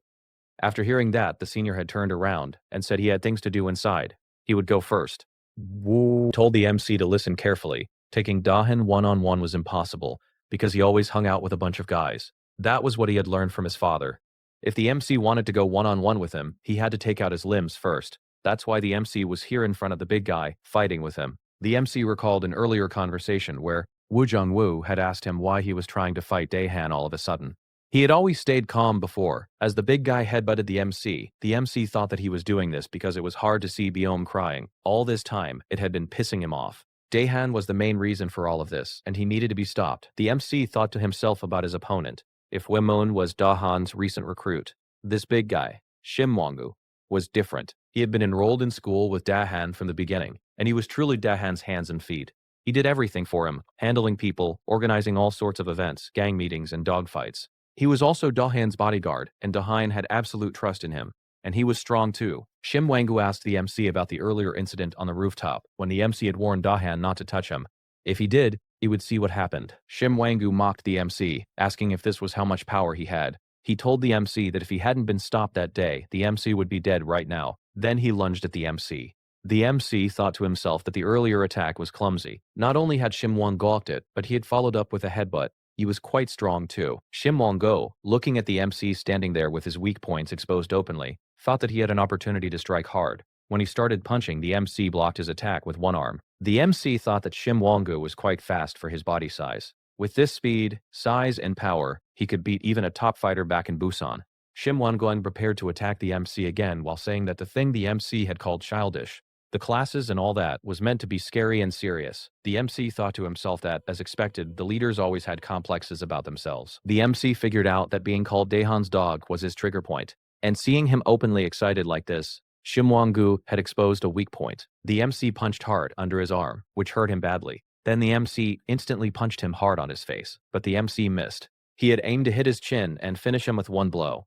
The MC praised him, saying that he was holding up well. Most people got knocked out in 2 punches. As the MC was about to hit him again, someone suddenly kicked the MC. It was Shim Wang-gu's friend. The MC thought to himself that he had completely forgotten there was another guy. The guy, while smoking, started talking trash, saying the MC should apologize right now. But instead, he got kicked hard on his chest. That was none other than Wu Jungwoo. After seeing Wu Jungwoo arrive at the right time, the MC told him that he was quite slow. But instead, Wu Jungwoo complained, saying that he had told the MC not to rush alone. They should have attacked him at a more secluded place. He asked the MC if he knew about team play. The MC responded, saying that it wasn't team play. Shim Wang-gu, looking at the MC, thought back to a few days earlier. Basic had asked Shim Wang-gu about the MC and what he had done so far at school. Shim Wang-gu had responded to Basic that he didn't know much, but Dayan seemed interested in the MC. He had asked why Basic was asking. Basic had responded, saying that it was nothing, but he didn't know the MC's intentions. It was hard to tell Dahan about the MC right now. Just in case, he was telling Shim Wang-gu that if possible, they shouldn't mess with the MC. Even if they ended up messing with him, they should never engage the MC in a one-on-one fight. Back at the fight, the MC was ready to attack again. He punched Shimon Kospedic several times, kept hitting his weak arm, the one that had gotten damaged earlier while blocking the MC's kick. The MC started kicking and punching him with precision. The MC was quietly impressed by Shim Wang-gu too. He was fast and kept up the distance well, and still he was standing. As the MC rushed at Shim Wang-gu again, this time the MC was blocked. Shim Wang-gu grabbed both of the MC's hands and told him that if he was caught by him, no one had survived. They both fell to the ground. Shim Wang-gu told the MC that he might have come here after messing around in some rural corner of Busan, but the MC should be humbled here. There were a lot of monsters in Seoul which the MC had never seen in Busan. But the MC asked him, the monsters he was mentioning, was he one of them too? While the MC punched him, he asked if those monsters were at his level. Then he didn't think he had to stay humble at all. On the other side, Wu Jungwoo was handling Shim Wang-gu's friend. The guy was mocking Wu Jungwoo, asking why he had caused trouble after getting beaten and suspended. He should have just stayed quiet. Wu Jungwoo mocked him right back, saying that he had heard his specialty was fast punches, but he was damn slow. Jungwoo kicked the guy hard, telling him that back then he had been jumped by many people. He looked at the guy and asked him if he thought he was something special just because kids at school were bowing down to him. He told him that he was nothing more than Daehan's lapdog. After that, the guy fainted. Jungwoo looked behind to check on the MC.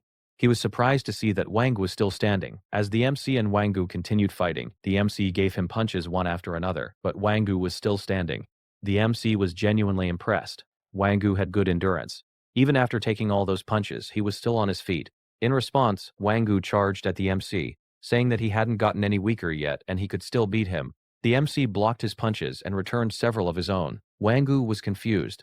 How was the MC so strong? Even after suppressing him, he couldn't do anything. Wang-gu thought to himself that this was the first time he had faced someone this strong. As the MC was about to land another punch, Wang-gu spotted a glass bottle nearby. He instantly grabbed it and smashed it over the MC's head, making him bleed. But instead of falling down, the MC grabbed Wang-gu's arm and with one swift motion, threw him to the ground. Wang-gu hit the floor hard and fainted. After the fight, Jungwoo told the MC that Wang Ka's father worked under Daehan's father's company. The thing Daehan was best at was holding people's weaknesses. That might have been the reason Wang-gu couldn't back down, because of his father's position at Daehan's father's company. As the MC was thinking about this, Jungwoo told him that his phone was ringing. The MC responded that it wasn't his phone. They both looked toward Wang-gu's pocket. It was his phone ringing. On the other end, Daehan was calling, wondering why Wang-gu hadn't come back and hadn't even contacted him. Just then, Daehan heard a different voice on the other end of the line. Daehan asked Jungwoo why he was answering instead of Wang-gu. Jungwoo responded casually, saying that Wang-gu was sleeping right now and didn't want to be bothered. Daehan mocked him, asking if he had actually taken down Wang-gu. Jungwoo responded, asking why he was underestimating him.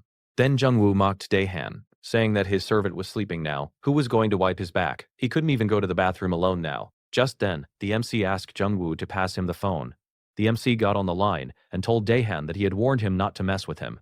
Now his dog was on the ground, sleeping. After hanging up, Daehan was really frustrated. His lackey had been taken down, and his own member had betrayed him. Just then, someone appeared. Daehan asked him why he was at home.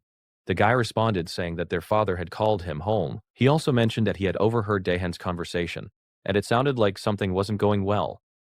Daehan laughed it off, saying it was nothing like that. His brother responded, saying it should be nothing, because it was the easiest job. Back in his days, he used to rule over Seoul High School. He told Daehan that if he couldn't even complete this simple task, he should forget about competing to become the successor.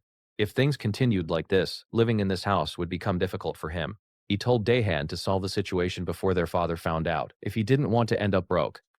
After that, Daehan's brother left. Daehan took out his phone and contacted someone, telling them to gather everyone up right now. The scene shifted to the MC's house, where he was sleeping. He suddenly woke up after hearing Byum's voice. She was right there, looking directly at his face from up close, which completely caught him off guard. In that startled moment, his mind flashed to the doppelganger girl, Seonhwa, and he called out her name before he could stop himself. Byum confused and asked him who Seonhwa was. The next scene opened with the gathering of Daehan's alliance. Everyone was asking him what had happened and why he had called them all of a sudden. They wondered if another district had picked a fight with them. Daehan responded calmly, saying that the alcohol they drank and the cigarettes they smoked all the time, all of that came from someone's wallet. After hearing that, everyone was confused. They asked if he had called them all just to say this. Obviously, it was all his money. Daehan then told them that this association had been built by his brother when he used to rule over all of Seoul. So they all knew well how important Daehan was in this organization. Then a message appeared in the group chat. Everyone took out their phones. The message told them that Haitu Moon had been beaten, and after that, today Wangu had been beaten too.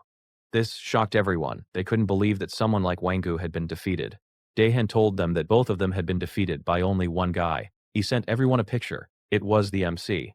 After that, Daehan told them that if they wanted to continue enjoying their current lifestyle and everything they had right now, they should bring the MC to him.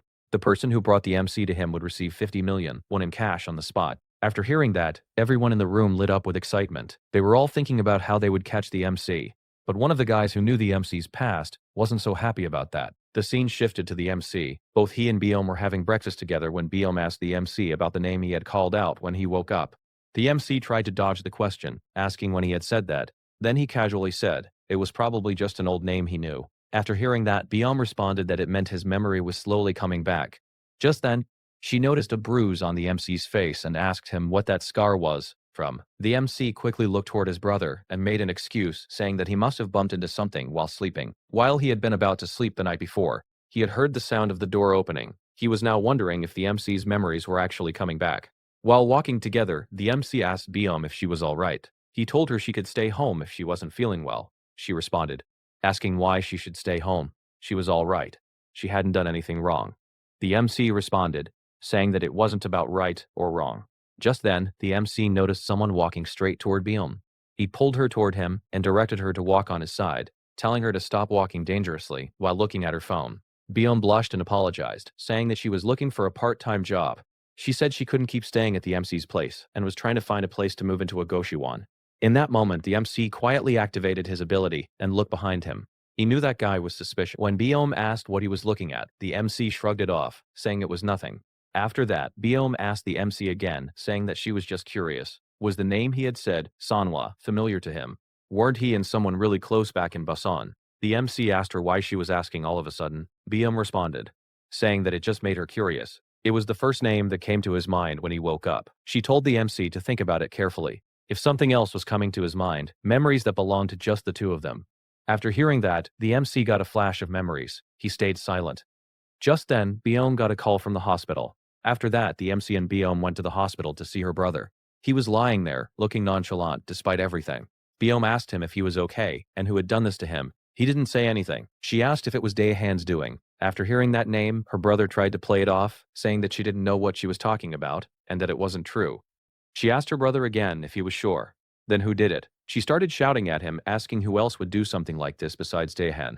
The nurse came in and tried to calm the situation. She then took Byum out of the room. The MC was left alone in the room with her brother. He asked him quietly who had done this to him. Her brother stayed silent for a moment. He looked at the MC, remembering when the MC had tried to help him before. After that, he asked the MC to promise that he wouldn't tell Byum about this. The scene shifted to Busan, where Jadeoho was entering a classroom. He asked a few girls if they had seen Sanhwa. They responded that they didn't know. She hadn't come to school today. The scene then shifted to show Sanhwa sitting alone inside a bus, heading somewhere, her expression unreadable. On the other side of town, someone called out to Basic, asking why he was just standing there smoking. They should head out to catch the MC because Daehan had put 50 million won on his head. The guy shouted that at this rate, students from other schools might catch the MC first, and they would lose the 50 million won. He suggested that they should take out the MC today since Basic had the most information about him. Basic told him to stay quiet for a while. He explained that he knew the MC very well. He had heard it was the same back in Busan. Whoever jumped in first got wrecked first. They should step back for now and watch what happened. The scene shifted to the MC, who was still walking together with Biom. He was thinking about her brother, reflecting on how even though it was obviously Daehan's doing, her brother still chose not to speak about it. The MC remembered the conversation between him and Biom's brother earlier. Just then, he sensed someone behind him. He looked back in an instant, but there was no one visible. Then he turned around and continued walking. Behind him, someone was standing on the corner, watching him carefully. The sneaky guy thought to himself that Daehan might be crazy for putting 50 million won on the MC. He had been observing the MC for a while and had seen nothing special.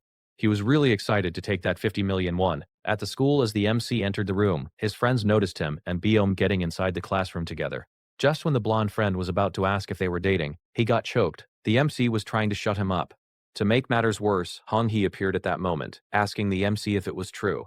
The MC took Hong-hee outside, where he told her it was all a misunderstanding. She asked him why the MC wasn't replying to her messages. She had been worried. After hearing about his situation during the school trip, when she went to look for him in the hospital, he wasn't there. She asked the MC if he was hurt anywhere, which he denied. Then she pulled out a pack of cigarettes, saying thank goodness the MC was all right. After seeing the cigarettes, the MC started unconsciously drooling. She pointed this out to him, saying he was acting weird. Disclaimer: smoking is injurious to your health. Kids, stay away from this. After lighting up her cigarette, the MC asked her if she was close to Dahan.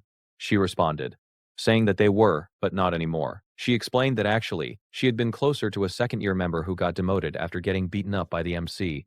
After that incident, he hadn't been hanging out with everyone like before. After hearing that, the MC questioned her, so she treated them as friends when things were going right and ditched them when things weren't going well. How was that? She was confused and was about to ask something, but the MC told her to never mind. He said good job anyway, because there was no point hanging around with guys like those anymore. Back in the classroom as the MC was taking his seat, Biom questioned him about talking with Hong-hee for a while. Then she suddenly noticed the smell of cigarettes on him. The MC shrugged it off, saying that it probably got stuck to his clothes because that girl had smoked earlier.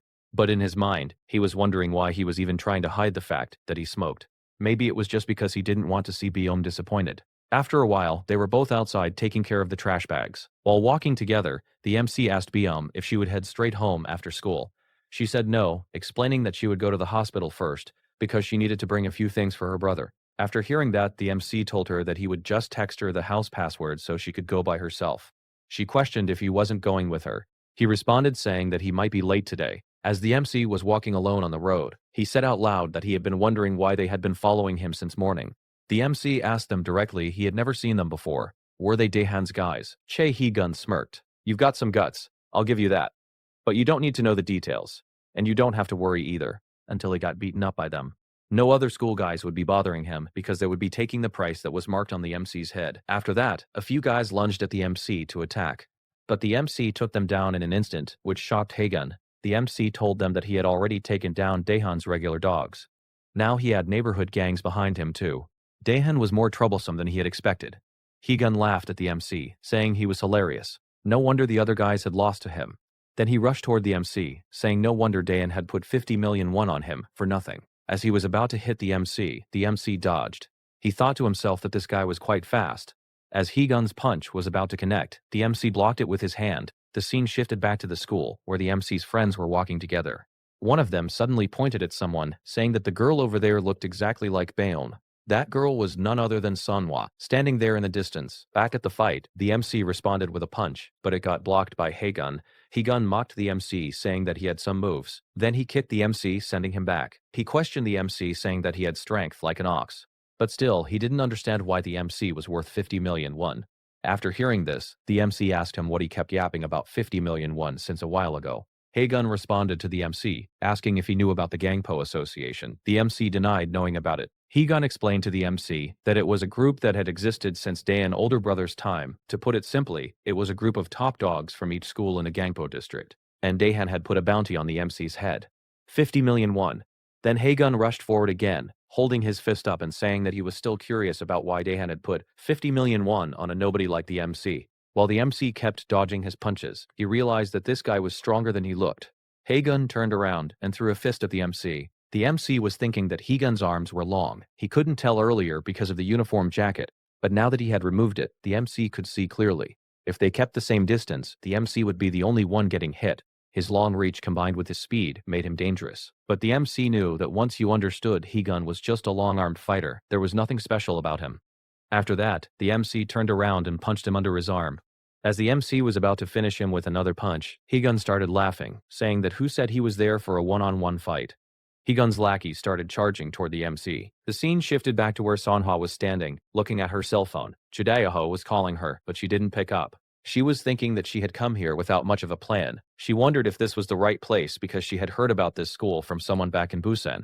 To confirm, she could just grab anyone and ask about the MC. If he went to this school, there was no way they wouldn't know him. Just then, Dongmin was passing by with his friends, talking about the MC. He was saying that Dahan had already marked the MC. He wondered if they should side with the MC, because he would soon be taking over the school. If they bowed properly, would the MC let them join under him? Seonha suddenly asked them if they were talking about Jo Hoon.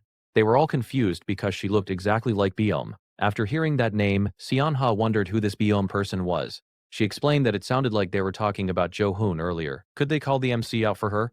She told them to just say that Seonha was looking for him, but they responded, saying that they weren't talking about Jo Hoon. They were talking about Jo Hoon. They were talking about Jo Hoon. Ikwan, frustrated, asked her why she was talking to them like this.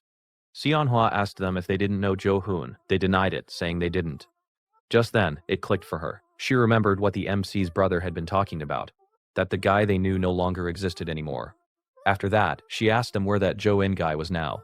The scene shifted back to the fight. The MC was taking some hits, and he was confused. He had felt it before too when he fought Shim Wang, that he was missing his punches. Back in the old days, he could see every move coming toward him, like slow motion, and his body would have reacted instantly. He could have dodged everything. It made sense because he used to fight every day. His body had been used to combat. But now, even if he saw the next attack coming, his body reacted one beat too late. As the MC kicked away many guys, Higun was smiling, thinking there was no winning against numbers. But suddenly, he felt pain where the MC had punched him earlier. He wondered if the MC had iron fists, but he laughed it off, saying that no matter what, the MC wasn't worth a 50 million won bounty. But the real show was about to begin. His lackeys were getting thrown away, one after another while the MC fought. The MC thought to himself about filling the gap from those few months without fighting. Months spent living his life like an idiot as Jo Yun, getting back to his original condition was going to take time. So what if his body wasn't fully back yet? Then he called out to Haegun, telling him that he would show him why they had put a 50 million won bounty on him. Jo Un started running toward one of them. Someone warned the others, saying that no one should go one-on-one. They should surround him and beat him all at once. As one guy moved forward to attack, he was knocked out with just one punch. In that moment, Jo Yoon got hit by a stick from behind. Looking at the numbers against him, our boy started running. Behind him, Higun was relaxing and telling his men to fight properly. Did they want to let 50 million won slip away? He told them that one big guy should hold the MC while the others charged at him, but as they moved ahead, there was Jo Yoon, ready with his fist. The guy tried to dodge the punch, taking the impact on his shoulder. Our boy had already known he would try to block it. Then he punched him again on his face, making him fall to the ground. After that, Jo Un ran again. As Higun stood up, our boy turned around and kicked him on his face.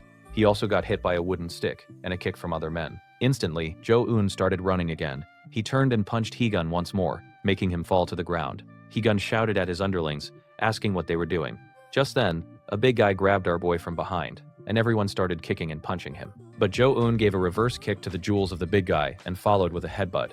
After getting released, he punched the big guy hard on his face, making him fall unconscious. Everyone was shocked, saying that guy went down with just one hit. Our boy looked at Higun again and told him it was time to finish this. Higun shouted at his underlings to attack, but they were scared after seeing the big guy fall to the ground. Jo Yun challenged them, saying that no matter how many of them there were, they should keep coming and pile on him. He was still fighting them one-on-one. After hearing that, Higun threw a punch at him. Our boy grabbed his hand and folded it behind him, locking his arm. Then he slammed Higun against the railing, which knocked him unconscious. Higun fell to the ground. Everyone started panicking and running away, but Jo Yun stopped one of them, asking where he was going. The guy got scared, telling him to stay away, but instead our boy asked him to give him Higun's phone. The scene shifted to Daehan, at a golf course with one of his subordinates. He was saying that his father had told him to learn this early because it would be useful. He suggested that the guy standing behind him should learn how to play golf too. Daehan then asked if the guy didn't need the 50 million won. Everyone seemed busy trying to win it. The guy responded, saying that he didn't think there was any rush. Usually, the rich were the stingiest, so he thought there had to be a reason why Daehan had put 50 million won on a guy like Jo Yun. Just then, his phone buzzed with a message. He said he guessed he was right. There was a picture of Higun lying unconscious. After that, he told Daehan to check the Gangpo Association group chat. In the group chat, Jo-eun had sent a message telling them they should all come at him. No matter how many of them there were, they should pick a date and set an appointment. Fighting them one by one was getting annoying. The scene shifted to show our boy walking alone. He was thinking that he was screwed. If he went home looking like this, his brother would definitely be suspicious. He needed to do something about the uniform.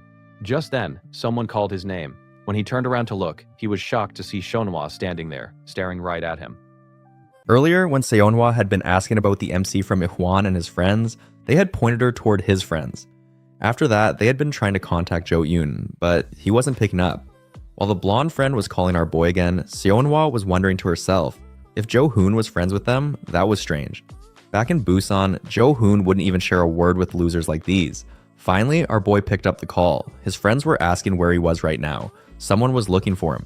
After that, they sent him the location. Seonhwa thought back to Busan. The only people who could talk to Jo-hoon like this were close friends. While they were heading to the location, the blonde guy asked Seonhwa what her relationship was with Jo-eun. She responded saying that she was just a friend from Busan.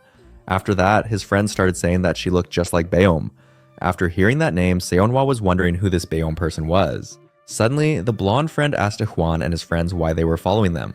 They responded that it was nothing particular. They were just passing by, and they thought they would see Jo-eun since it had been a while. In their minds, they were thinking that they should get closer to him. They had no idea how things would change later. Just then, they spotted our boy. That's how they met. His friends asked him why he was looking like that. Jo-eun responded, saying that he had gotten into a fight. After hearing that, Ihwan thought to himself that he had heard rumors about the Gangpo Association targeting Jo-eun. The fact that he looked like this meant he had some kind of showdown with them. Suddenly, our boy pointed at Ihwan and ordered him to give him his uniform. After that, Jo-eun told him to wash and bring his uniform back tomorrow. As he was about to leave, his friend called him, asking if he didn't know the girl standing there. After remaining silent for a moment, he responded saying that he didn't know her. Then, Jo-hyun asked her if she knew him. Seonhwa stayed silent, thinking about the past encounters and what his brother had told them about his condition. She was wondering why Jo-hoon was looking at her like some stranger. It was just hard to accept. Then, she responded saying that she knew who he was. She knew him better than anyone. Then, she turned around and told him to follow her if he was curious about his past self. The scene shifted to show some guys from the Gangpo Association. One member with a scar on his face was asking about information on Jo-eun. The guy he was talking to responded, asking if they really needed to know anyone's info if they just wanted to crack his head open. Then, he showed the picture of Hegan lying down unconscious and said that they shouldn't think Daehan would put 50 million won on some nobody. Just then, someone else responded, saying that he could give them that information. It was none other than Basic. He explained that he had been in Busan for a few years and had gathered some information about Jo-eun. He told them he would give them the info, but he wanted half the bounty. The guy with the scar on his face responded, saying they should hear it first, then he would decide. The scene shifted back to our boy, who was asking Seonhwa why she had brought him to a place like this. She responded, saying that it was because he used to love eating snack food here. But our boy responded, saying that he didn't really like this kind of stuff. After hearing that, she asked him, "So you remember this? I thought you didn't remember anything." Jo-hyun tried to cover up, saying that he remembered small things like that. She responded, saying that she was the one who used to buy him snacks here. Even though you didn't like snacks, you used to come with me all the time. Our boy asked her. Seeing that she had come all this way to find him, it looked like they were very close. She responded, saying, yes, they were very close. She explained that he had liked her a lot, and she had liked him a lot too. After hearing those words, Jo-hyun stayed silent for a moment. Then, he asked her, then she must know what actually happened on that accident day. After that, both of them changed locations. Seonhwa started telling our boy that if he truly had no memory of that day, then he probably wouldn't remember this either. The day he had the accident was the day before his birthday. She wanted to tell him what actually happened on that day. The scene shifted to the past, showing the school rooftop where Jo-hoon was standing with Jidaeho and Seonhwa. Two students came by, apologizing to them.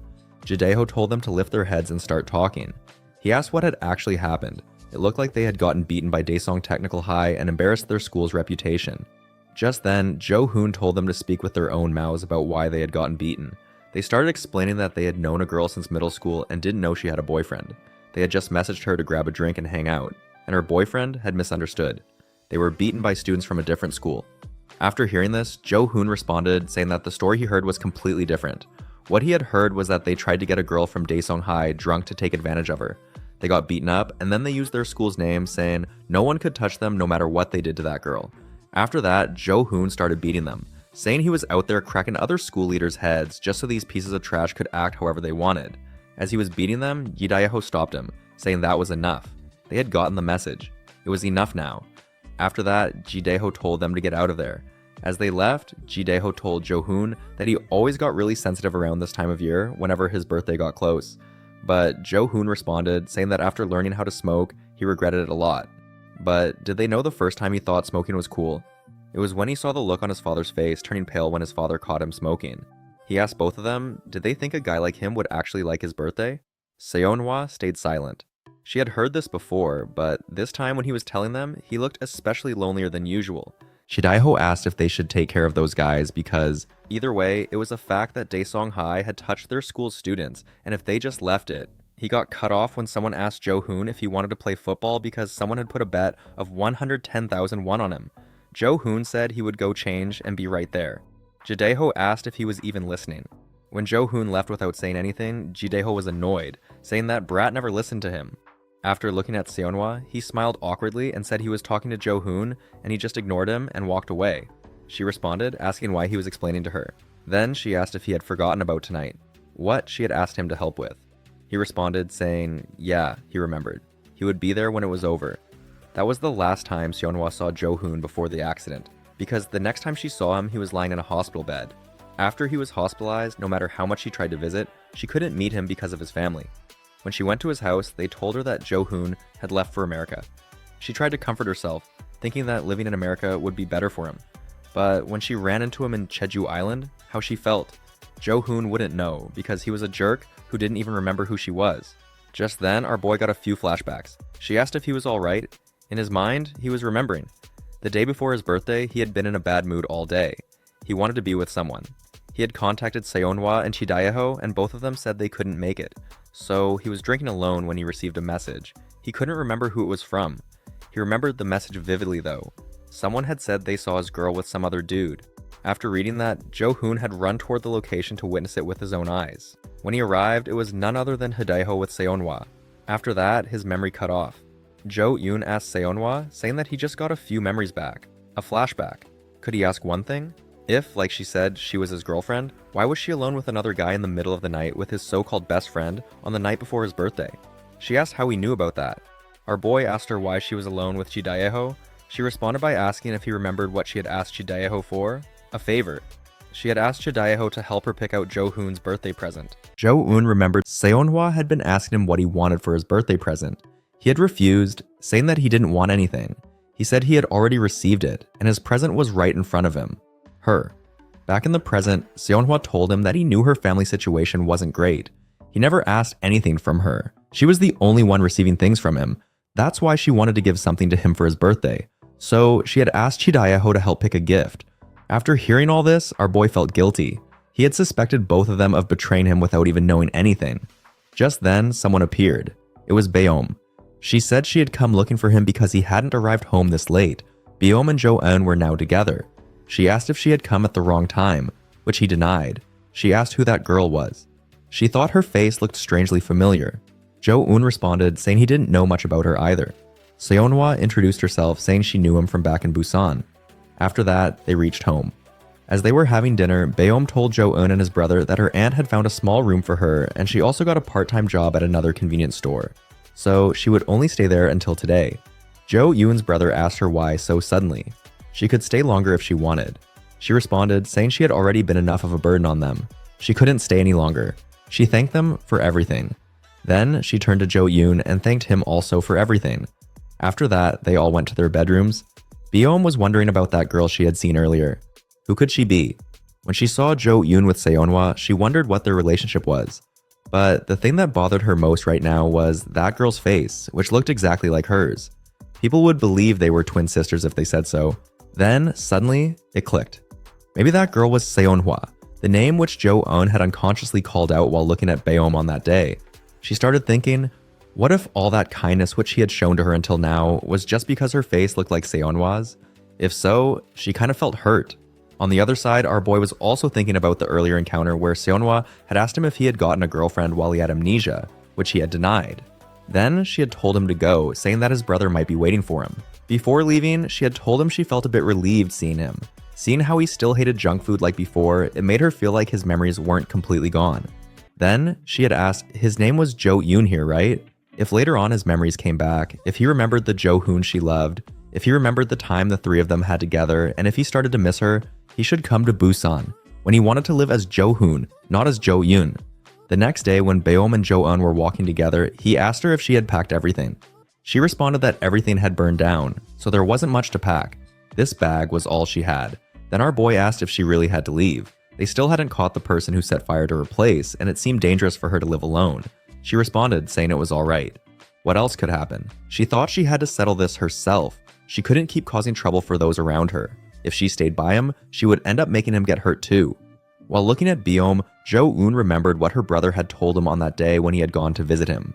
The person who made him like this was Daehan.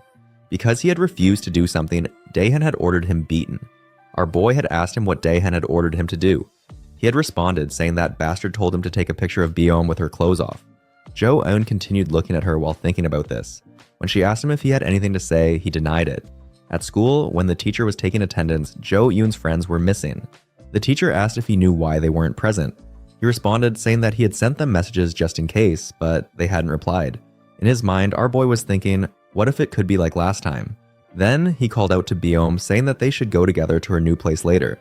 From today on, he told her never to go anywhere alone. After hearing that, she got flushed. She was thinking about the true identity of the feeling she had felt last night. Was it jealousy? She thought there was no way it could be that, right? It wasn't like she liked him, right? Jo-eun was trying to make calls, but his friends weren't picking up. The scene shifted to show the guy with a scar on his face. He was asking Basic what beating up these nobodies had to do with Jo-eun. Basic responded, saying that as he had told him to take Jo-eun down, they had to do a proper build-up. The first weakness of Jo-eun was his friends. The guy with the scar asked Basic what they should do now after this. Should they call Jo-eun here? Basic responded, saying that they needed to grab the second weakness, which was his girl. At the school, Beom was asking Hui-moon about Daehan's location. He responded, saying that Daehan hadn't been coming to school lately.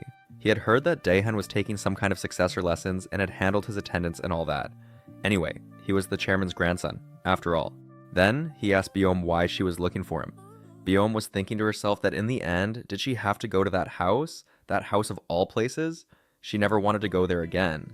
But still, she couldn't let people around her get dragged into this anymore.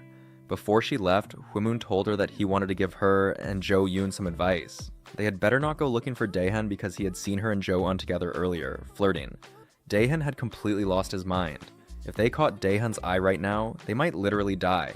After school, Jo-eun and Beom were together. Our boy was asking why she had to insist on being alone in a dangerous situation. She responded, asking what she was supposed to do. Live at his house forever. Now that she had a place to stay, of course she should be moving out. Just then, our boy felt something was off. The fact that his friends weren't showing up at school and those who were targeting him wouldn't stay this quiet for long. After reaching Beom's new place, our boy asked her if it wasn't too narrow, even for just her using it. She responded, saying that it was basically a hotel room. Our boy asked if she could even sleep properly here. She should just stay at his place for the time being. This snapped her. She told him to stop with that topic now. Before leaving, Jo-eun asked her again if she was going to be alright. She confirmed, saying there was a manager here also. It was safe if she locked the door. She called out his name to thank him for everything, but she said it was nothing and just told him to go home safely. Inside her room, Beom thought to herself that it had gotten lonely all of a sudden. Was it because she had been living in a crowded place for a few days? She thought that this place, where she originally belonged, was a very lonely place all of a sudden. At night, someone came outside Beom's room. A guy in a pink tracksuit asked if this was the right place. Another guy responded, saying that he had seen that girl entering here with Jo-eun earlier. The guy with the white shirt asked if he could have some fun with her before the MC arrived.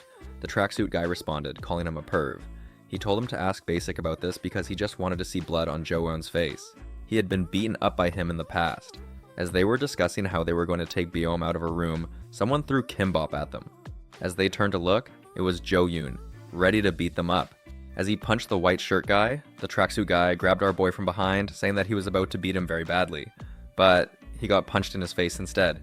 After that, he got kicked hard. The scene shifted to show Jo-eun's friends, all beaten up. The guys there were discussing why those two couldn't even catch a girl properly.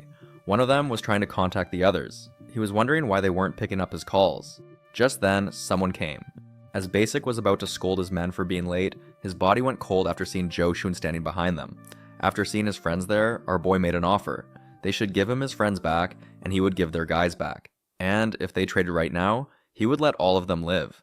The guy with the scar started laughing, saying that Jo-eun was funny. Our boy responded, saying that the interesting part hadn't even started yet. They told our boy to cut that crap. Did he think they would make a deal? After hearing that, Jo-eun asked if that meant they didn't care if their guy's head got cracked open. Basic responded coldly, saying that then his head would be cracked open the exact same way. Just then, our boy activated his ability. He asked Basic if he had seen him before in Busan. This panicked Basic. He started asking what Jo-eun was talking about. Our boy responded, saying that he had definitely seen him somewhere before. Then, he pointed to the guy who had been beaten up by him earlier and had peed his pants. After hearing that, Basic was embarrassed while the guy next to him started making fun of him. Our boy now got serious, telling them to hand over his friends. Otherwise, they would end up just like before. Just then, the guy with the scar responded, asking what if he didn't want to. They would crush Jo-eun's friends to death. Then, he challenged our boy. Let's just stomp each other to death then. He mocked Jo-eun, saying that he couldn't do it. He told him he was impressed since there was 50 million won on his head. All of them rushed toward our boy at once. Jo-eun dodged the first guy while saying that if he had come out like this from the start, things would have been easier. Then he said, let's just beat the hell out of each other and whoever won takes their friends and leaves. The scar guy started laughing, saying this was the only way where the price tag made sense. Now this was more like a 50 million won guy. As he kicked one of Jo-eun's friends, it distracted our boy. The scar guy called to Jo-eun, asking if he was still going to continue this fight. While kicking his friend again, he said he didn't mind continuing. After watching his friend getting beaten up, our boy knelt down and started taking their beatings. As he was getting beaten up, he thought back to Busan. There had been a similar moment. In exchange for handing over his school students, they had one condition. Jo-hoon had to take a beating quietly and leave. Then, they would let his school students go free. While all eyes were focused on Jo-hoon like that, there had been Jidaiho, who hit them from behind. Now, back in the present, as Jo-eun was taking the beating, the scar guy called out to Basic, asking if the MC was a softie, doing this just to save his two nobody friends. Just then, someone was playing the role of Jidaiho. It was none other than Woo Jung-woo, who came from behind. He quickly punched them and secured the MC's friends. When everyone got distracted, our boy saw an opportunity and started kicking and punching everyone. Soon, he reached Basic and punched him hard. Woo Jung-woo asked Jo-eun if he had a nice nap. Our boy asked why he was late. Jung-woo responded that when they were distracted beating him, he came late because he enjoyed watching Jo-eun get beaten up. Now both of them were standing together. The scar guy laughed, saying he thought Jo-eun was a lone wolf, but he had lackeys too. After hearing the word lackey, this pissed off Jung-woo. The scar guy took off his blazer and started saying that he was feeling bad for Daehan because he thought this was going to be easy money. But he was glad that wasn't the case anymore. He said none of Jo-eun's friends were leaving this place today. He got ready to fight. The scene shifted to Busan, where Hidayako was looking for Seonhwa. He got a call from her number and picked up, asking where she was. She didn't even come to school, and why wasn't she picking up his calls? But on the other side, there was someone else speaking. They asked if he was an acquaintance of the patient. They responded saying this was Seoul Hospital, and they were calling because his number was the most recent missed call on the patient's phone. Hidayho's face went pale as he listened to what they had to say. As Jae-sung was preparing to fight, Basic got his consciousness back. Jae-sung told Basic to take care of Youngwoo. Basic prepared to fight Youngwoo. He made fun of him by calling him a chihuahua because Daehan used to mock him with that name.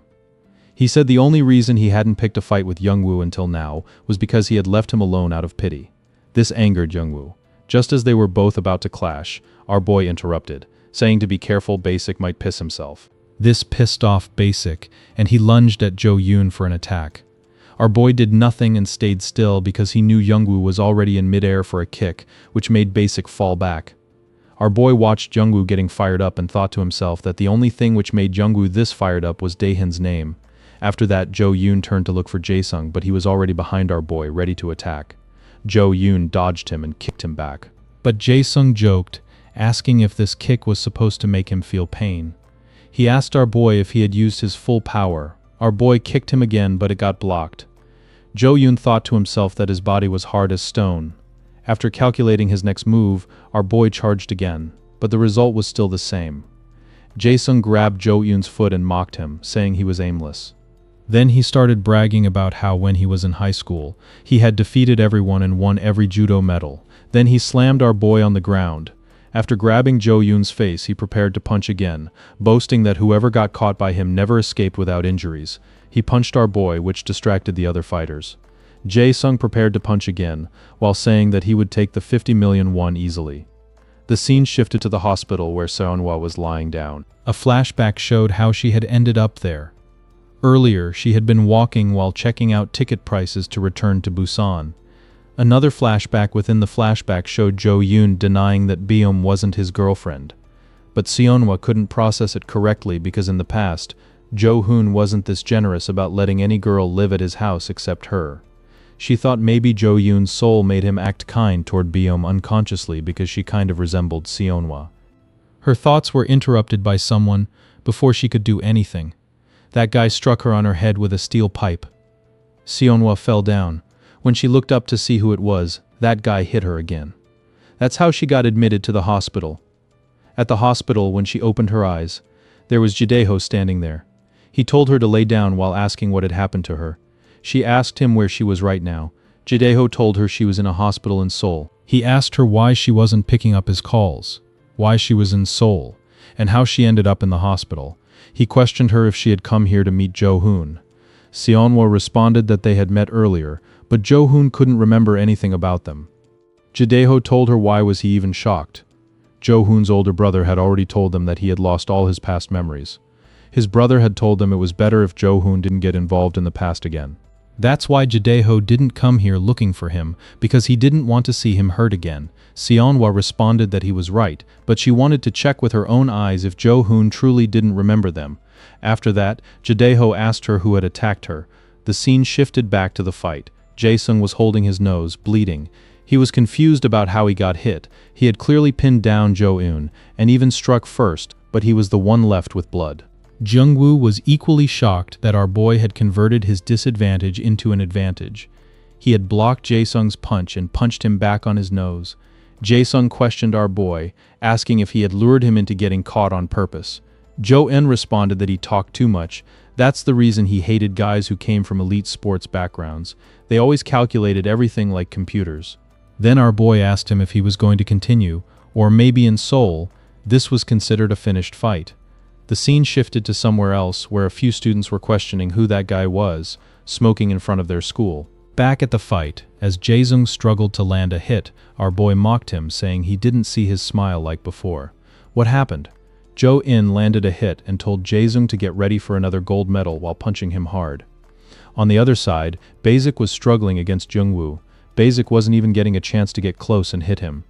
Jung-woo trolled him, saying that they had lost the fight the moment they let their guard down and he had rescued Jo-in's friends. As Basic and Jae-sung were getting beaten up, their lackeys were scared to do anything. But on the command of Jae-sung, they charged at our boy. Jo Yoon looked behind and said they were all coming at once. He grabbed Jae-sung and asked him if the other Gangpo Association members didn't tell them that he fought one-on-one. Then our boy proceeded to punch Jae-sung repeatedly. The scene shifted to show Jaedae, who had been standing outside the school smoking earlier. When he had asked Seonhwa about the people who attacked her, she had responded that at first she didn't get to see anything. But when she regained consciousness, she heard them discussing that they had attacked the wrong person. When Jaedae asked if she remembered anything to identify them, she said that one of the guys had a golden tooth. After hearing that, Jaedae had stood up. Seonhwa tried to stop him, but he responded, asking if she had ever seen him stand still and do nothing when someone messed with their people. After that, Jaedae spent his time searching around the incident area, asking thugs and locals. In the end, he ended up at a school where he called out a student in a mocking tone, which pissed the student off. Before the student could do anything, Jaedae punched him. Then he asked if he could ask him some questions. After that, he asked if any student there had a golden tooth. The scene shifted to Hyungnam, the guy with the golden tooth who was with his friend. They were making fun of his recent mistake about attacking someone else. Hyungnam responded, saying that he just did what Shim Wongu had told him to do. Wongu had shown him just a photo of Beom, saying that if they could catch her, they would earn lots of money. But when he arrived at the school gate, he spotted Seonhwa instead of Beom and followed her. When she was alone, he attacked her. But when he showed the photo to Shim Wongu afterward, Wongu said this was a different person. She looked the same, but she was a different person. After that, he had immediately taken Seonhwa to the hospital. But his friend suggested that if he wanted, he could have just used her as a bait since she looked the same. This struck him as a good idea, but it was too late for that now. The boy from earlier came to him, saying that someone had told him to get Hyungnam. After that, they all went to the location. Hyungnam asked Jaedae why he was looking for him.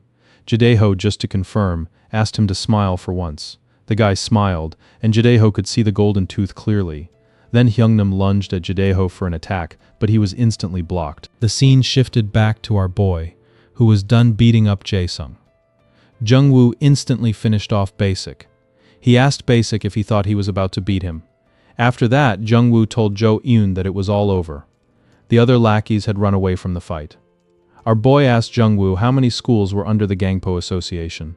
He responded saying that there might be around 10 schools. Since Jo-eun had defeated a few, there might be around 7 schools left. After hearing that, our boy thought to himself that it was kind of boring, just waiting for them to come at him one by one. At the hospital, the nurse was trying to stop Seonhwa after paying the fees. She tried to contact Jideho, but he wasn't picking up the call. She was wondering if Jideho had already found the guy. On the other side, Hyungnam was wondering who this guy was. His lackeys asked if he was all right, and said they were ready to join the fight, but he refused and told them to stay back.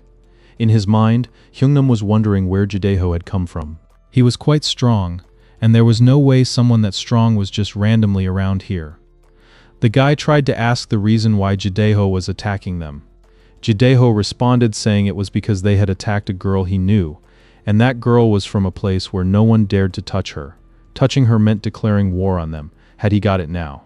As Jideho attacked, Hyungnam blocked it and retaliated, saying that he was already pissed that he had wasted his time on the wrong girl. Now some country bumpkin was being a nuisance to him. On the other side of the school, someone was asking a guy where Hyungnam was. The guy responded saying that someone had beaten up one of their students. So Hyungnam and a few more students were missing. They probably headed to the front gate for a bit. Back at the fight, Hyungnam was mocking Jideho, saying that he was good at blocking attacks, and they kind of matched each other's fighting style. Jideho punched him, shutting his mouth, and kicked him, sending him back. Hyungnam thought to himself that Jideho was quite fast. Now he was trying to maintain some distance from him. The lackeys were also surprised seeing Hyungnam fall back like that. They were wondering who Jideho was and thinking of calling for backup. Jideho started attacking again, but this time he was questioning the guy about what he had heard earlier, about them trying to grab a different girl, and what was this 50 million won guy about. Hyungnam responded saying that he didn't need to know that, but since he was also from Busan, he probably knew that guy's name, Jo-hoon. After hearing the name, Jideho froze. The guy punched him, asking so he knew him. Jideho was wondering why Jo-hoon's name was coming up here. He remembered his brother saying that Jo-hoon was living quite a peaceful life now. After remembering that, something struck in his mind. Then he remembered Jo-hoon's words where he was saying that the first time he felt glad about smoking was when he saw his father's face turn pale, seeing him smoke. Seeing Jideho zone out, Hyungnam asked why he had frozen like that. Was Jo-hoon his boyfriend or something? While getting hit, Jideho wondered if it could be that Jo-hoon had actually gotten his memories back, but was for some reason deceiving everyone and continuing to pretend that he had lost his memory. If that was the case, that would make sense, that he got caught up in fights like this. As Hyungnam was making fun of Jideho, asking where all that grit from earlier had gone, Jideho just stood there thinking. He wanted to check if his guess was right, so he had no time to waste. Instantly, he rushed toward Hyungnam for an attack. He told him that his fighting style might be similar, but he was way faster and way stronger than him. With that, Jideho struck the guy one after another. He kicked him, asking where that Jo-hoon guy was that he had mentioned earlier. Just then, someone kicked Jideho. Jideho looked at the guy who looked exactly like Hyungnam. The guy asked whose brother he was messing up with. This guy was Hyungtae. Jideho responded, telling him to line up and wait for his turn. Hyungtae asked his brother if he was all right. Hyungnam responded that he was never in bad shape. Hyungtae told Jideho that seeing his brother like that, he could guess Jideho was a decent fighter, but was he confident that he could go through all of them and go home safely? There were a bunch more people standing behind Hyungtae. Hyungtae told Jideho that he didn't want to sweat, so if he took the beating quietly, he would let him go on his 2 feet. Just then, someone spoke up from behind, asking if soul guys fought with their mouths. When Jideho looked behind, they were none other than his friends from Busan. Scene shifted to Seonhwa, who looked worried about Jideho. Those guys didn't look weak.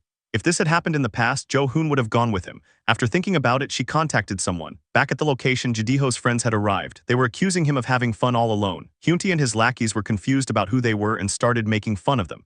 Jideho was asking his friends how they knew he was here. Then the blonde friend pointed behind them, saying, "Here she comes."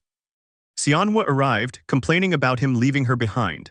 Jidiho's friends told him that Seonhwa had gone through a lot while finding where he went.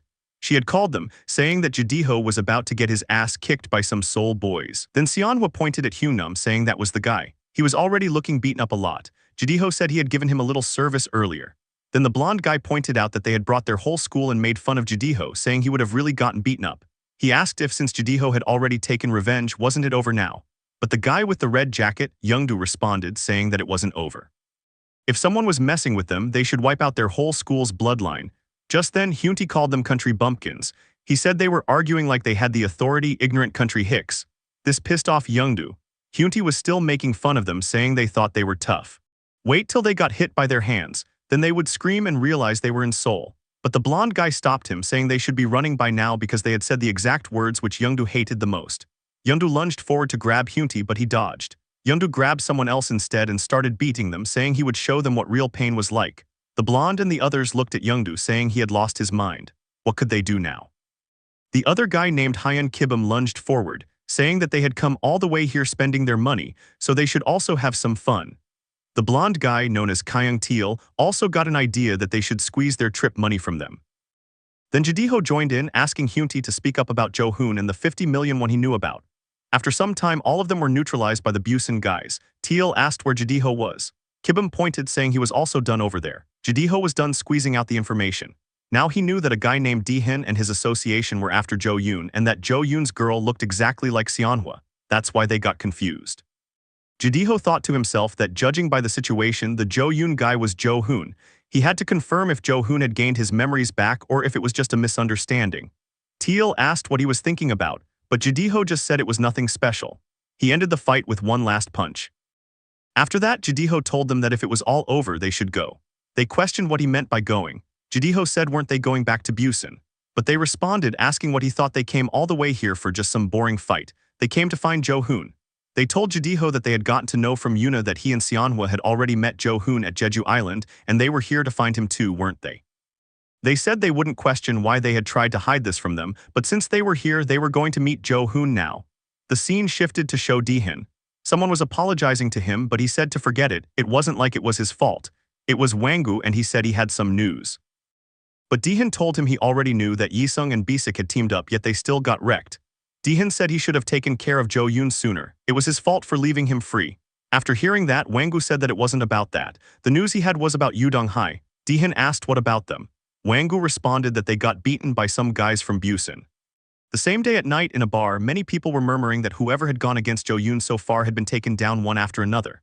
Someone said not just that, he had heard that Yudong Hai also got wrecked too, but it wasn't by Jo Yoon. It was some Busan guys out of the blue. Someone else said they were all slow, as they knew Jo Yoon was from Busan. So what did that mean? Wasn't it obvious that Jo Yoon and his lackeys were here to take over Gangpo? After hearing all that, Dehin got pissed and slammed his hand on the table. Then he asked what they were all here for. He guessed they didn't want to join his company after all. They were scared because of some bumpkin guys. Why should he trust them and pay salaries? The whole situation made him realize it was his mistake for leaving things up to these idiots. Then he told them to gather every single member of the association. They were going to war with those bastards. It was Busan versus Gangpo. The scene shifted to the MC's house. His brother was questioning what had happened to his face. At first, our boy denied anything was wrong. Then he said he got mugged by some thugs yesterday. That was it. His brother asked him who they were. After hearing that, Jo Yoon smirked and responded, saying that he was actually acting like he cared about him. This confused his brother. Jo Yoon said to him that he should have cared back then instead of now. Then Jo Yoon left the house, leaving doubt in his brother's mind. The scene showed Bayam. She was on her way while thinking about the incident. She hoped nothing was going to happen today. When she opened the door, she was scared to see someone standing there with a dark face. She started punching, thinking it was someone else. Our boy told her to calm down, it was him. On the way, our boy joked that her hands were tiny, but her punches hurt so much. She apologized, saying she thought Jo Yoon was Dehin's lackey.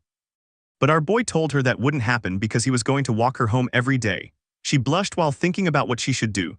Ever since she realized what she felt toward that girl named Seonhwa was actually jealousy, being alone with Jo Yoon was kind of awkward. Our boy asked her why she looked red. Did she catch a cold? Then he said it was probably because of that cramped room. He told her again that she should live at his house, but Bayam also noticed something. As our boy was saying that she wouldn't have to struggle anymore because everything was going to be settled soon, she noticed scars on his face. She asked him what those scars were. Was he fighting with Dehin's gang? Jo Yoon denied it. After that, Bayam bought some bandages and started applying them to the scars. After that, she told our boy that he seemed kind of different. Before, he was kind of gentle and easygoing. Only sometimes when he got angry did he look like a different person. But the current him, if she had to put it one way, she felt like he was becoming that angry version of himself slowly. She said that sometimes he felt strange to her, like he wasn't someone she knew. Our boy just said, "Is that so?" Bayam said that's why he needed to study hard like before. Bayam thought that maybe she shouldn't have said that, but our boy asked her what if he had gotten back his memories and the past him wasn't that of the good student she thought he was, but a total delinquent like Dehan, the type of person she hated the most. What would she do then? This confused Bayam completely. She asked what he meant by that. Jo-yoon just smirked and told her that she said he had changed, so he was just saying, "She should forget it, they should hurry." After some moment of silence, she told our boy, did he think that she was some idiot who couldn't even tell the difference between a delinquent and a good student? She said the moment he entered a strange school, even at the risk of becoming an outcast himself, he didn't look away from a friend being bullied. He fought against the bullies and helped a friend in trouble. Where in the world was there a delinquent like that? She told our boy that there was no way his past was like that because she had seen all the sides of him. After that, there was silence. Bayam started walking, telling our boy to hurry if he didn't want to be late. At the school, H-woman was saying that he was bored. There wasn't anything exciting. His friend asked him if he should ask some girls to go out for drinks. But H-woman rejected it, saying he should just go. He also mentioned that he had heard Woo Youngwoo and Jo Yoon took down Bisik and his gang. He thought that sounded really fun. When was the last time there was a real fight? His friend asked then why didn't he join the bounty hunt. He responded, saying that Dehan had told them to stay out of this ever since they got beaten up by Jo Yoon. Just then, Youngwoo entered, saying that he was a good dog obeying his master's orders. This made H-woman angry and he lunged at Youngwoo. H-woman asked Youngwoo why he was here. Youngwoo responded, saying that he heard H-woman was bored as hell, so he was offering to do something fun together. The scene shifted to our boy. They were just outside the school when Jo Yoon spotted someone. They were his friends from Busan, standing outside his school.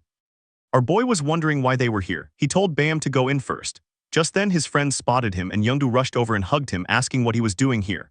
After that, Bayam went to the classroom. Youngnam asked where Jo Yoon was. She responded that they had come together, but he had run into his friends. He asked if Jo Yoon even had friends besides them. She responded, saying that they seemed like his hometown friends. She started recalling Jo Yoon's words, what he had said to her earlier about himself, about how he could be a completely different person. This made her think. Youngnam said that Jo Yoon must have been hurt a bit too. As he was about to say more, the other friend stopped him, saying that Jo Yoon had told them to keep it secret. Bayam started noticing the bandages on their faces. She asked both of them how they and Jo Yoon had gotten injuries on their faces. Back outside, Jo Yoon's friends were shocked to hear him telling them that he didn't remember them. Jideho spoke up, saying that's why he had tried to hide this from them because they would get shocked. He said the Jo Hoon they knew didn't exist anymore. Youngdoo got mad and told our boy to stop joking. How could he forget them and the time they spent together? How could he forget them? As they asked, Jideho was observing our boy quietly. Jo Yoon thought to himself that there was no way he wouldn't remember. How could he forget them?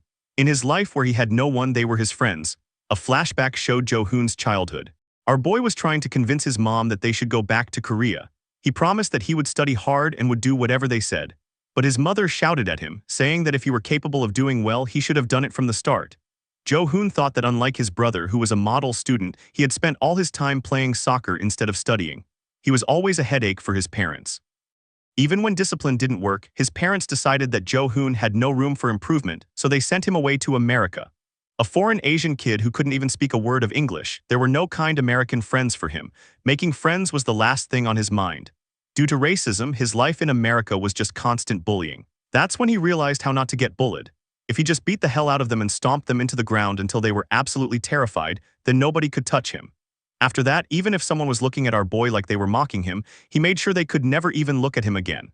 The news of the son of a certain national university professor in Busan causing trouble daily spread instantly in the small Korean community. His respectable educator parents, afraid of those rumors, sent him back to Busan. Jo Hoon thought that this was the Korea he missed so much. But in the few years he was away, this place had become unfamiliar too. Kids his age in Korea weren't any different from Americans. A few students took our boy somewhere and told him to bring 50,000 won from now on daily since his parents were rich. But our boy just started beating them, saying they were the same no matter where he went. After beating them, Jo Hoon thought that the only annoying thing about Korea compared to America was that if you beat one annoying guy, he brought another one. So Jo Hoon beat him and the guy the next one brought as well. Every guy who came next, he kept beating them again and again. Before Jo Hoon knew it, no one in the neighborhood messed with him anymore. But one day, our boy met Jideho. At a quiet place, our boy asked Jidiho who he was here for. Jidiho grabbed his friend and said it was for this guy who Jo-hoon had turned into a total mess. Teal laughed, saying that today Jo-hoon was getting the beating of his life because Jidiho was the boss of Busan. Our boy just joked, saying that if he remembered correctly, the one who beat him was him. Jo-hoon said he meant they came in truckloads every day, he couldn't even tell who was who. But Jidiho responded, saying he didn't care if Jo-hoon remembered or not. Today, he was going to make him look exactly like his friend. Looking at Jidiho, Jo-hoon thought that he was different from the other guys so far. As Jidiho attacked and our boy blocked it, Jo-hoon knew that was a feint jab and the real one following it would be a right hook. He dodged the punch and punched Jidiho hard. Jidiho also kicked Jo-hoon. As both of them retaliated, Jidiho told him that he had been hearing that he had been beating everyone lately and he guessed that wasn't just rumors. Jo-hoon asked Jidiho what his name was. He responded saying Jidiho. Jo-hoon told him that was quite a weird name. After that, Jidiho rushed forward saying that from today this name would haunt him. But Jo-hoon responded saying that he would regret his decision for coming here. As they both continued hitting each other, after a while Teal was worried. He told them to stop already. They were giving blow after blow. Jidiho asked Jo-hoon if he put metal in his hands. Just then Teal told them to stop. But Jidiho said if he hit Jo-hoon a little more he would win. Why was Teal trying to stop him? But our boy asked Jidiho why he was going this far. Whether that guy got beaten by him or not, it had nothing to do with Jidiho. Jidiho responded saying that he was his friend. He asked the question back to Jo-hoon, if his friends got beaten up by someone would he sit still doing nothing? Our boy responded that he didn't know and punched Jidiho. Then he said it was because he didn't have any friends. After taking the punch, Jidiho realized that Jo-hoon wasn't even using his full strength. Jo-hoon finished Jidiho with a kick. After falling to the ground, Jidiho murmured to himself, what a freaking monster. His friends were worried, asking if he was alright. After looking at Jidiho and thinking about friends, our boy left. The thing about Jidiho being the boss of Busan Yeoner District was true, so the rumors spread fast that Jo-hoon had defeated Jidiho. After the incident, days passed. As students were murmuring about Jo-hoon, one student told his friend to be quiet because he was just behind them. After the rumors, Jo-hoon thought to himself that after that, no one ever dared to mess with him. But instead, a troublesome guy stuck to him. As Jidiho faced Jo-hoon again, he asked if Jidiho was here for revenge. But Jidiho put his hand around Jo-hoon's shoulders and said let's go and have some ramen at his place. This confused our boy, why at his place, and what was wrong with him, did he hit his head or something? Then Jidiho again asked him, alright let's eat it at his place then, but Jo-hoon asked him why he was acting like this. Jidiho responded saying that Jo-hoon said he didn't have any friends, right, then he would be his friend. But our boy told him to get lost because he didn't want that crap, unless he wanted to be beaten again.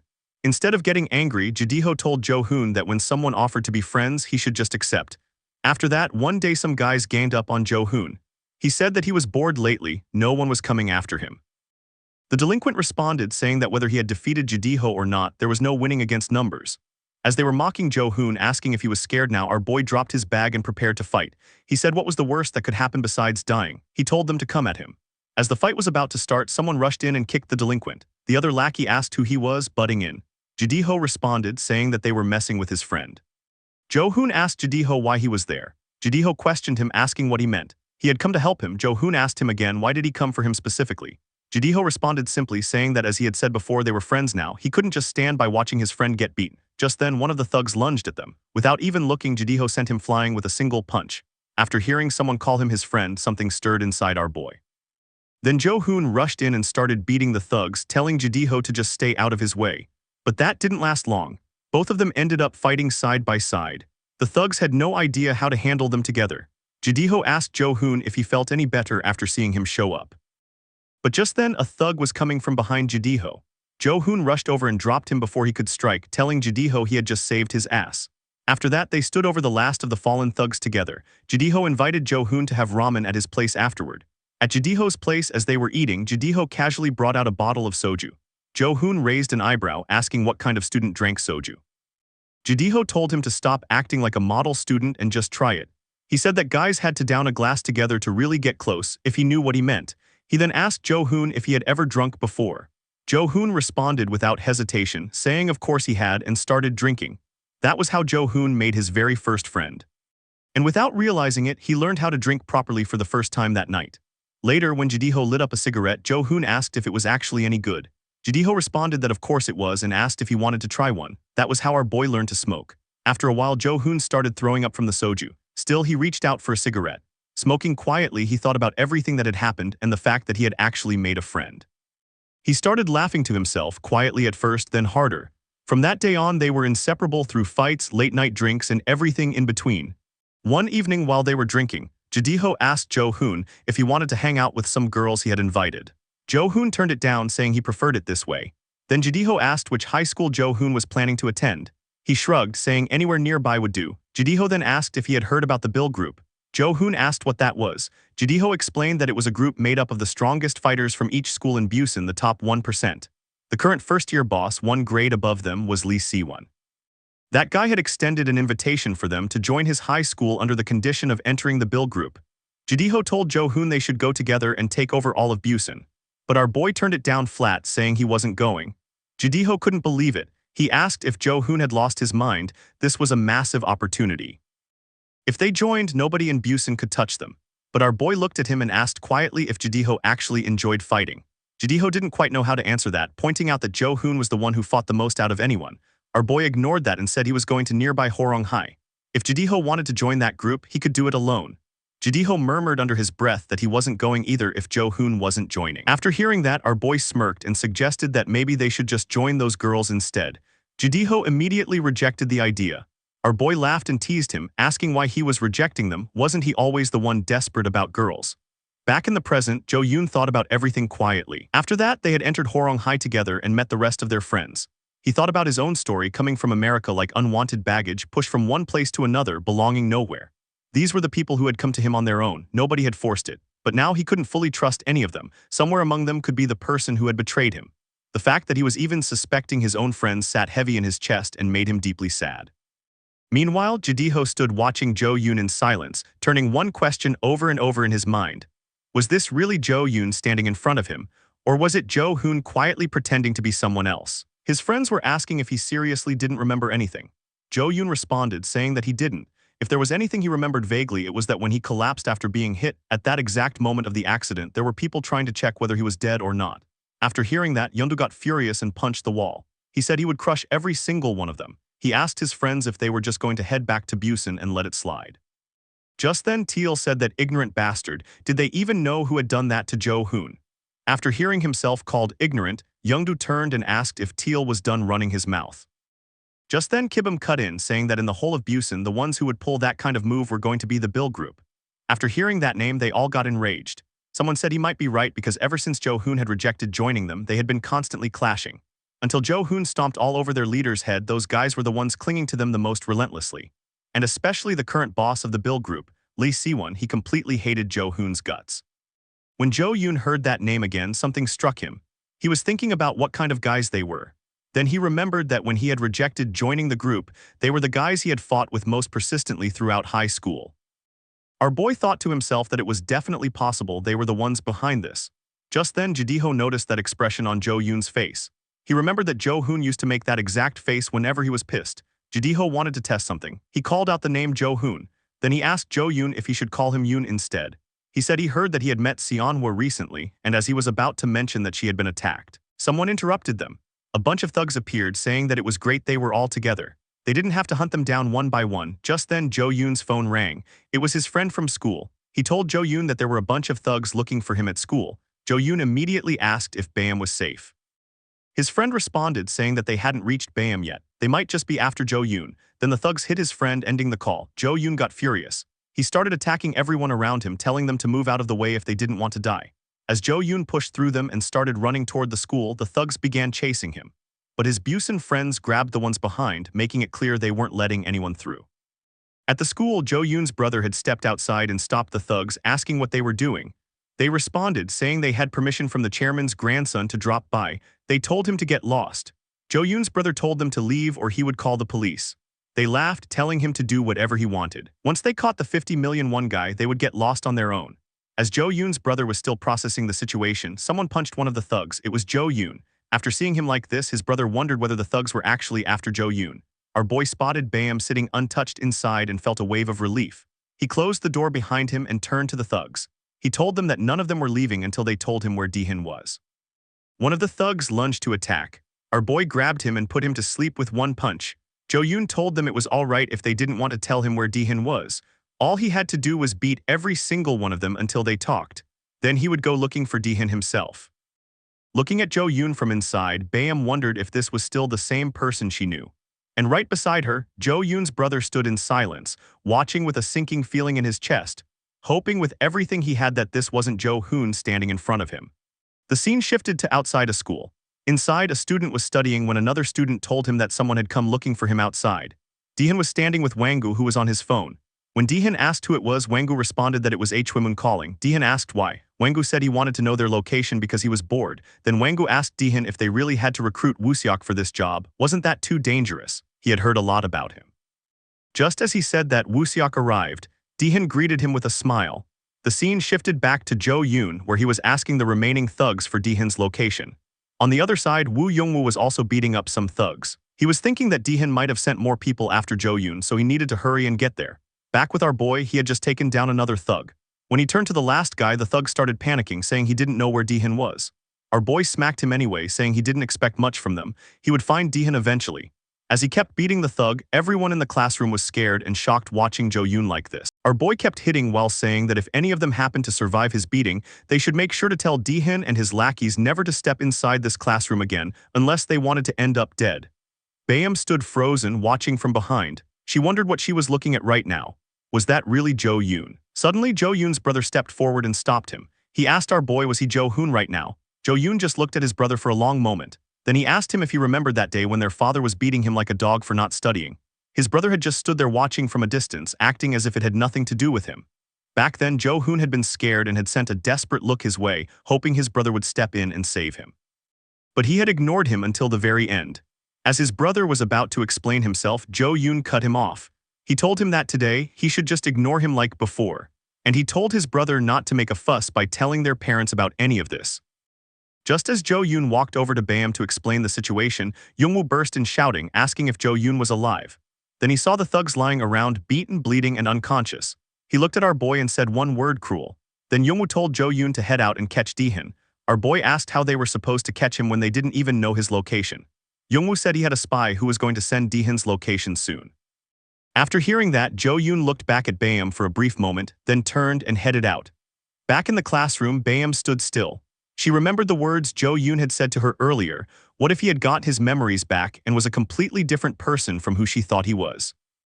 Looking at what she had just witnessed, she didn't know what to think anymore. Outside the school, Jo Yoon asked Youngwoo where Dehan was. Youngwoo responded that they had to wait a bit, his spy would send the location soon. Just then, they were stopped by Jo Yoon's Busan friends. They told him they wanted to go with him. Jo Yoon asked them why. They responded saying that they were friends, weren't they? Just because he didn't remember them didn't mean they weren't his friends. They had never let him fight alone in the past. That was just how their friendship worked. Youngwoo was surprised, quietly wondering why Horong High guys were here. He thought to himself, just who in the world was this guy? Behind everyone, Jideho stood quietly observing Jo Yoon, still trying to confirm what he already suspected. Back inside the classroom, the students whispered among themselves about Jo Yoon, discussing how frightening he had looked and wondering why he was calling their homeroom teacher his brother. Were they actually related? Jo Yoon's brother stood apart from them, thinking about what he should do. It was a bad situation. Should he contact their parents and tell them about this right away? But he stopped himself after remembering Jo Yoon's words. He thought to himself that he didn't know what to do anymore. The scene shifted to show Hwimun questioning Dehan, asking why he was in this dusty place. It didn't match his standards at all.